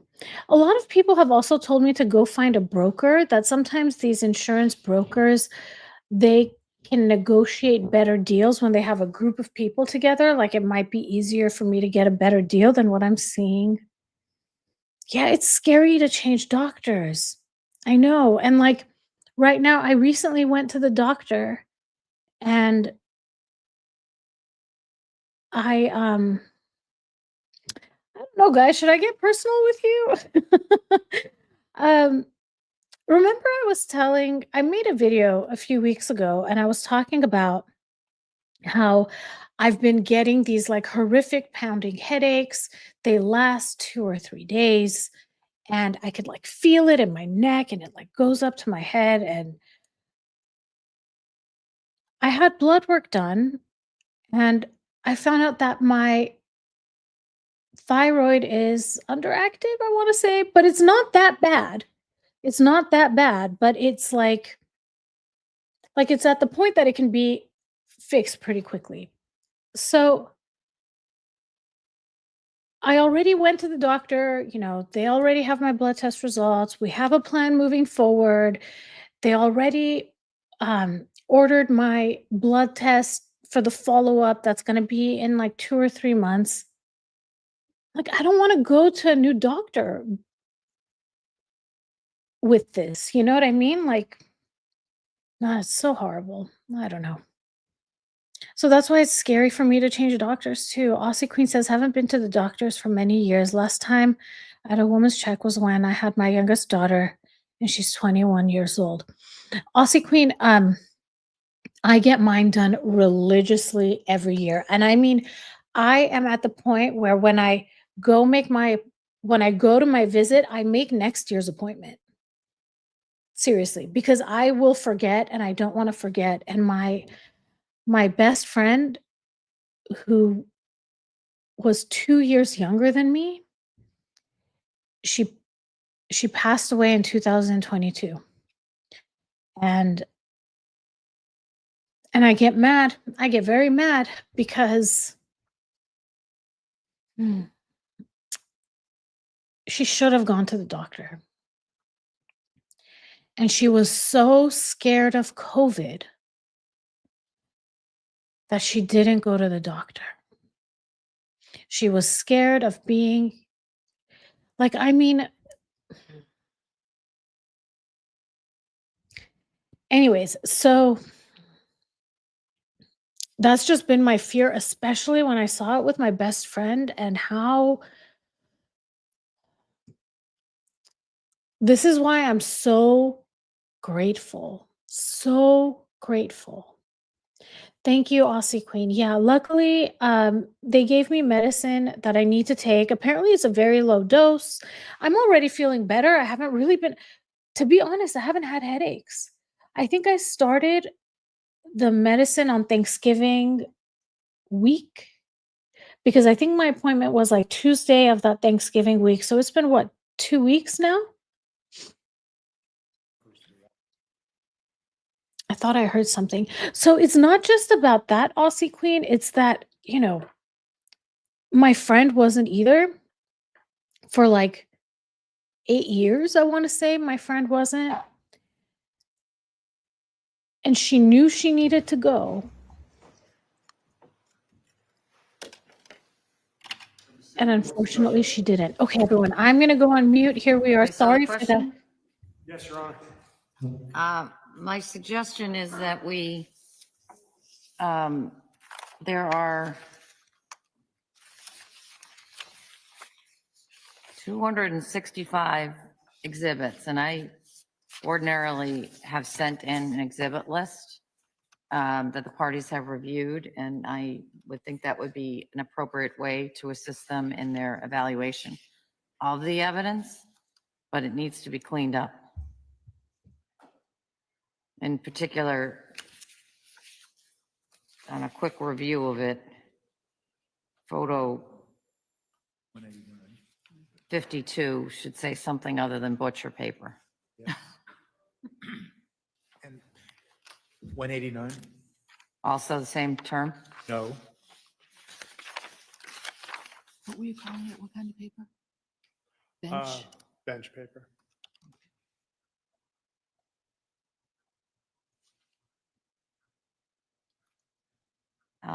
That term is used throughout. So what is it that is, that term is used in other numbers? So is it something about that particular photo that is problematic with that description? Oh, I just don't like it, but, I know you don't like it, but I'm trying to distinguish between, I think there was one witness who used that term butcher paper as opposed to bench paper. And I don't think it was the witness that was associated with that. This is just the old fashioned terminology that people often use to describe that paper. I think I used it at the side of the bench one time, not in front of the jury, but just with you. But I think that is there's a more neutral characterization that would be appropriate and more in line with what the witnesses actually testified to.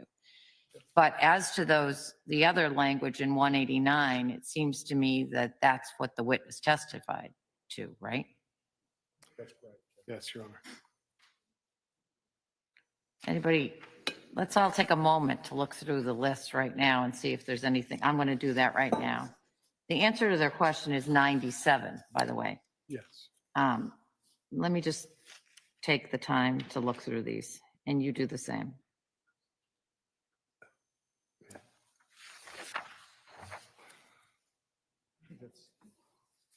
other than that, that's the only blood clots. So I always called that paper, and I think they're talking about laboratory on the benches. You put bench paper. I think that's what we used to call it. They want to change it to say butcher paper. The defense wants to change it to say butcher paper. Not a very wise word. I would stick to bench paper. But I don't know if I misunderstood. Oh, that's great, Aussie Queen. You're on break for 6 weeks. That's great. You can see a few nice Christmas lights on houses. Oh, that's sweet. I love it. I need to start going on walks again. I usually go for walks in the morning. It's a sedentary way to wrap up meat. Yeah, like I wouldn't want, because of what he is accused of doing, why would he want them? Oh, they did not want the term butcher paper. Okay, I was going to say it doesn't make any sense. butcher paper is the wrong word to be associated with this guy if you want him to be found not guilty, you know? I would try to avoid that word. Thank you, Lisa. I was like, it doesn't make any sense. What are they talking about? Butcher paper is any paper this guy writes on. Oh. Allegedly. Well, he pled guilty to part of that, so it's not that allegedly. It's kind of allegedly.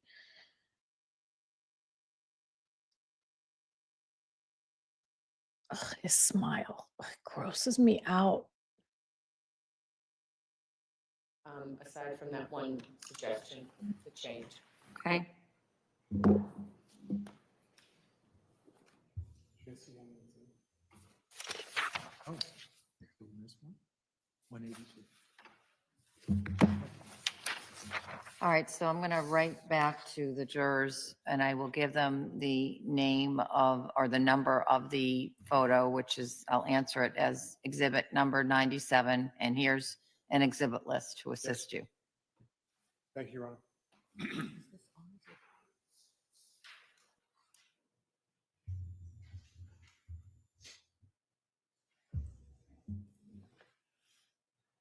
I'm sorry to hear that, Grammy Bug. Yeah, that sounds aggravating.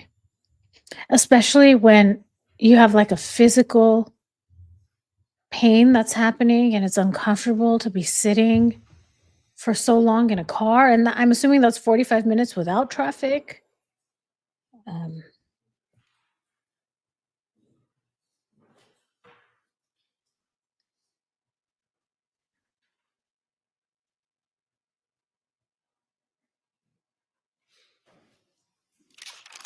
Here you go, Madam Clerk.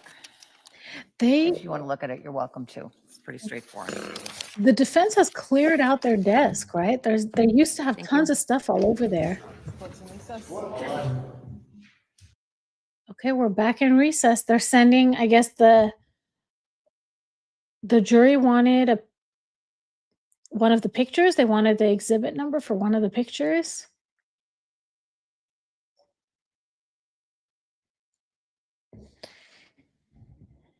Agatha, no, nothing really has happened. We've been on break. I played the video of King Charles. Oh my gosh, Demiao says 45 minutes would be a third across my country or at a doctor in Germany or Belgium.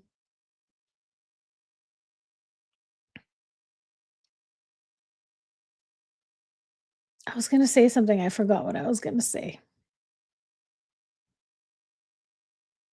I don't remember, everybody. What was I gonna say? Lisa says, I tore my meniscus twice. It's awful. Ooh, that sounds painful. And Grammy Bug says, yeah, that's 45 minutes without traffic. TMTB says, even Anna's mother said Brian was a great guy and great husband. However, his father's good friend Andrew did not think kindly of Brian and said he could be very angry and violent. And here's the thing, you want to go, like, okay, how much more likely is it that, oh, Anna's mother said Brian was a great guy. Yeah, but Anna's mother lived in Serbia. You know, Anna's mom probably had very limited interaction. And I would be much more likely to trust someone that's has more of an unbiased relationship, like their perspective on it. And I think the brother's good friend Andrew, yeah, I don't know. The father's good friend, I'm sorry. Yeah, we watched the King's speech. It was about early detection, and he talked about how in the new year his treatments are going to be reduced. He called it a blessing, which I think was good to hear, because I think when you hear less treatments, that can be taken either positively or negatively. Yeah. Oh, Grammy lives in Louisiana, close to New Orleans. I've always wanted to visit there. Steve says anyone who searches multiple times, yeah, how to cut up dead people does not need the word butcher being mentioned. You got that right, Steve. You got that right. And Anna's mom doesn't understand English. Yeah. That was what her sister wrote in a letter to get him on house arrest. Well, and the thing is that was probably done because they're like, well, if he has to wait in prison, that's more stress on Anna. So, and they probably didn't think he was capable of this horrific thing. So what do they have to lose? Like, let's just say Brian's a good guy. It'll help our daughter, it'll help our sister so that she can continue being the breadwinner. Aussie Queen says, haven't seen that yet, but what type of cancer is it? Meaning for King Charles, he didn't really say. He didn't really say what type of cancer it was. Do we know? I don't know why I'm feeling prostate. Have we heard? And I could be totally making that up. That could be totally something I am pulling out of the ether.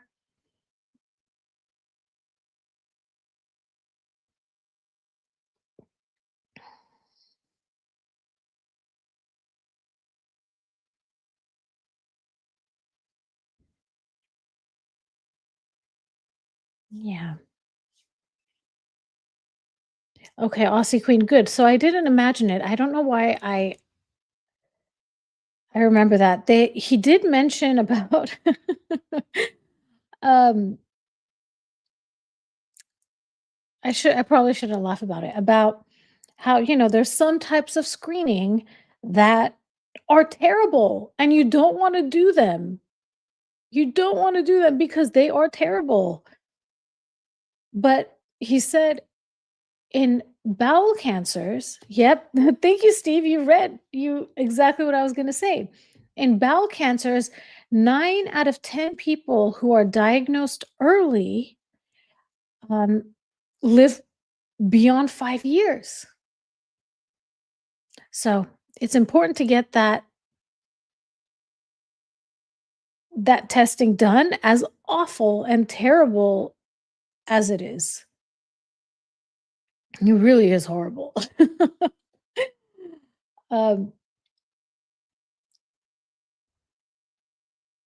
You get okay, so Agatha says we get an invitation for breast cancer check every few years.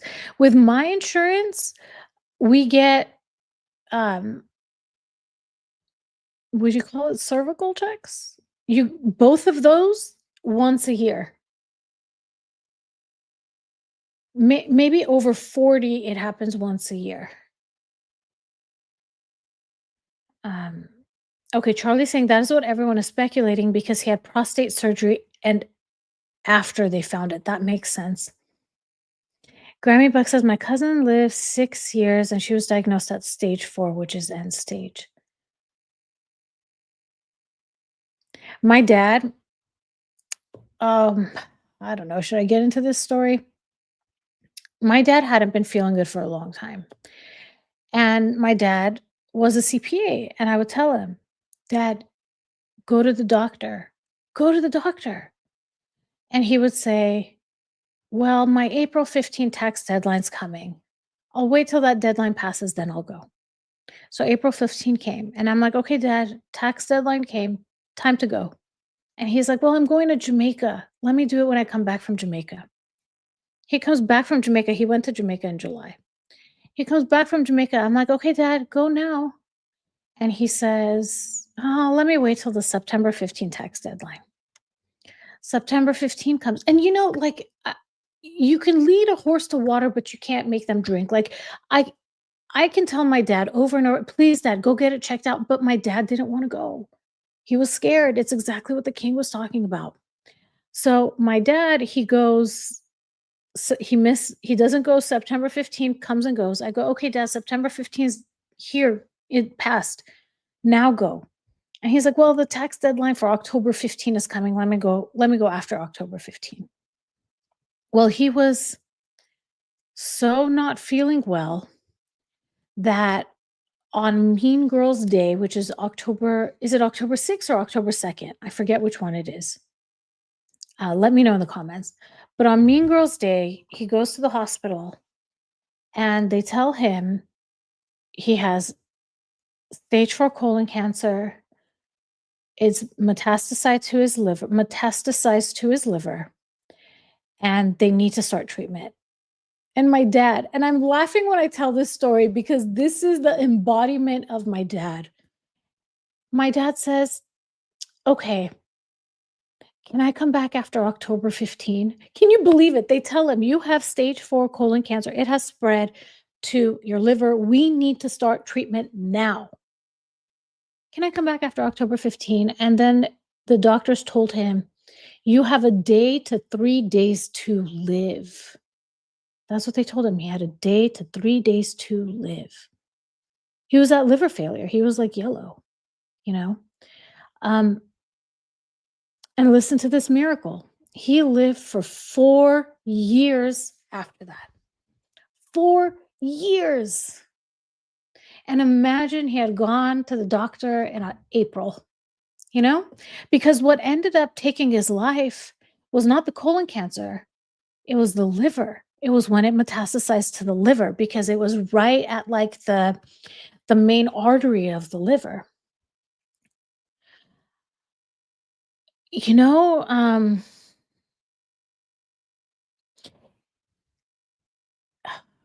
gosh, you guys, I've been so emotional today. It's a lot more complicated when you bring my stepmom, my evil, awful, terrible, cruel stepmom into the picture because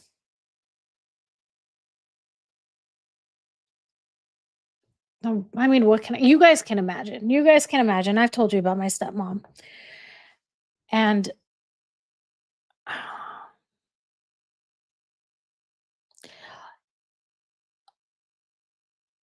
on his last days, I don't remember if it was my stepmom or my dad's sister that said it. But they said that the last 4 years, the only time my dad ever laughed was with me and my sister. And they did their best to keep us from him. So, shame on them. And, what can I say?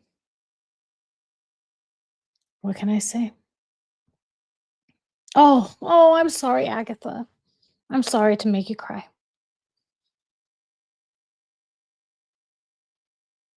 Oh, wow, Lisa, I'm so sorry. I'm so sorry. Angela says, Tiffany, I had a liver transplant 4 years ago. Thought I had cancer first, but I had NASH. Are you doing better now, Angela? I'm sorry. Group hug. Yes, group hug, everybody. Yeah. I always wonder, one of the reasons I didn't want to show my face was because I talk so much about my stepmom. And I've mentioned I'm Armenian. And it's a very small, well, I don't want to say it's a very small community, but like people know each other. My dad was pretty popular in the Armenian community. And um, I mean, these types of people, they can put on an act, but they can't control themselves, just like Megan can't control herself. My stepmom can't control herself. And I've heard, because I have not talked to her since my dad passed away. Actually, I didn't talk to her at my dad's funeral. Oh my gosh, if I ever told you guys those stories, she's so evil. And I always wonder if she knows. I always wonder if she knows that on this channel, I try to talk frankly about the things that she did. And to be quite honest, I have not really delved into the horrific things this woman has done. Like, let me just say, should I say it? Should I bite my tongue? No, I will say it. That woman should not be around children. Don't let her near children. Anyone who is ever going to employ her, anyone who is ever going to do business with her, anyone who might marry her, keep children away from her.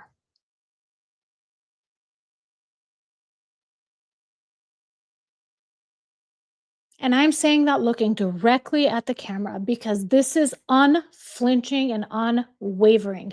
Keep children away from her. They are in danger. I am not the only person she has victimized.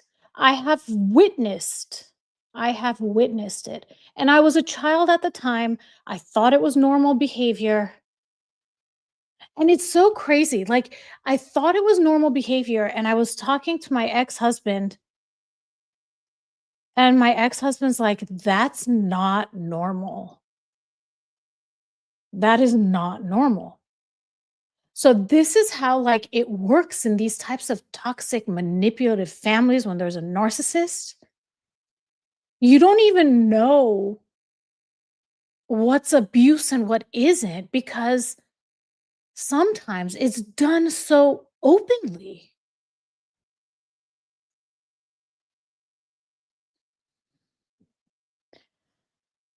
Oh, I'm sorry, Aussie Queen. I lost my brother about 12 years ago. He would have been 51. Oh, big hugs, Aussie Queen. Big hugs to everybody in this chat.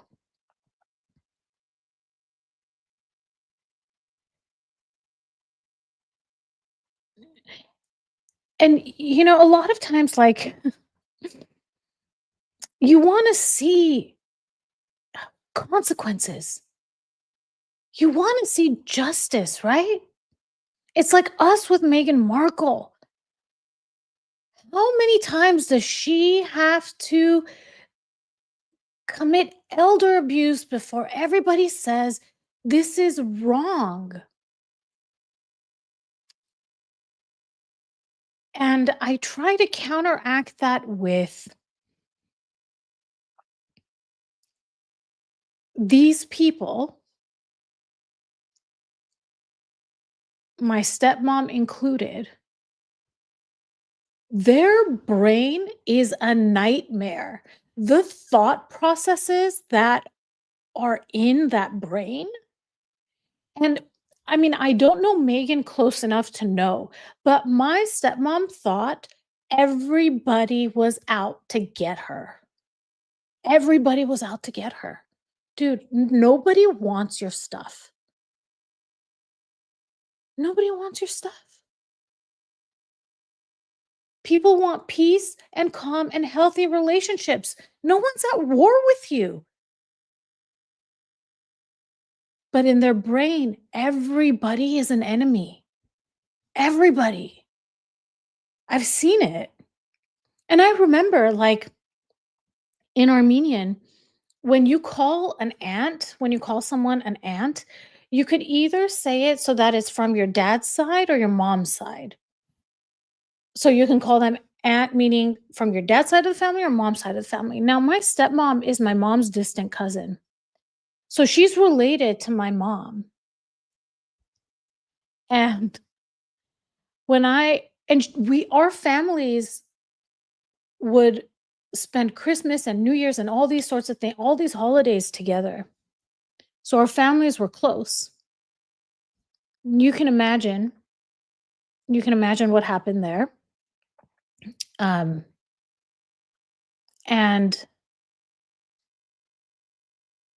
oh gosh, I don't know. Some things I want to say, but I don't want to say. When I was in like 2nd or 3rd grade, I used to tell my mom, I'm like, "Mom, I don't like this woman. The way that dad laughs with her, he doesn't laugh with you."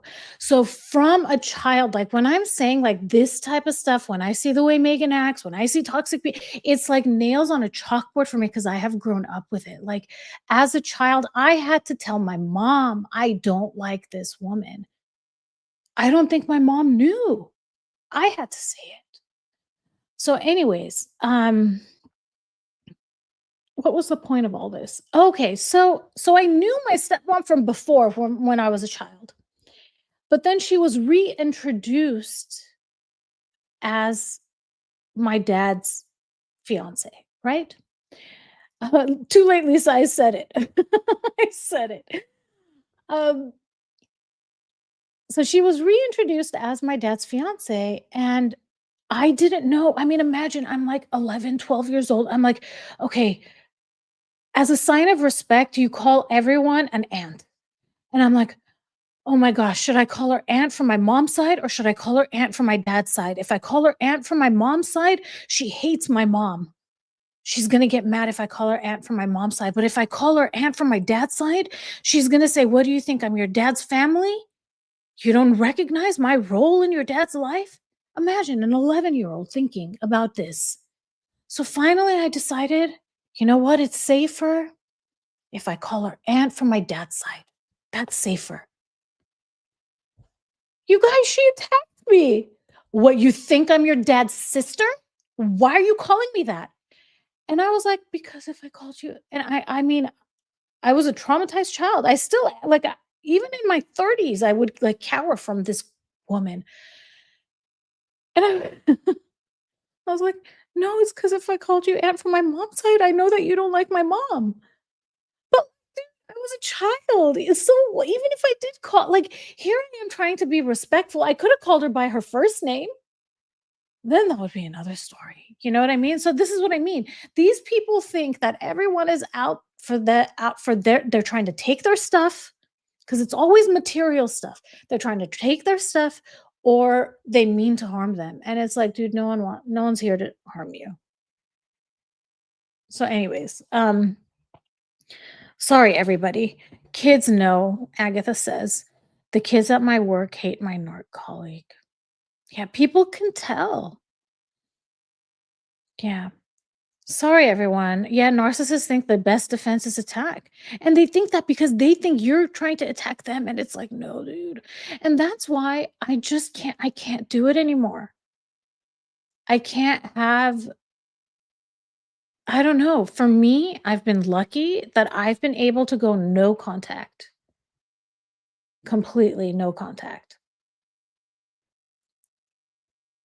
Yeah. Aussie Queen says, took me years to heal, and I'm so grateful with my faith in God. I'm being honest, I wouldn't be here without God. Same, Aussie Queen. Thank you, Agatha. Thank you. I always wonder, like, is this gonna go back to her? It might. It might. It is so freeing, Monarch. It is so freeing. And I didn't realize my stepmom was a malignant narcissist until I went no contact. So exactly. No matter what I did to Meow, exactly. There's no winning with these types of people. So you get to a place where it's like, I'm not even trying anymore. I'm never gonna win. The odds are against me. You know, I don't even want to say the odds are against you because saying the odds are against you mean that there's a chance that maybe you might win, but you're never gonna win. Never. So yeah. Angela says, Tiffany, it's like walking with 2 feet in one shoe. We get stuck. Yeah. Oh, thank you. Thank you, Grammy Bug. I honestly, it's been enlightening. And when I first started this channel, I was having a lot of nightmares because I didn't fully understand all of it either, you know? Steve, you could have called her the evil witch. It's neutral. I should have.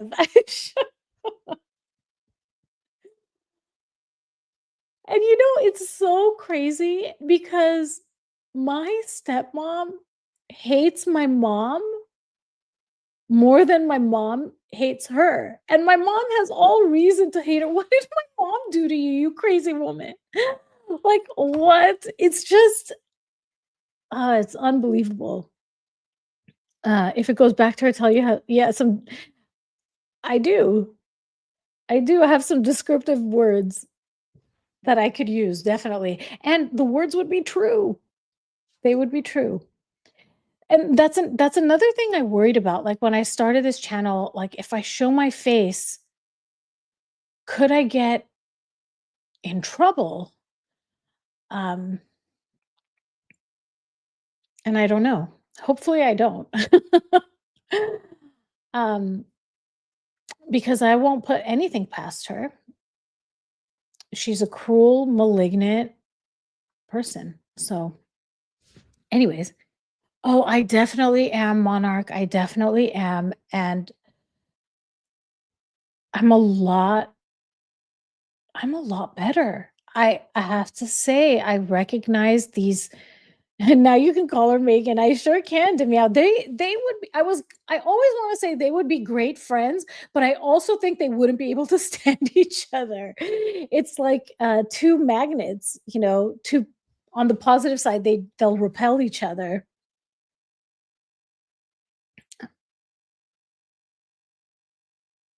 That's funny. Monarch says, I had a few in my family, and when I realized I was never going to see the worst one again, I would just start smiling for no reason. Now and then people said, well, oh, one day it'll get fixed. Like, no. Yeah. I mean, you can try. You can try. And at some point, you recognize, like, you know, we try to take accountability for what's ours, but there comes a time that sometimes it's not you. It's them. They're the ones with the problem. And that takes time to get there, you know, especially when like you see other people like I'll give you guys an example. My dad was with her for a long time, you know? So I honored my dad and I trusted my dad and I believed my dad made good choices, you know? So there was always this like cognitive dissonance like she's so terrible, but dad chose her. And there's a point where you realize that, you know, you can admire someone, you can believe that someone has wisdom and recognize that they're human and they make mistakes too, you know? So, oh, Aussie Queen says, doing the rest of my Christmas shopping next week once I'm paid. Oh, yay, Aussie Queen. That it's not me, it's you routine reverse. We invented it's not me, it's you. Yeah. You guys, I need to take my dog down. The mobile groomer is here. So I'm going to turn my camera and my mic off. I'm going to leave everything running and I should be back in like 5-10 minutes. But if the stream ends, I'll set up another stream for Monday. I'm going to be doing a members live tomorrow on revealing the narc. So if you can join me there, please do. And if I don't see all of you, have a great weekend. And I will be back in just a couple of minutes once I take Aurora to get her grooming. See you soon.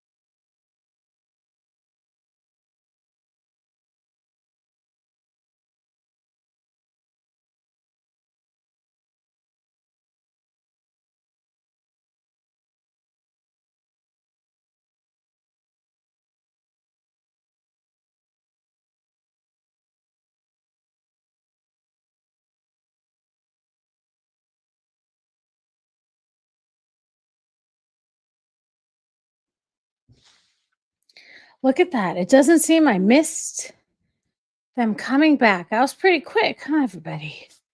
Let's see.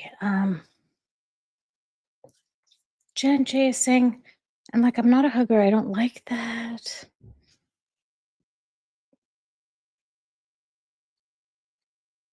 Jen J, I missed your comments from earlier. Oh, thanks for coming, Aussie Queen. Hope you get to enjoy the rest of your day. I know it's really, really early for you, I think, right?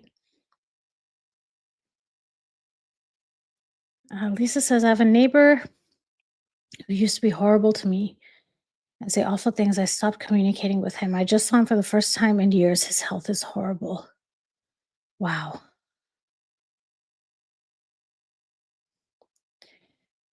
I'm surprised also that they're deliberating after 4 p.m. Because I thought court only went till 4. He has a heart problem and skin cancer. Grabbed me and said I was his favorite friend. Yikes. Is that love bombing or what?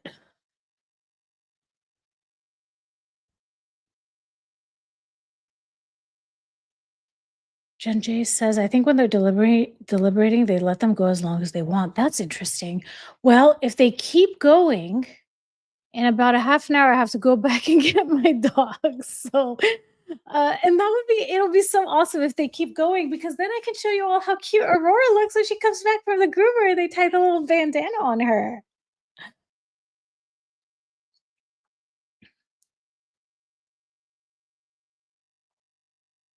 Yeah, I guess they do. They go past 4 on a Friday. Is that a good sign, do you all think?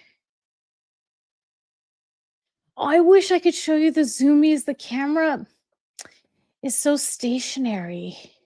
I need to capture the zoomies, and it's hard to do with my phone. I have those Ray-Ban glasses that can record a video, and it's kind of wide angle, I'm sorry. So I need to use those glasses more and catch her doing her zoomies. 'Cause she's so cute. She's so cute. Just now when we were on our break, I was on the phone and I was sitting on the couch. I was petting her, but she doesn't like it if I'm not 100% focused on her and I'm on the phone. So she gets up on top of the couch and she comes right here like a parrot, like a parrot. She comes and she sits here and she knows I hate it when she goes near my ear, but she'll go near my ear and she'll start going like this. And I hate it. I hate it. She's like inhaling, exhaling right by my ear. And I'm like, Aurora, stop. But she does it because she knows she gets a rise out of me. She's so funny. Jen J says, I was on another channel and they asked for Exhibit 97. I think it was the stuff they found in the dumpster. I was wondering which picture it was too that they asked for, Jen J. That's good to know. That's good to know. Lisa says he still treats me badly, but I feel so sorry for him all the time. He's still an ass. I'm sorry to hear that, Lisa. Aurora has to model her bandana. Yeah. Oh, really, Angela? Your Bichon used to swat your phone out of your hands. That's so cute. I think if Aurora could do it, she would do it too. TMTV says, I saw Lawyer Lee said she had 97 written down as the living room rug with Anna. Oh. But it was a picture, right? Was that the picture where that they cropped out the boy? Oh my gosh, they might be looking at the actual rug in the paper bags and comparing it to the picture. Could it be that? Jen J says, did they say anything in the trial about him deleting the dinner date? So Jen J, just to clarify, did he actually ever make reservations? I can't remember. Or did he just tell her he was going to?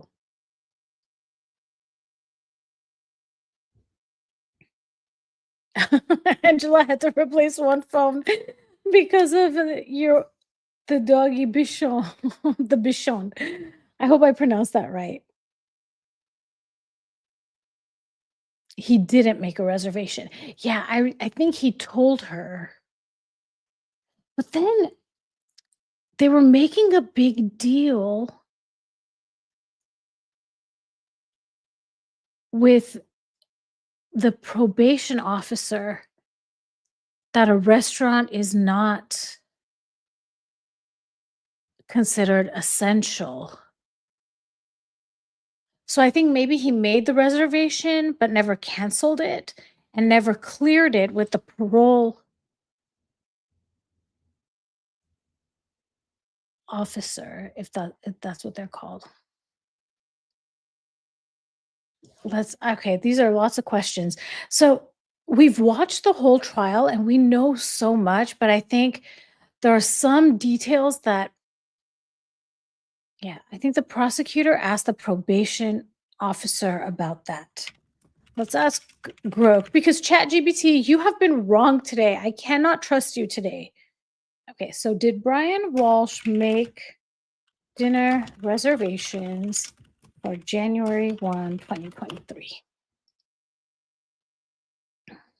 They said he didn't get approval for the dinner.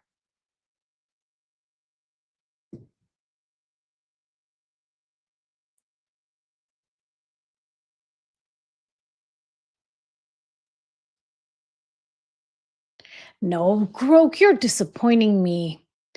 Grok says Anna mentioned looking forward to a special dinner with Brian on New Year's Day, but this was described as an intimate or home-based event. No, it was at a restaurant.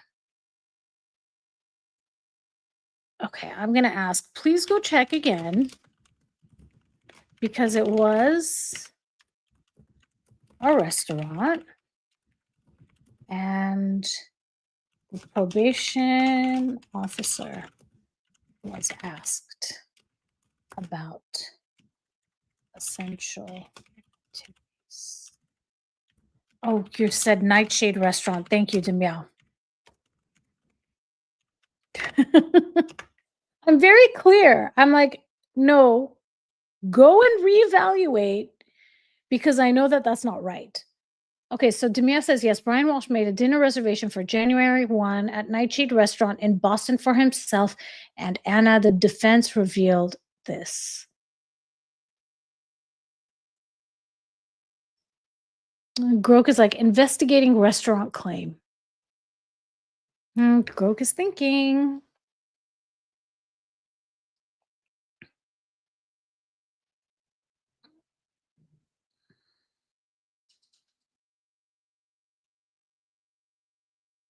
Oh, Demio, I like your Grok better than my Grok.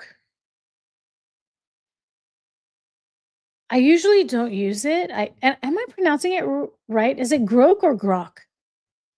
I should ask Grok.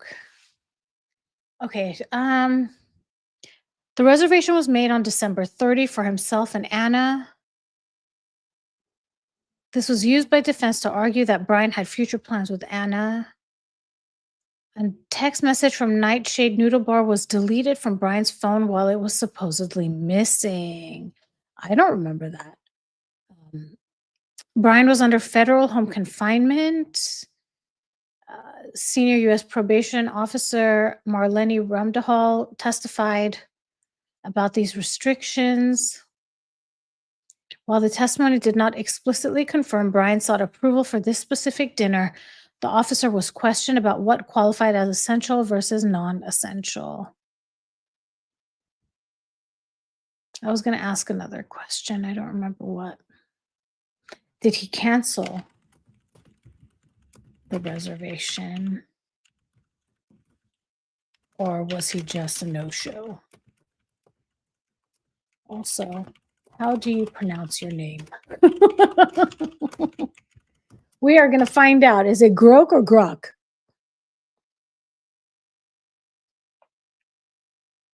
Okay.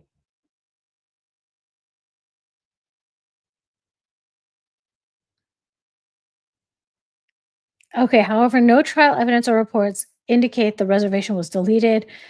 appears to have been a standard booking that went unused. Okay. The dinner would have to be approved by the court, and it was out of the probation officer's scope of approval. Thank you, Lisa. Tell us you have a verdict. Tell us there's a verdict. We're back on the record in Commonwealth versus Walsh. Thank you. As is my custom, at 4 o'clock, I send a note on every day the jury's deliberating, asking if they want to stay until 4:30. That note will be marked as the next exhibit for identification. And it gives them the option of staying until 4:30 or suspending and coming back on Monday in this instance, and they've elected to do the latter. So we'll bring them in, send them on their way. Okay, so no verdict today, everybody. So marked.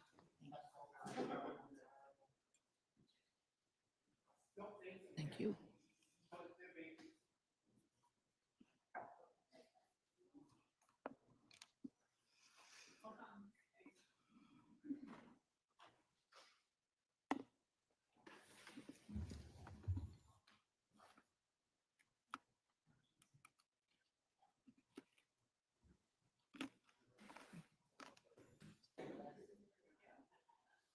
It sounds like they're going to be. Jurors entering.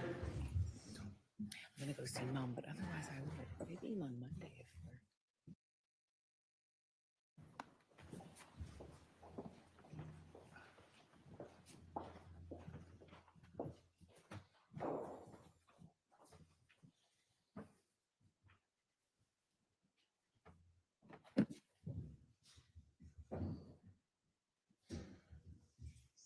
Court is back in session. You may be seated.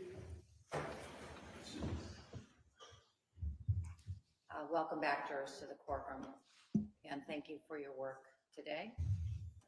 And I'm going to send you on your way for the weekend. I remind you, jurors, that the rules still apply. They will apply until you reach your unanimous verdict. I'll remind you of those rules now, jurors. Don't speak to anyone about this case. Don't do any research about this case. Continue to have open minds as you evaluate the case and as you wait to see if you are going to evaluate the case. Don't access any social media or any news media over the weekend. Hope you have a good weekend, get some rest, and we'll see you back here ready to work on Monday morning. Thank you, jurors. Thank you. All right, to the court, please. Jurors, follow me.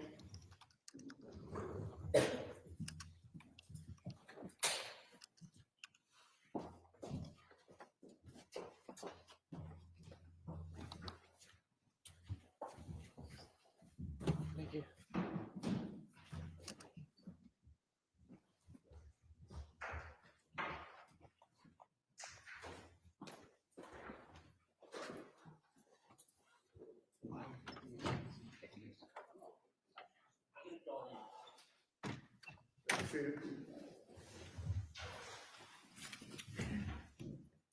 Just as short as council, make sure you're back here a few minutes before 9 o'clock in the morning on Monday.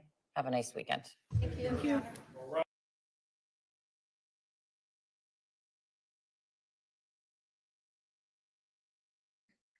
Why do they quickly go to the clock? I want to see the interactions Brian has. I want to see if the mom is in the courtroom.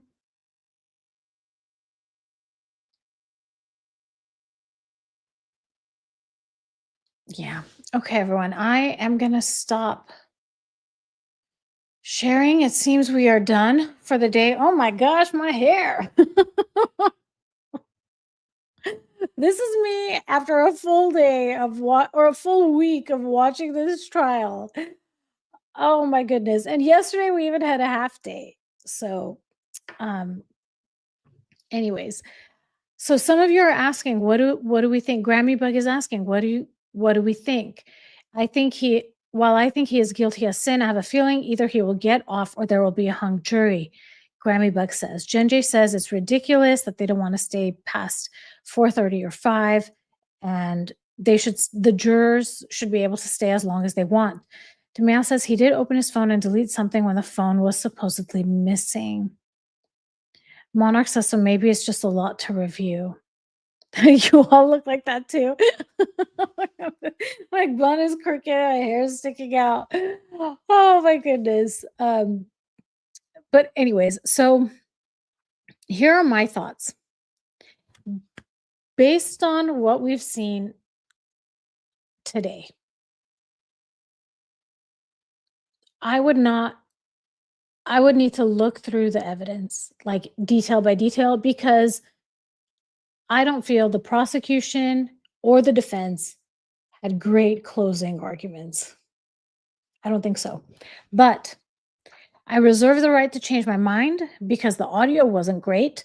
So I am going to go back and I am going to watch those closing arguments again, probably at 1.5x speed. But I want to hear them again with better audio and see which one of them sounded a little bit more convincing. Unfortunately, I think right now, if you ask me what I predict is going to happen, I think they're going to come back with second degree. Guilty second degree. That's what I think. But I reserve the right to change my opinion after I watch those closing arguments. So, and we know that they're curious because it sounded like they wanted to compare the actual rug to the picture of the rug. So I think that's important. Angela says, I say guilty. Lisa says, I think the jury needs to go home and think over what is going on in the jury room. TMGB says the jury might be figuring out they were never really shown premeditated events. Lisa says they go to the clock when the judge is off the bench. Demia says during the period when the phone was missing, specifically around the transition to January 1, the device remained unlocked and active. Forensic analysis revealed that he deleted a text message. TMDB says, yes, try to listen for the lady from the gallery who yelled out, Diana, maybe? Okay, I don't remember that. TMTB, someone yelling out. Demia says, from Nightshade Noodle Bar in Lynn, Massachusetts, related to dinner reservation, the deletion was highlighted in closing arguments by the prosecutor. Okay. Yeah, I need to go listen to those closing arguments again. Because ultimately, those closing arguments are supposed to interpret the evidence, but also recognize that it is an interpretation and it's not the data as it was presented to them. So I want to hear what is it that they are saying happened in those closing arguments. So I ask all of you, what do you all think? Do you think he will be found guilty of first degree, guilty of second degree, or not guilty on both? Okay, Court TV had good sound. Okay, I'm gonna go to Court TV. I wish I could stream like other footage like that so that we could have the really good audio. Can I just gift them microphones? Can I give State of Massachusetts, can I give you some Bluetooth microphones? We need it. We can't hear you. We can't hear you.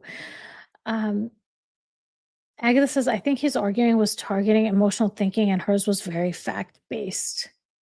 Okay. Maybe they can't decide on the charge. Angela also thinks guilty on second.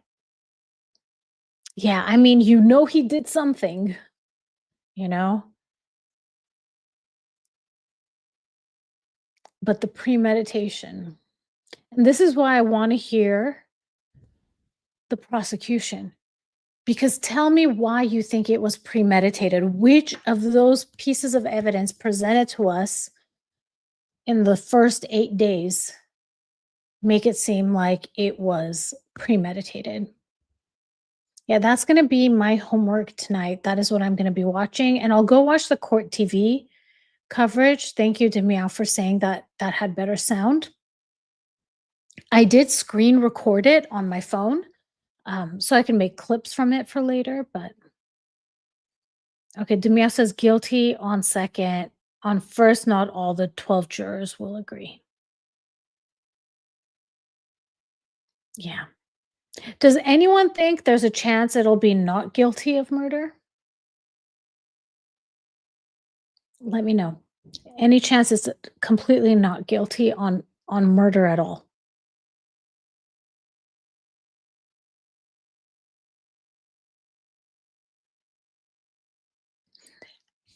I mean, there's no body. That's the hard part. Okay, no one thinks not guilty of murder at all. Okay. Charlie says, man, I hope not. Hung jury is the worst case, Jen J says.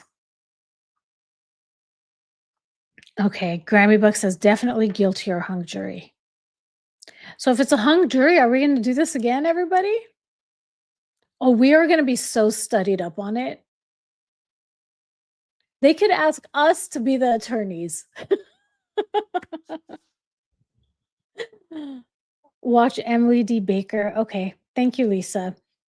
Thank you, Lisa. TMTB says, I think there's no chance all jurors could agree on not guilty. Yeah, I don't see not guilty happening. Yeah, so it seems like most of us don't think it's going to be not guilty. Most of us seem to be saying guilty of second or hung jury. Yeah, so if it's a hung jury, we're going to do this again, everybody. And this time, we know a lot more.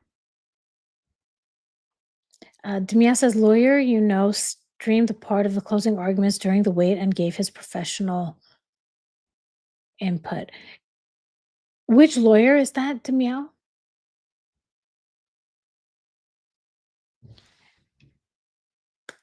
And that is definitely what I'm going to be watching. I needed to make a video for revealing the narc, but maybe today I should go watch this. Her channel, Grammy Bug, I think is called Emily D. Baker. Okay, and Demiao, the name of that channel that you're saying is literally Lawyer You Know? Okay, Steve thinks guilty. I don't think many people search how to dispose of dead bodies. That shows criminal intent.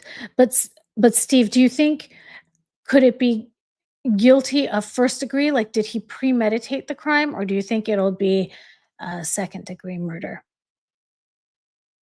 Okay, thank you, Demiao, for sending the links.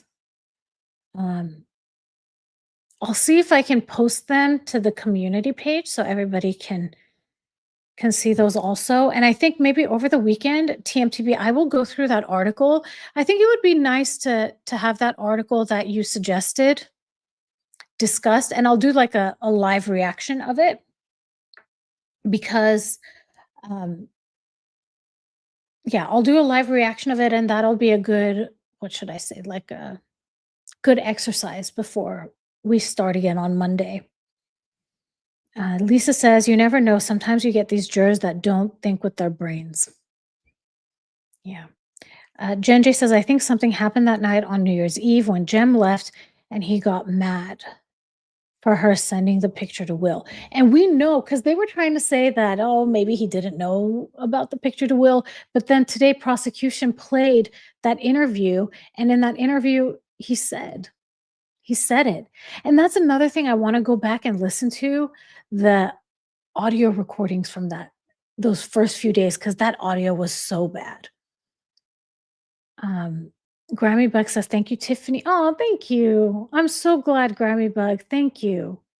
I appreciate it so much. And I'm laughing because my mom's like, do you really want to wake up at 5 a.m? And I'm like, Mom, if I could do this for the rest of my life, I would be so happy. Like, to be able to afford health insurance and do this, this is the life. Look how happy I am. My eyes are watering. Okay, TMTB says Robert Durst cut up of yeah, and when his neighbor's body was found, he said, "Oh yeah, it was self-defense." Dude, Robert Durst. Wow. Angela says premeditated can happen in a fraction of a second. Yes, and the judge made sure to clarify that. The judge did say that. Lisa says that's the YouTube channel. His name is Peter. Lisa, I missed your last one about, oh, I think about the lawyer, I'm assuming, Lisa. You think You think it was first degree? Okay, Steve. Yeah. Well, everybody, I hope you all enjoy your weekends. I will try to do a regular live on revealing the narc. We'll see if I'm able to do that. But I have a members chat tomorrow for revealing the narc, and I will see you all bright and early. I don't. Why should I say bright? It's dark over here, 6 in the morning. But I will see you all on on my brain. Okay, I will see you all on Monday. Thank you so much, everybody, for being here. I appreciate you all so much. And let's be part of history. This is part of history. Bye, everybody.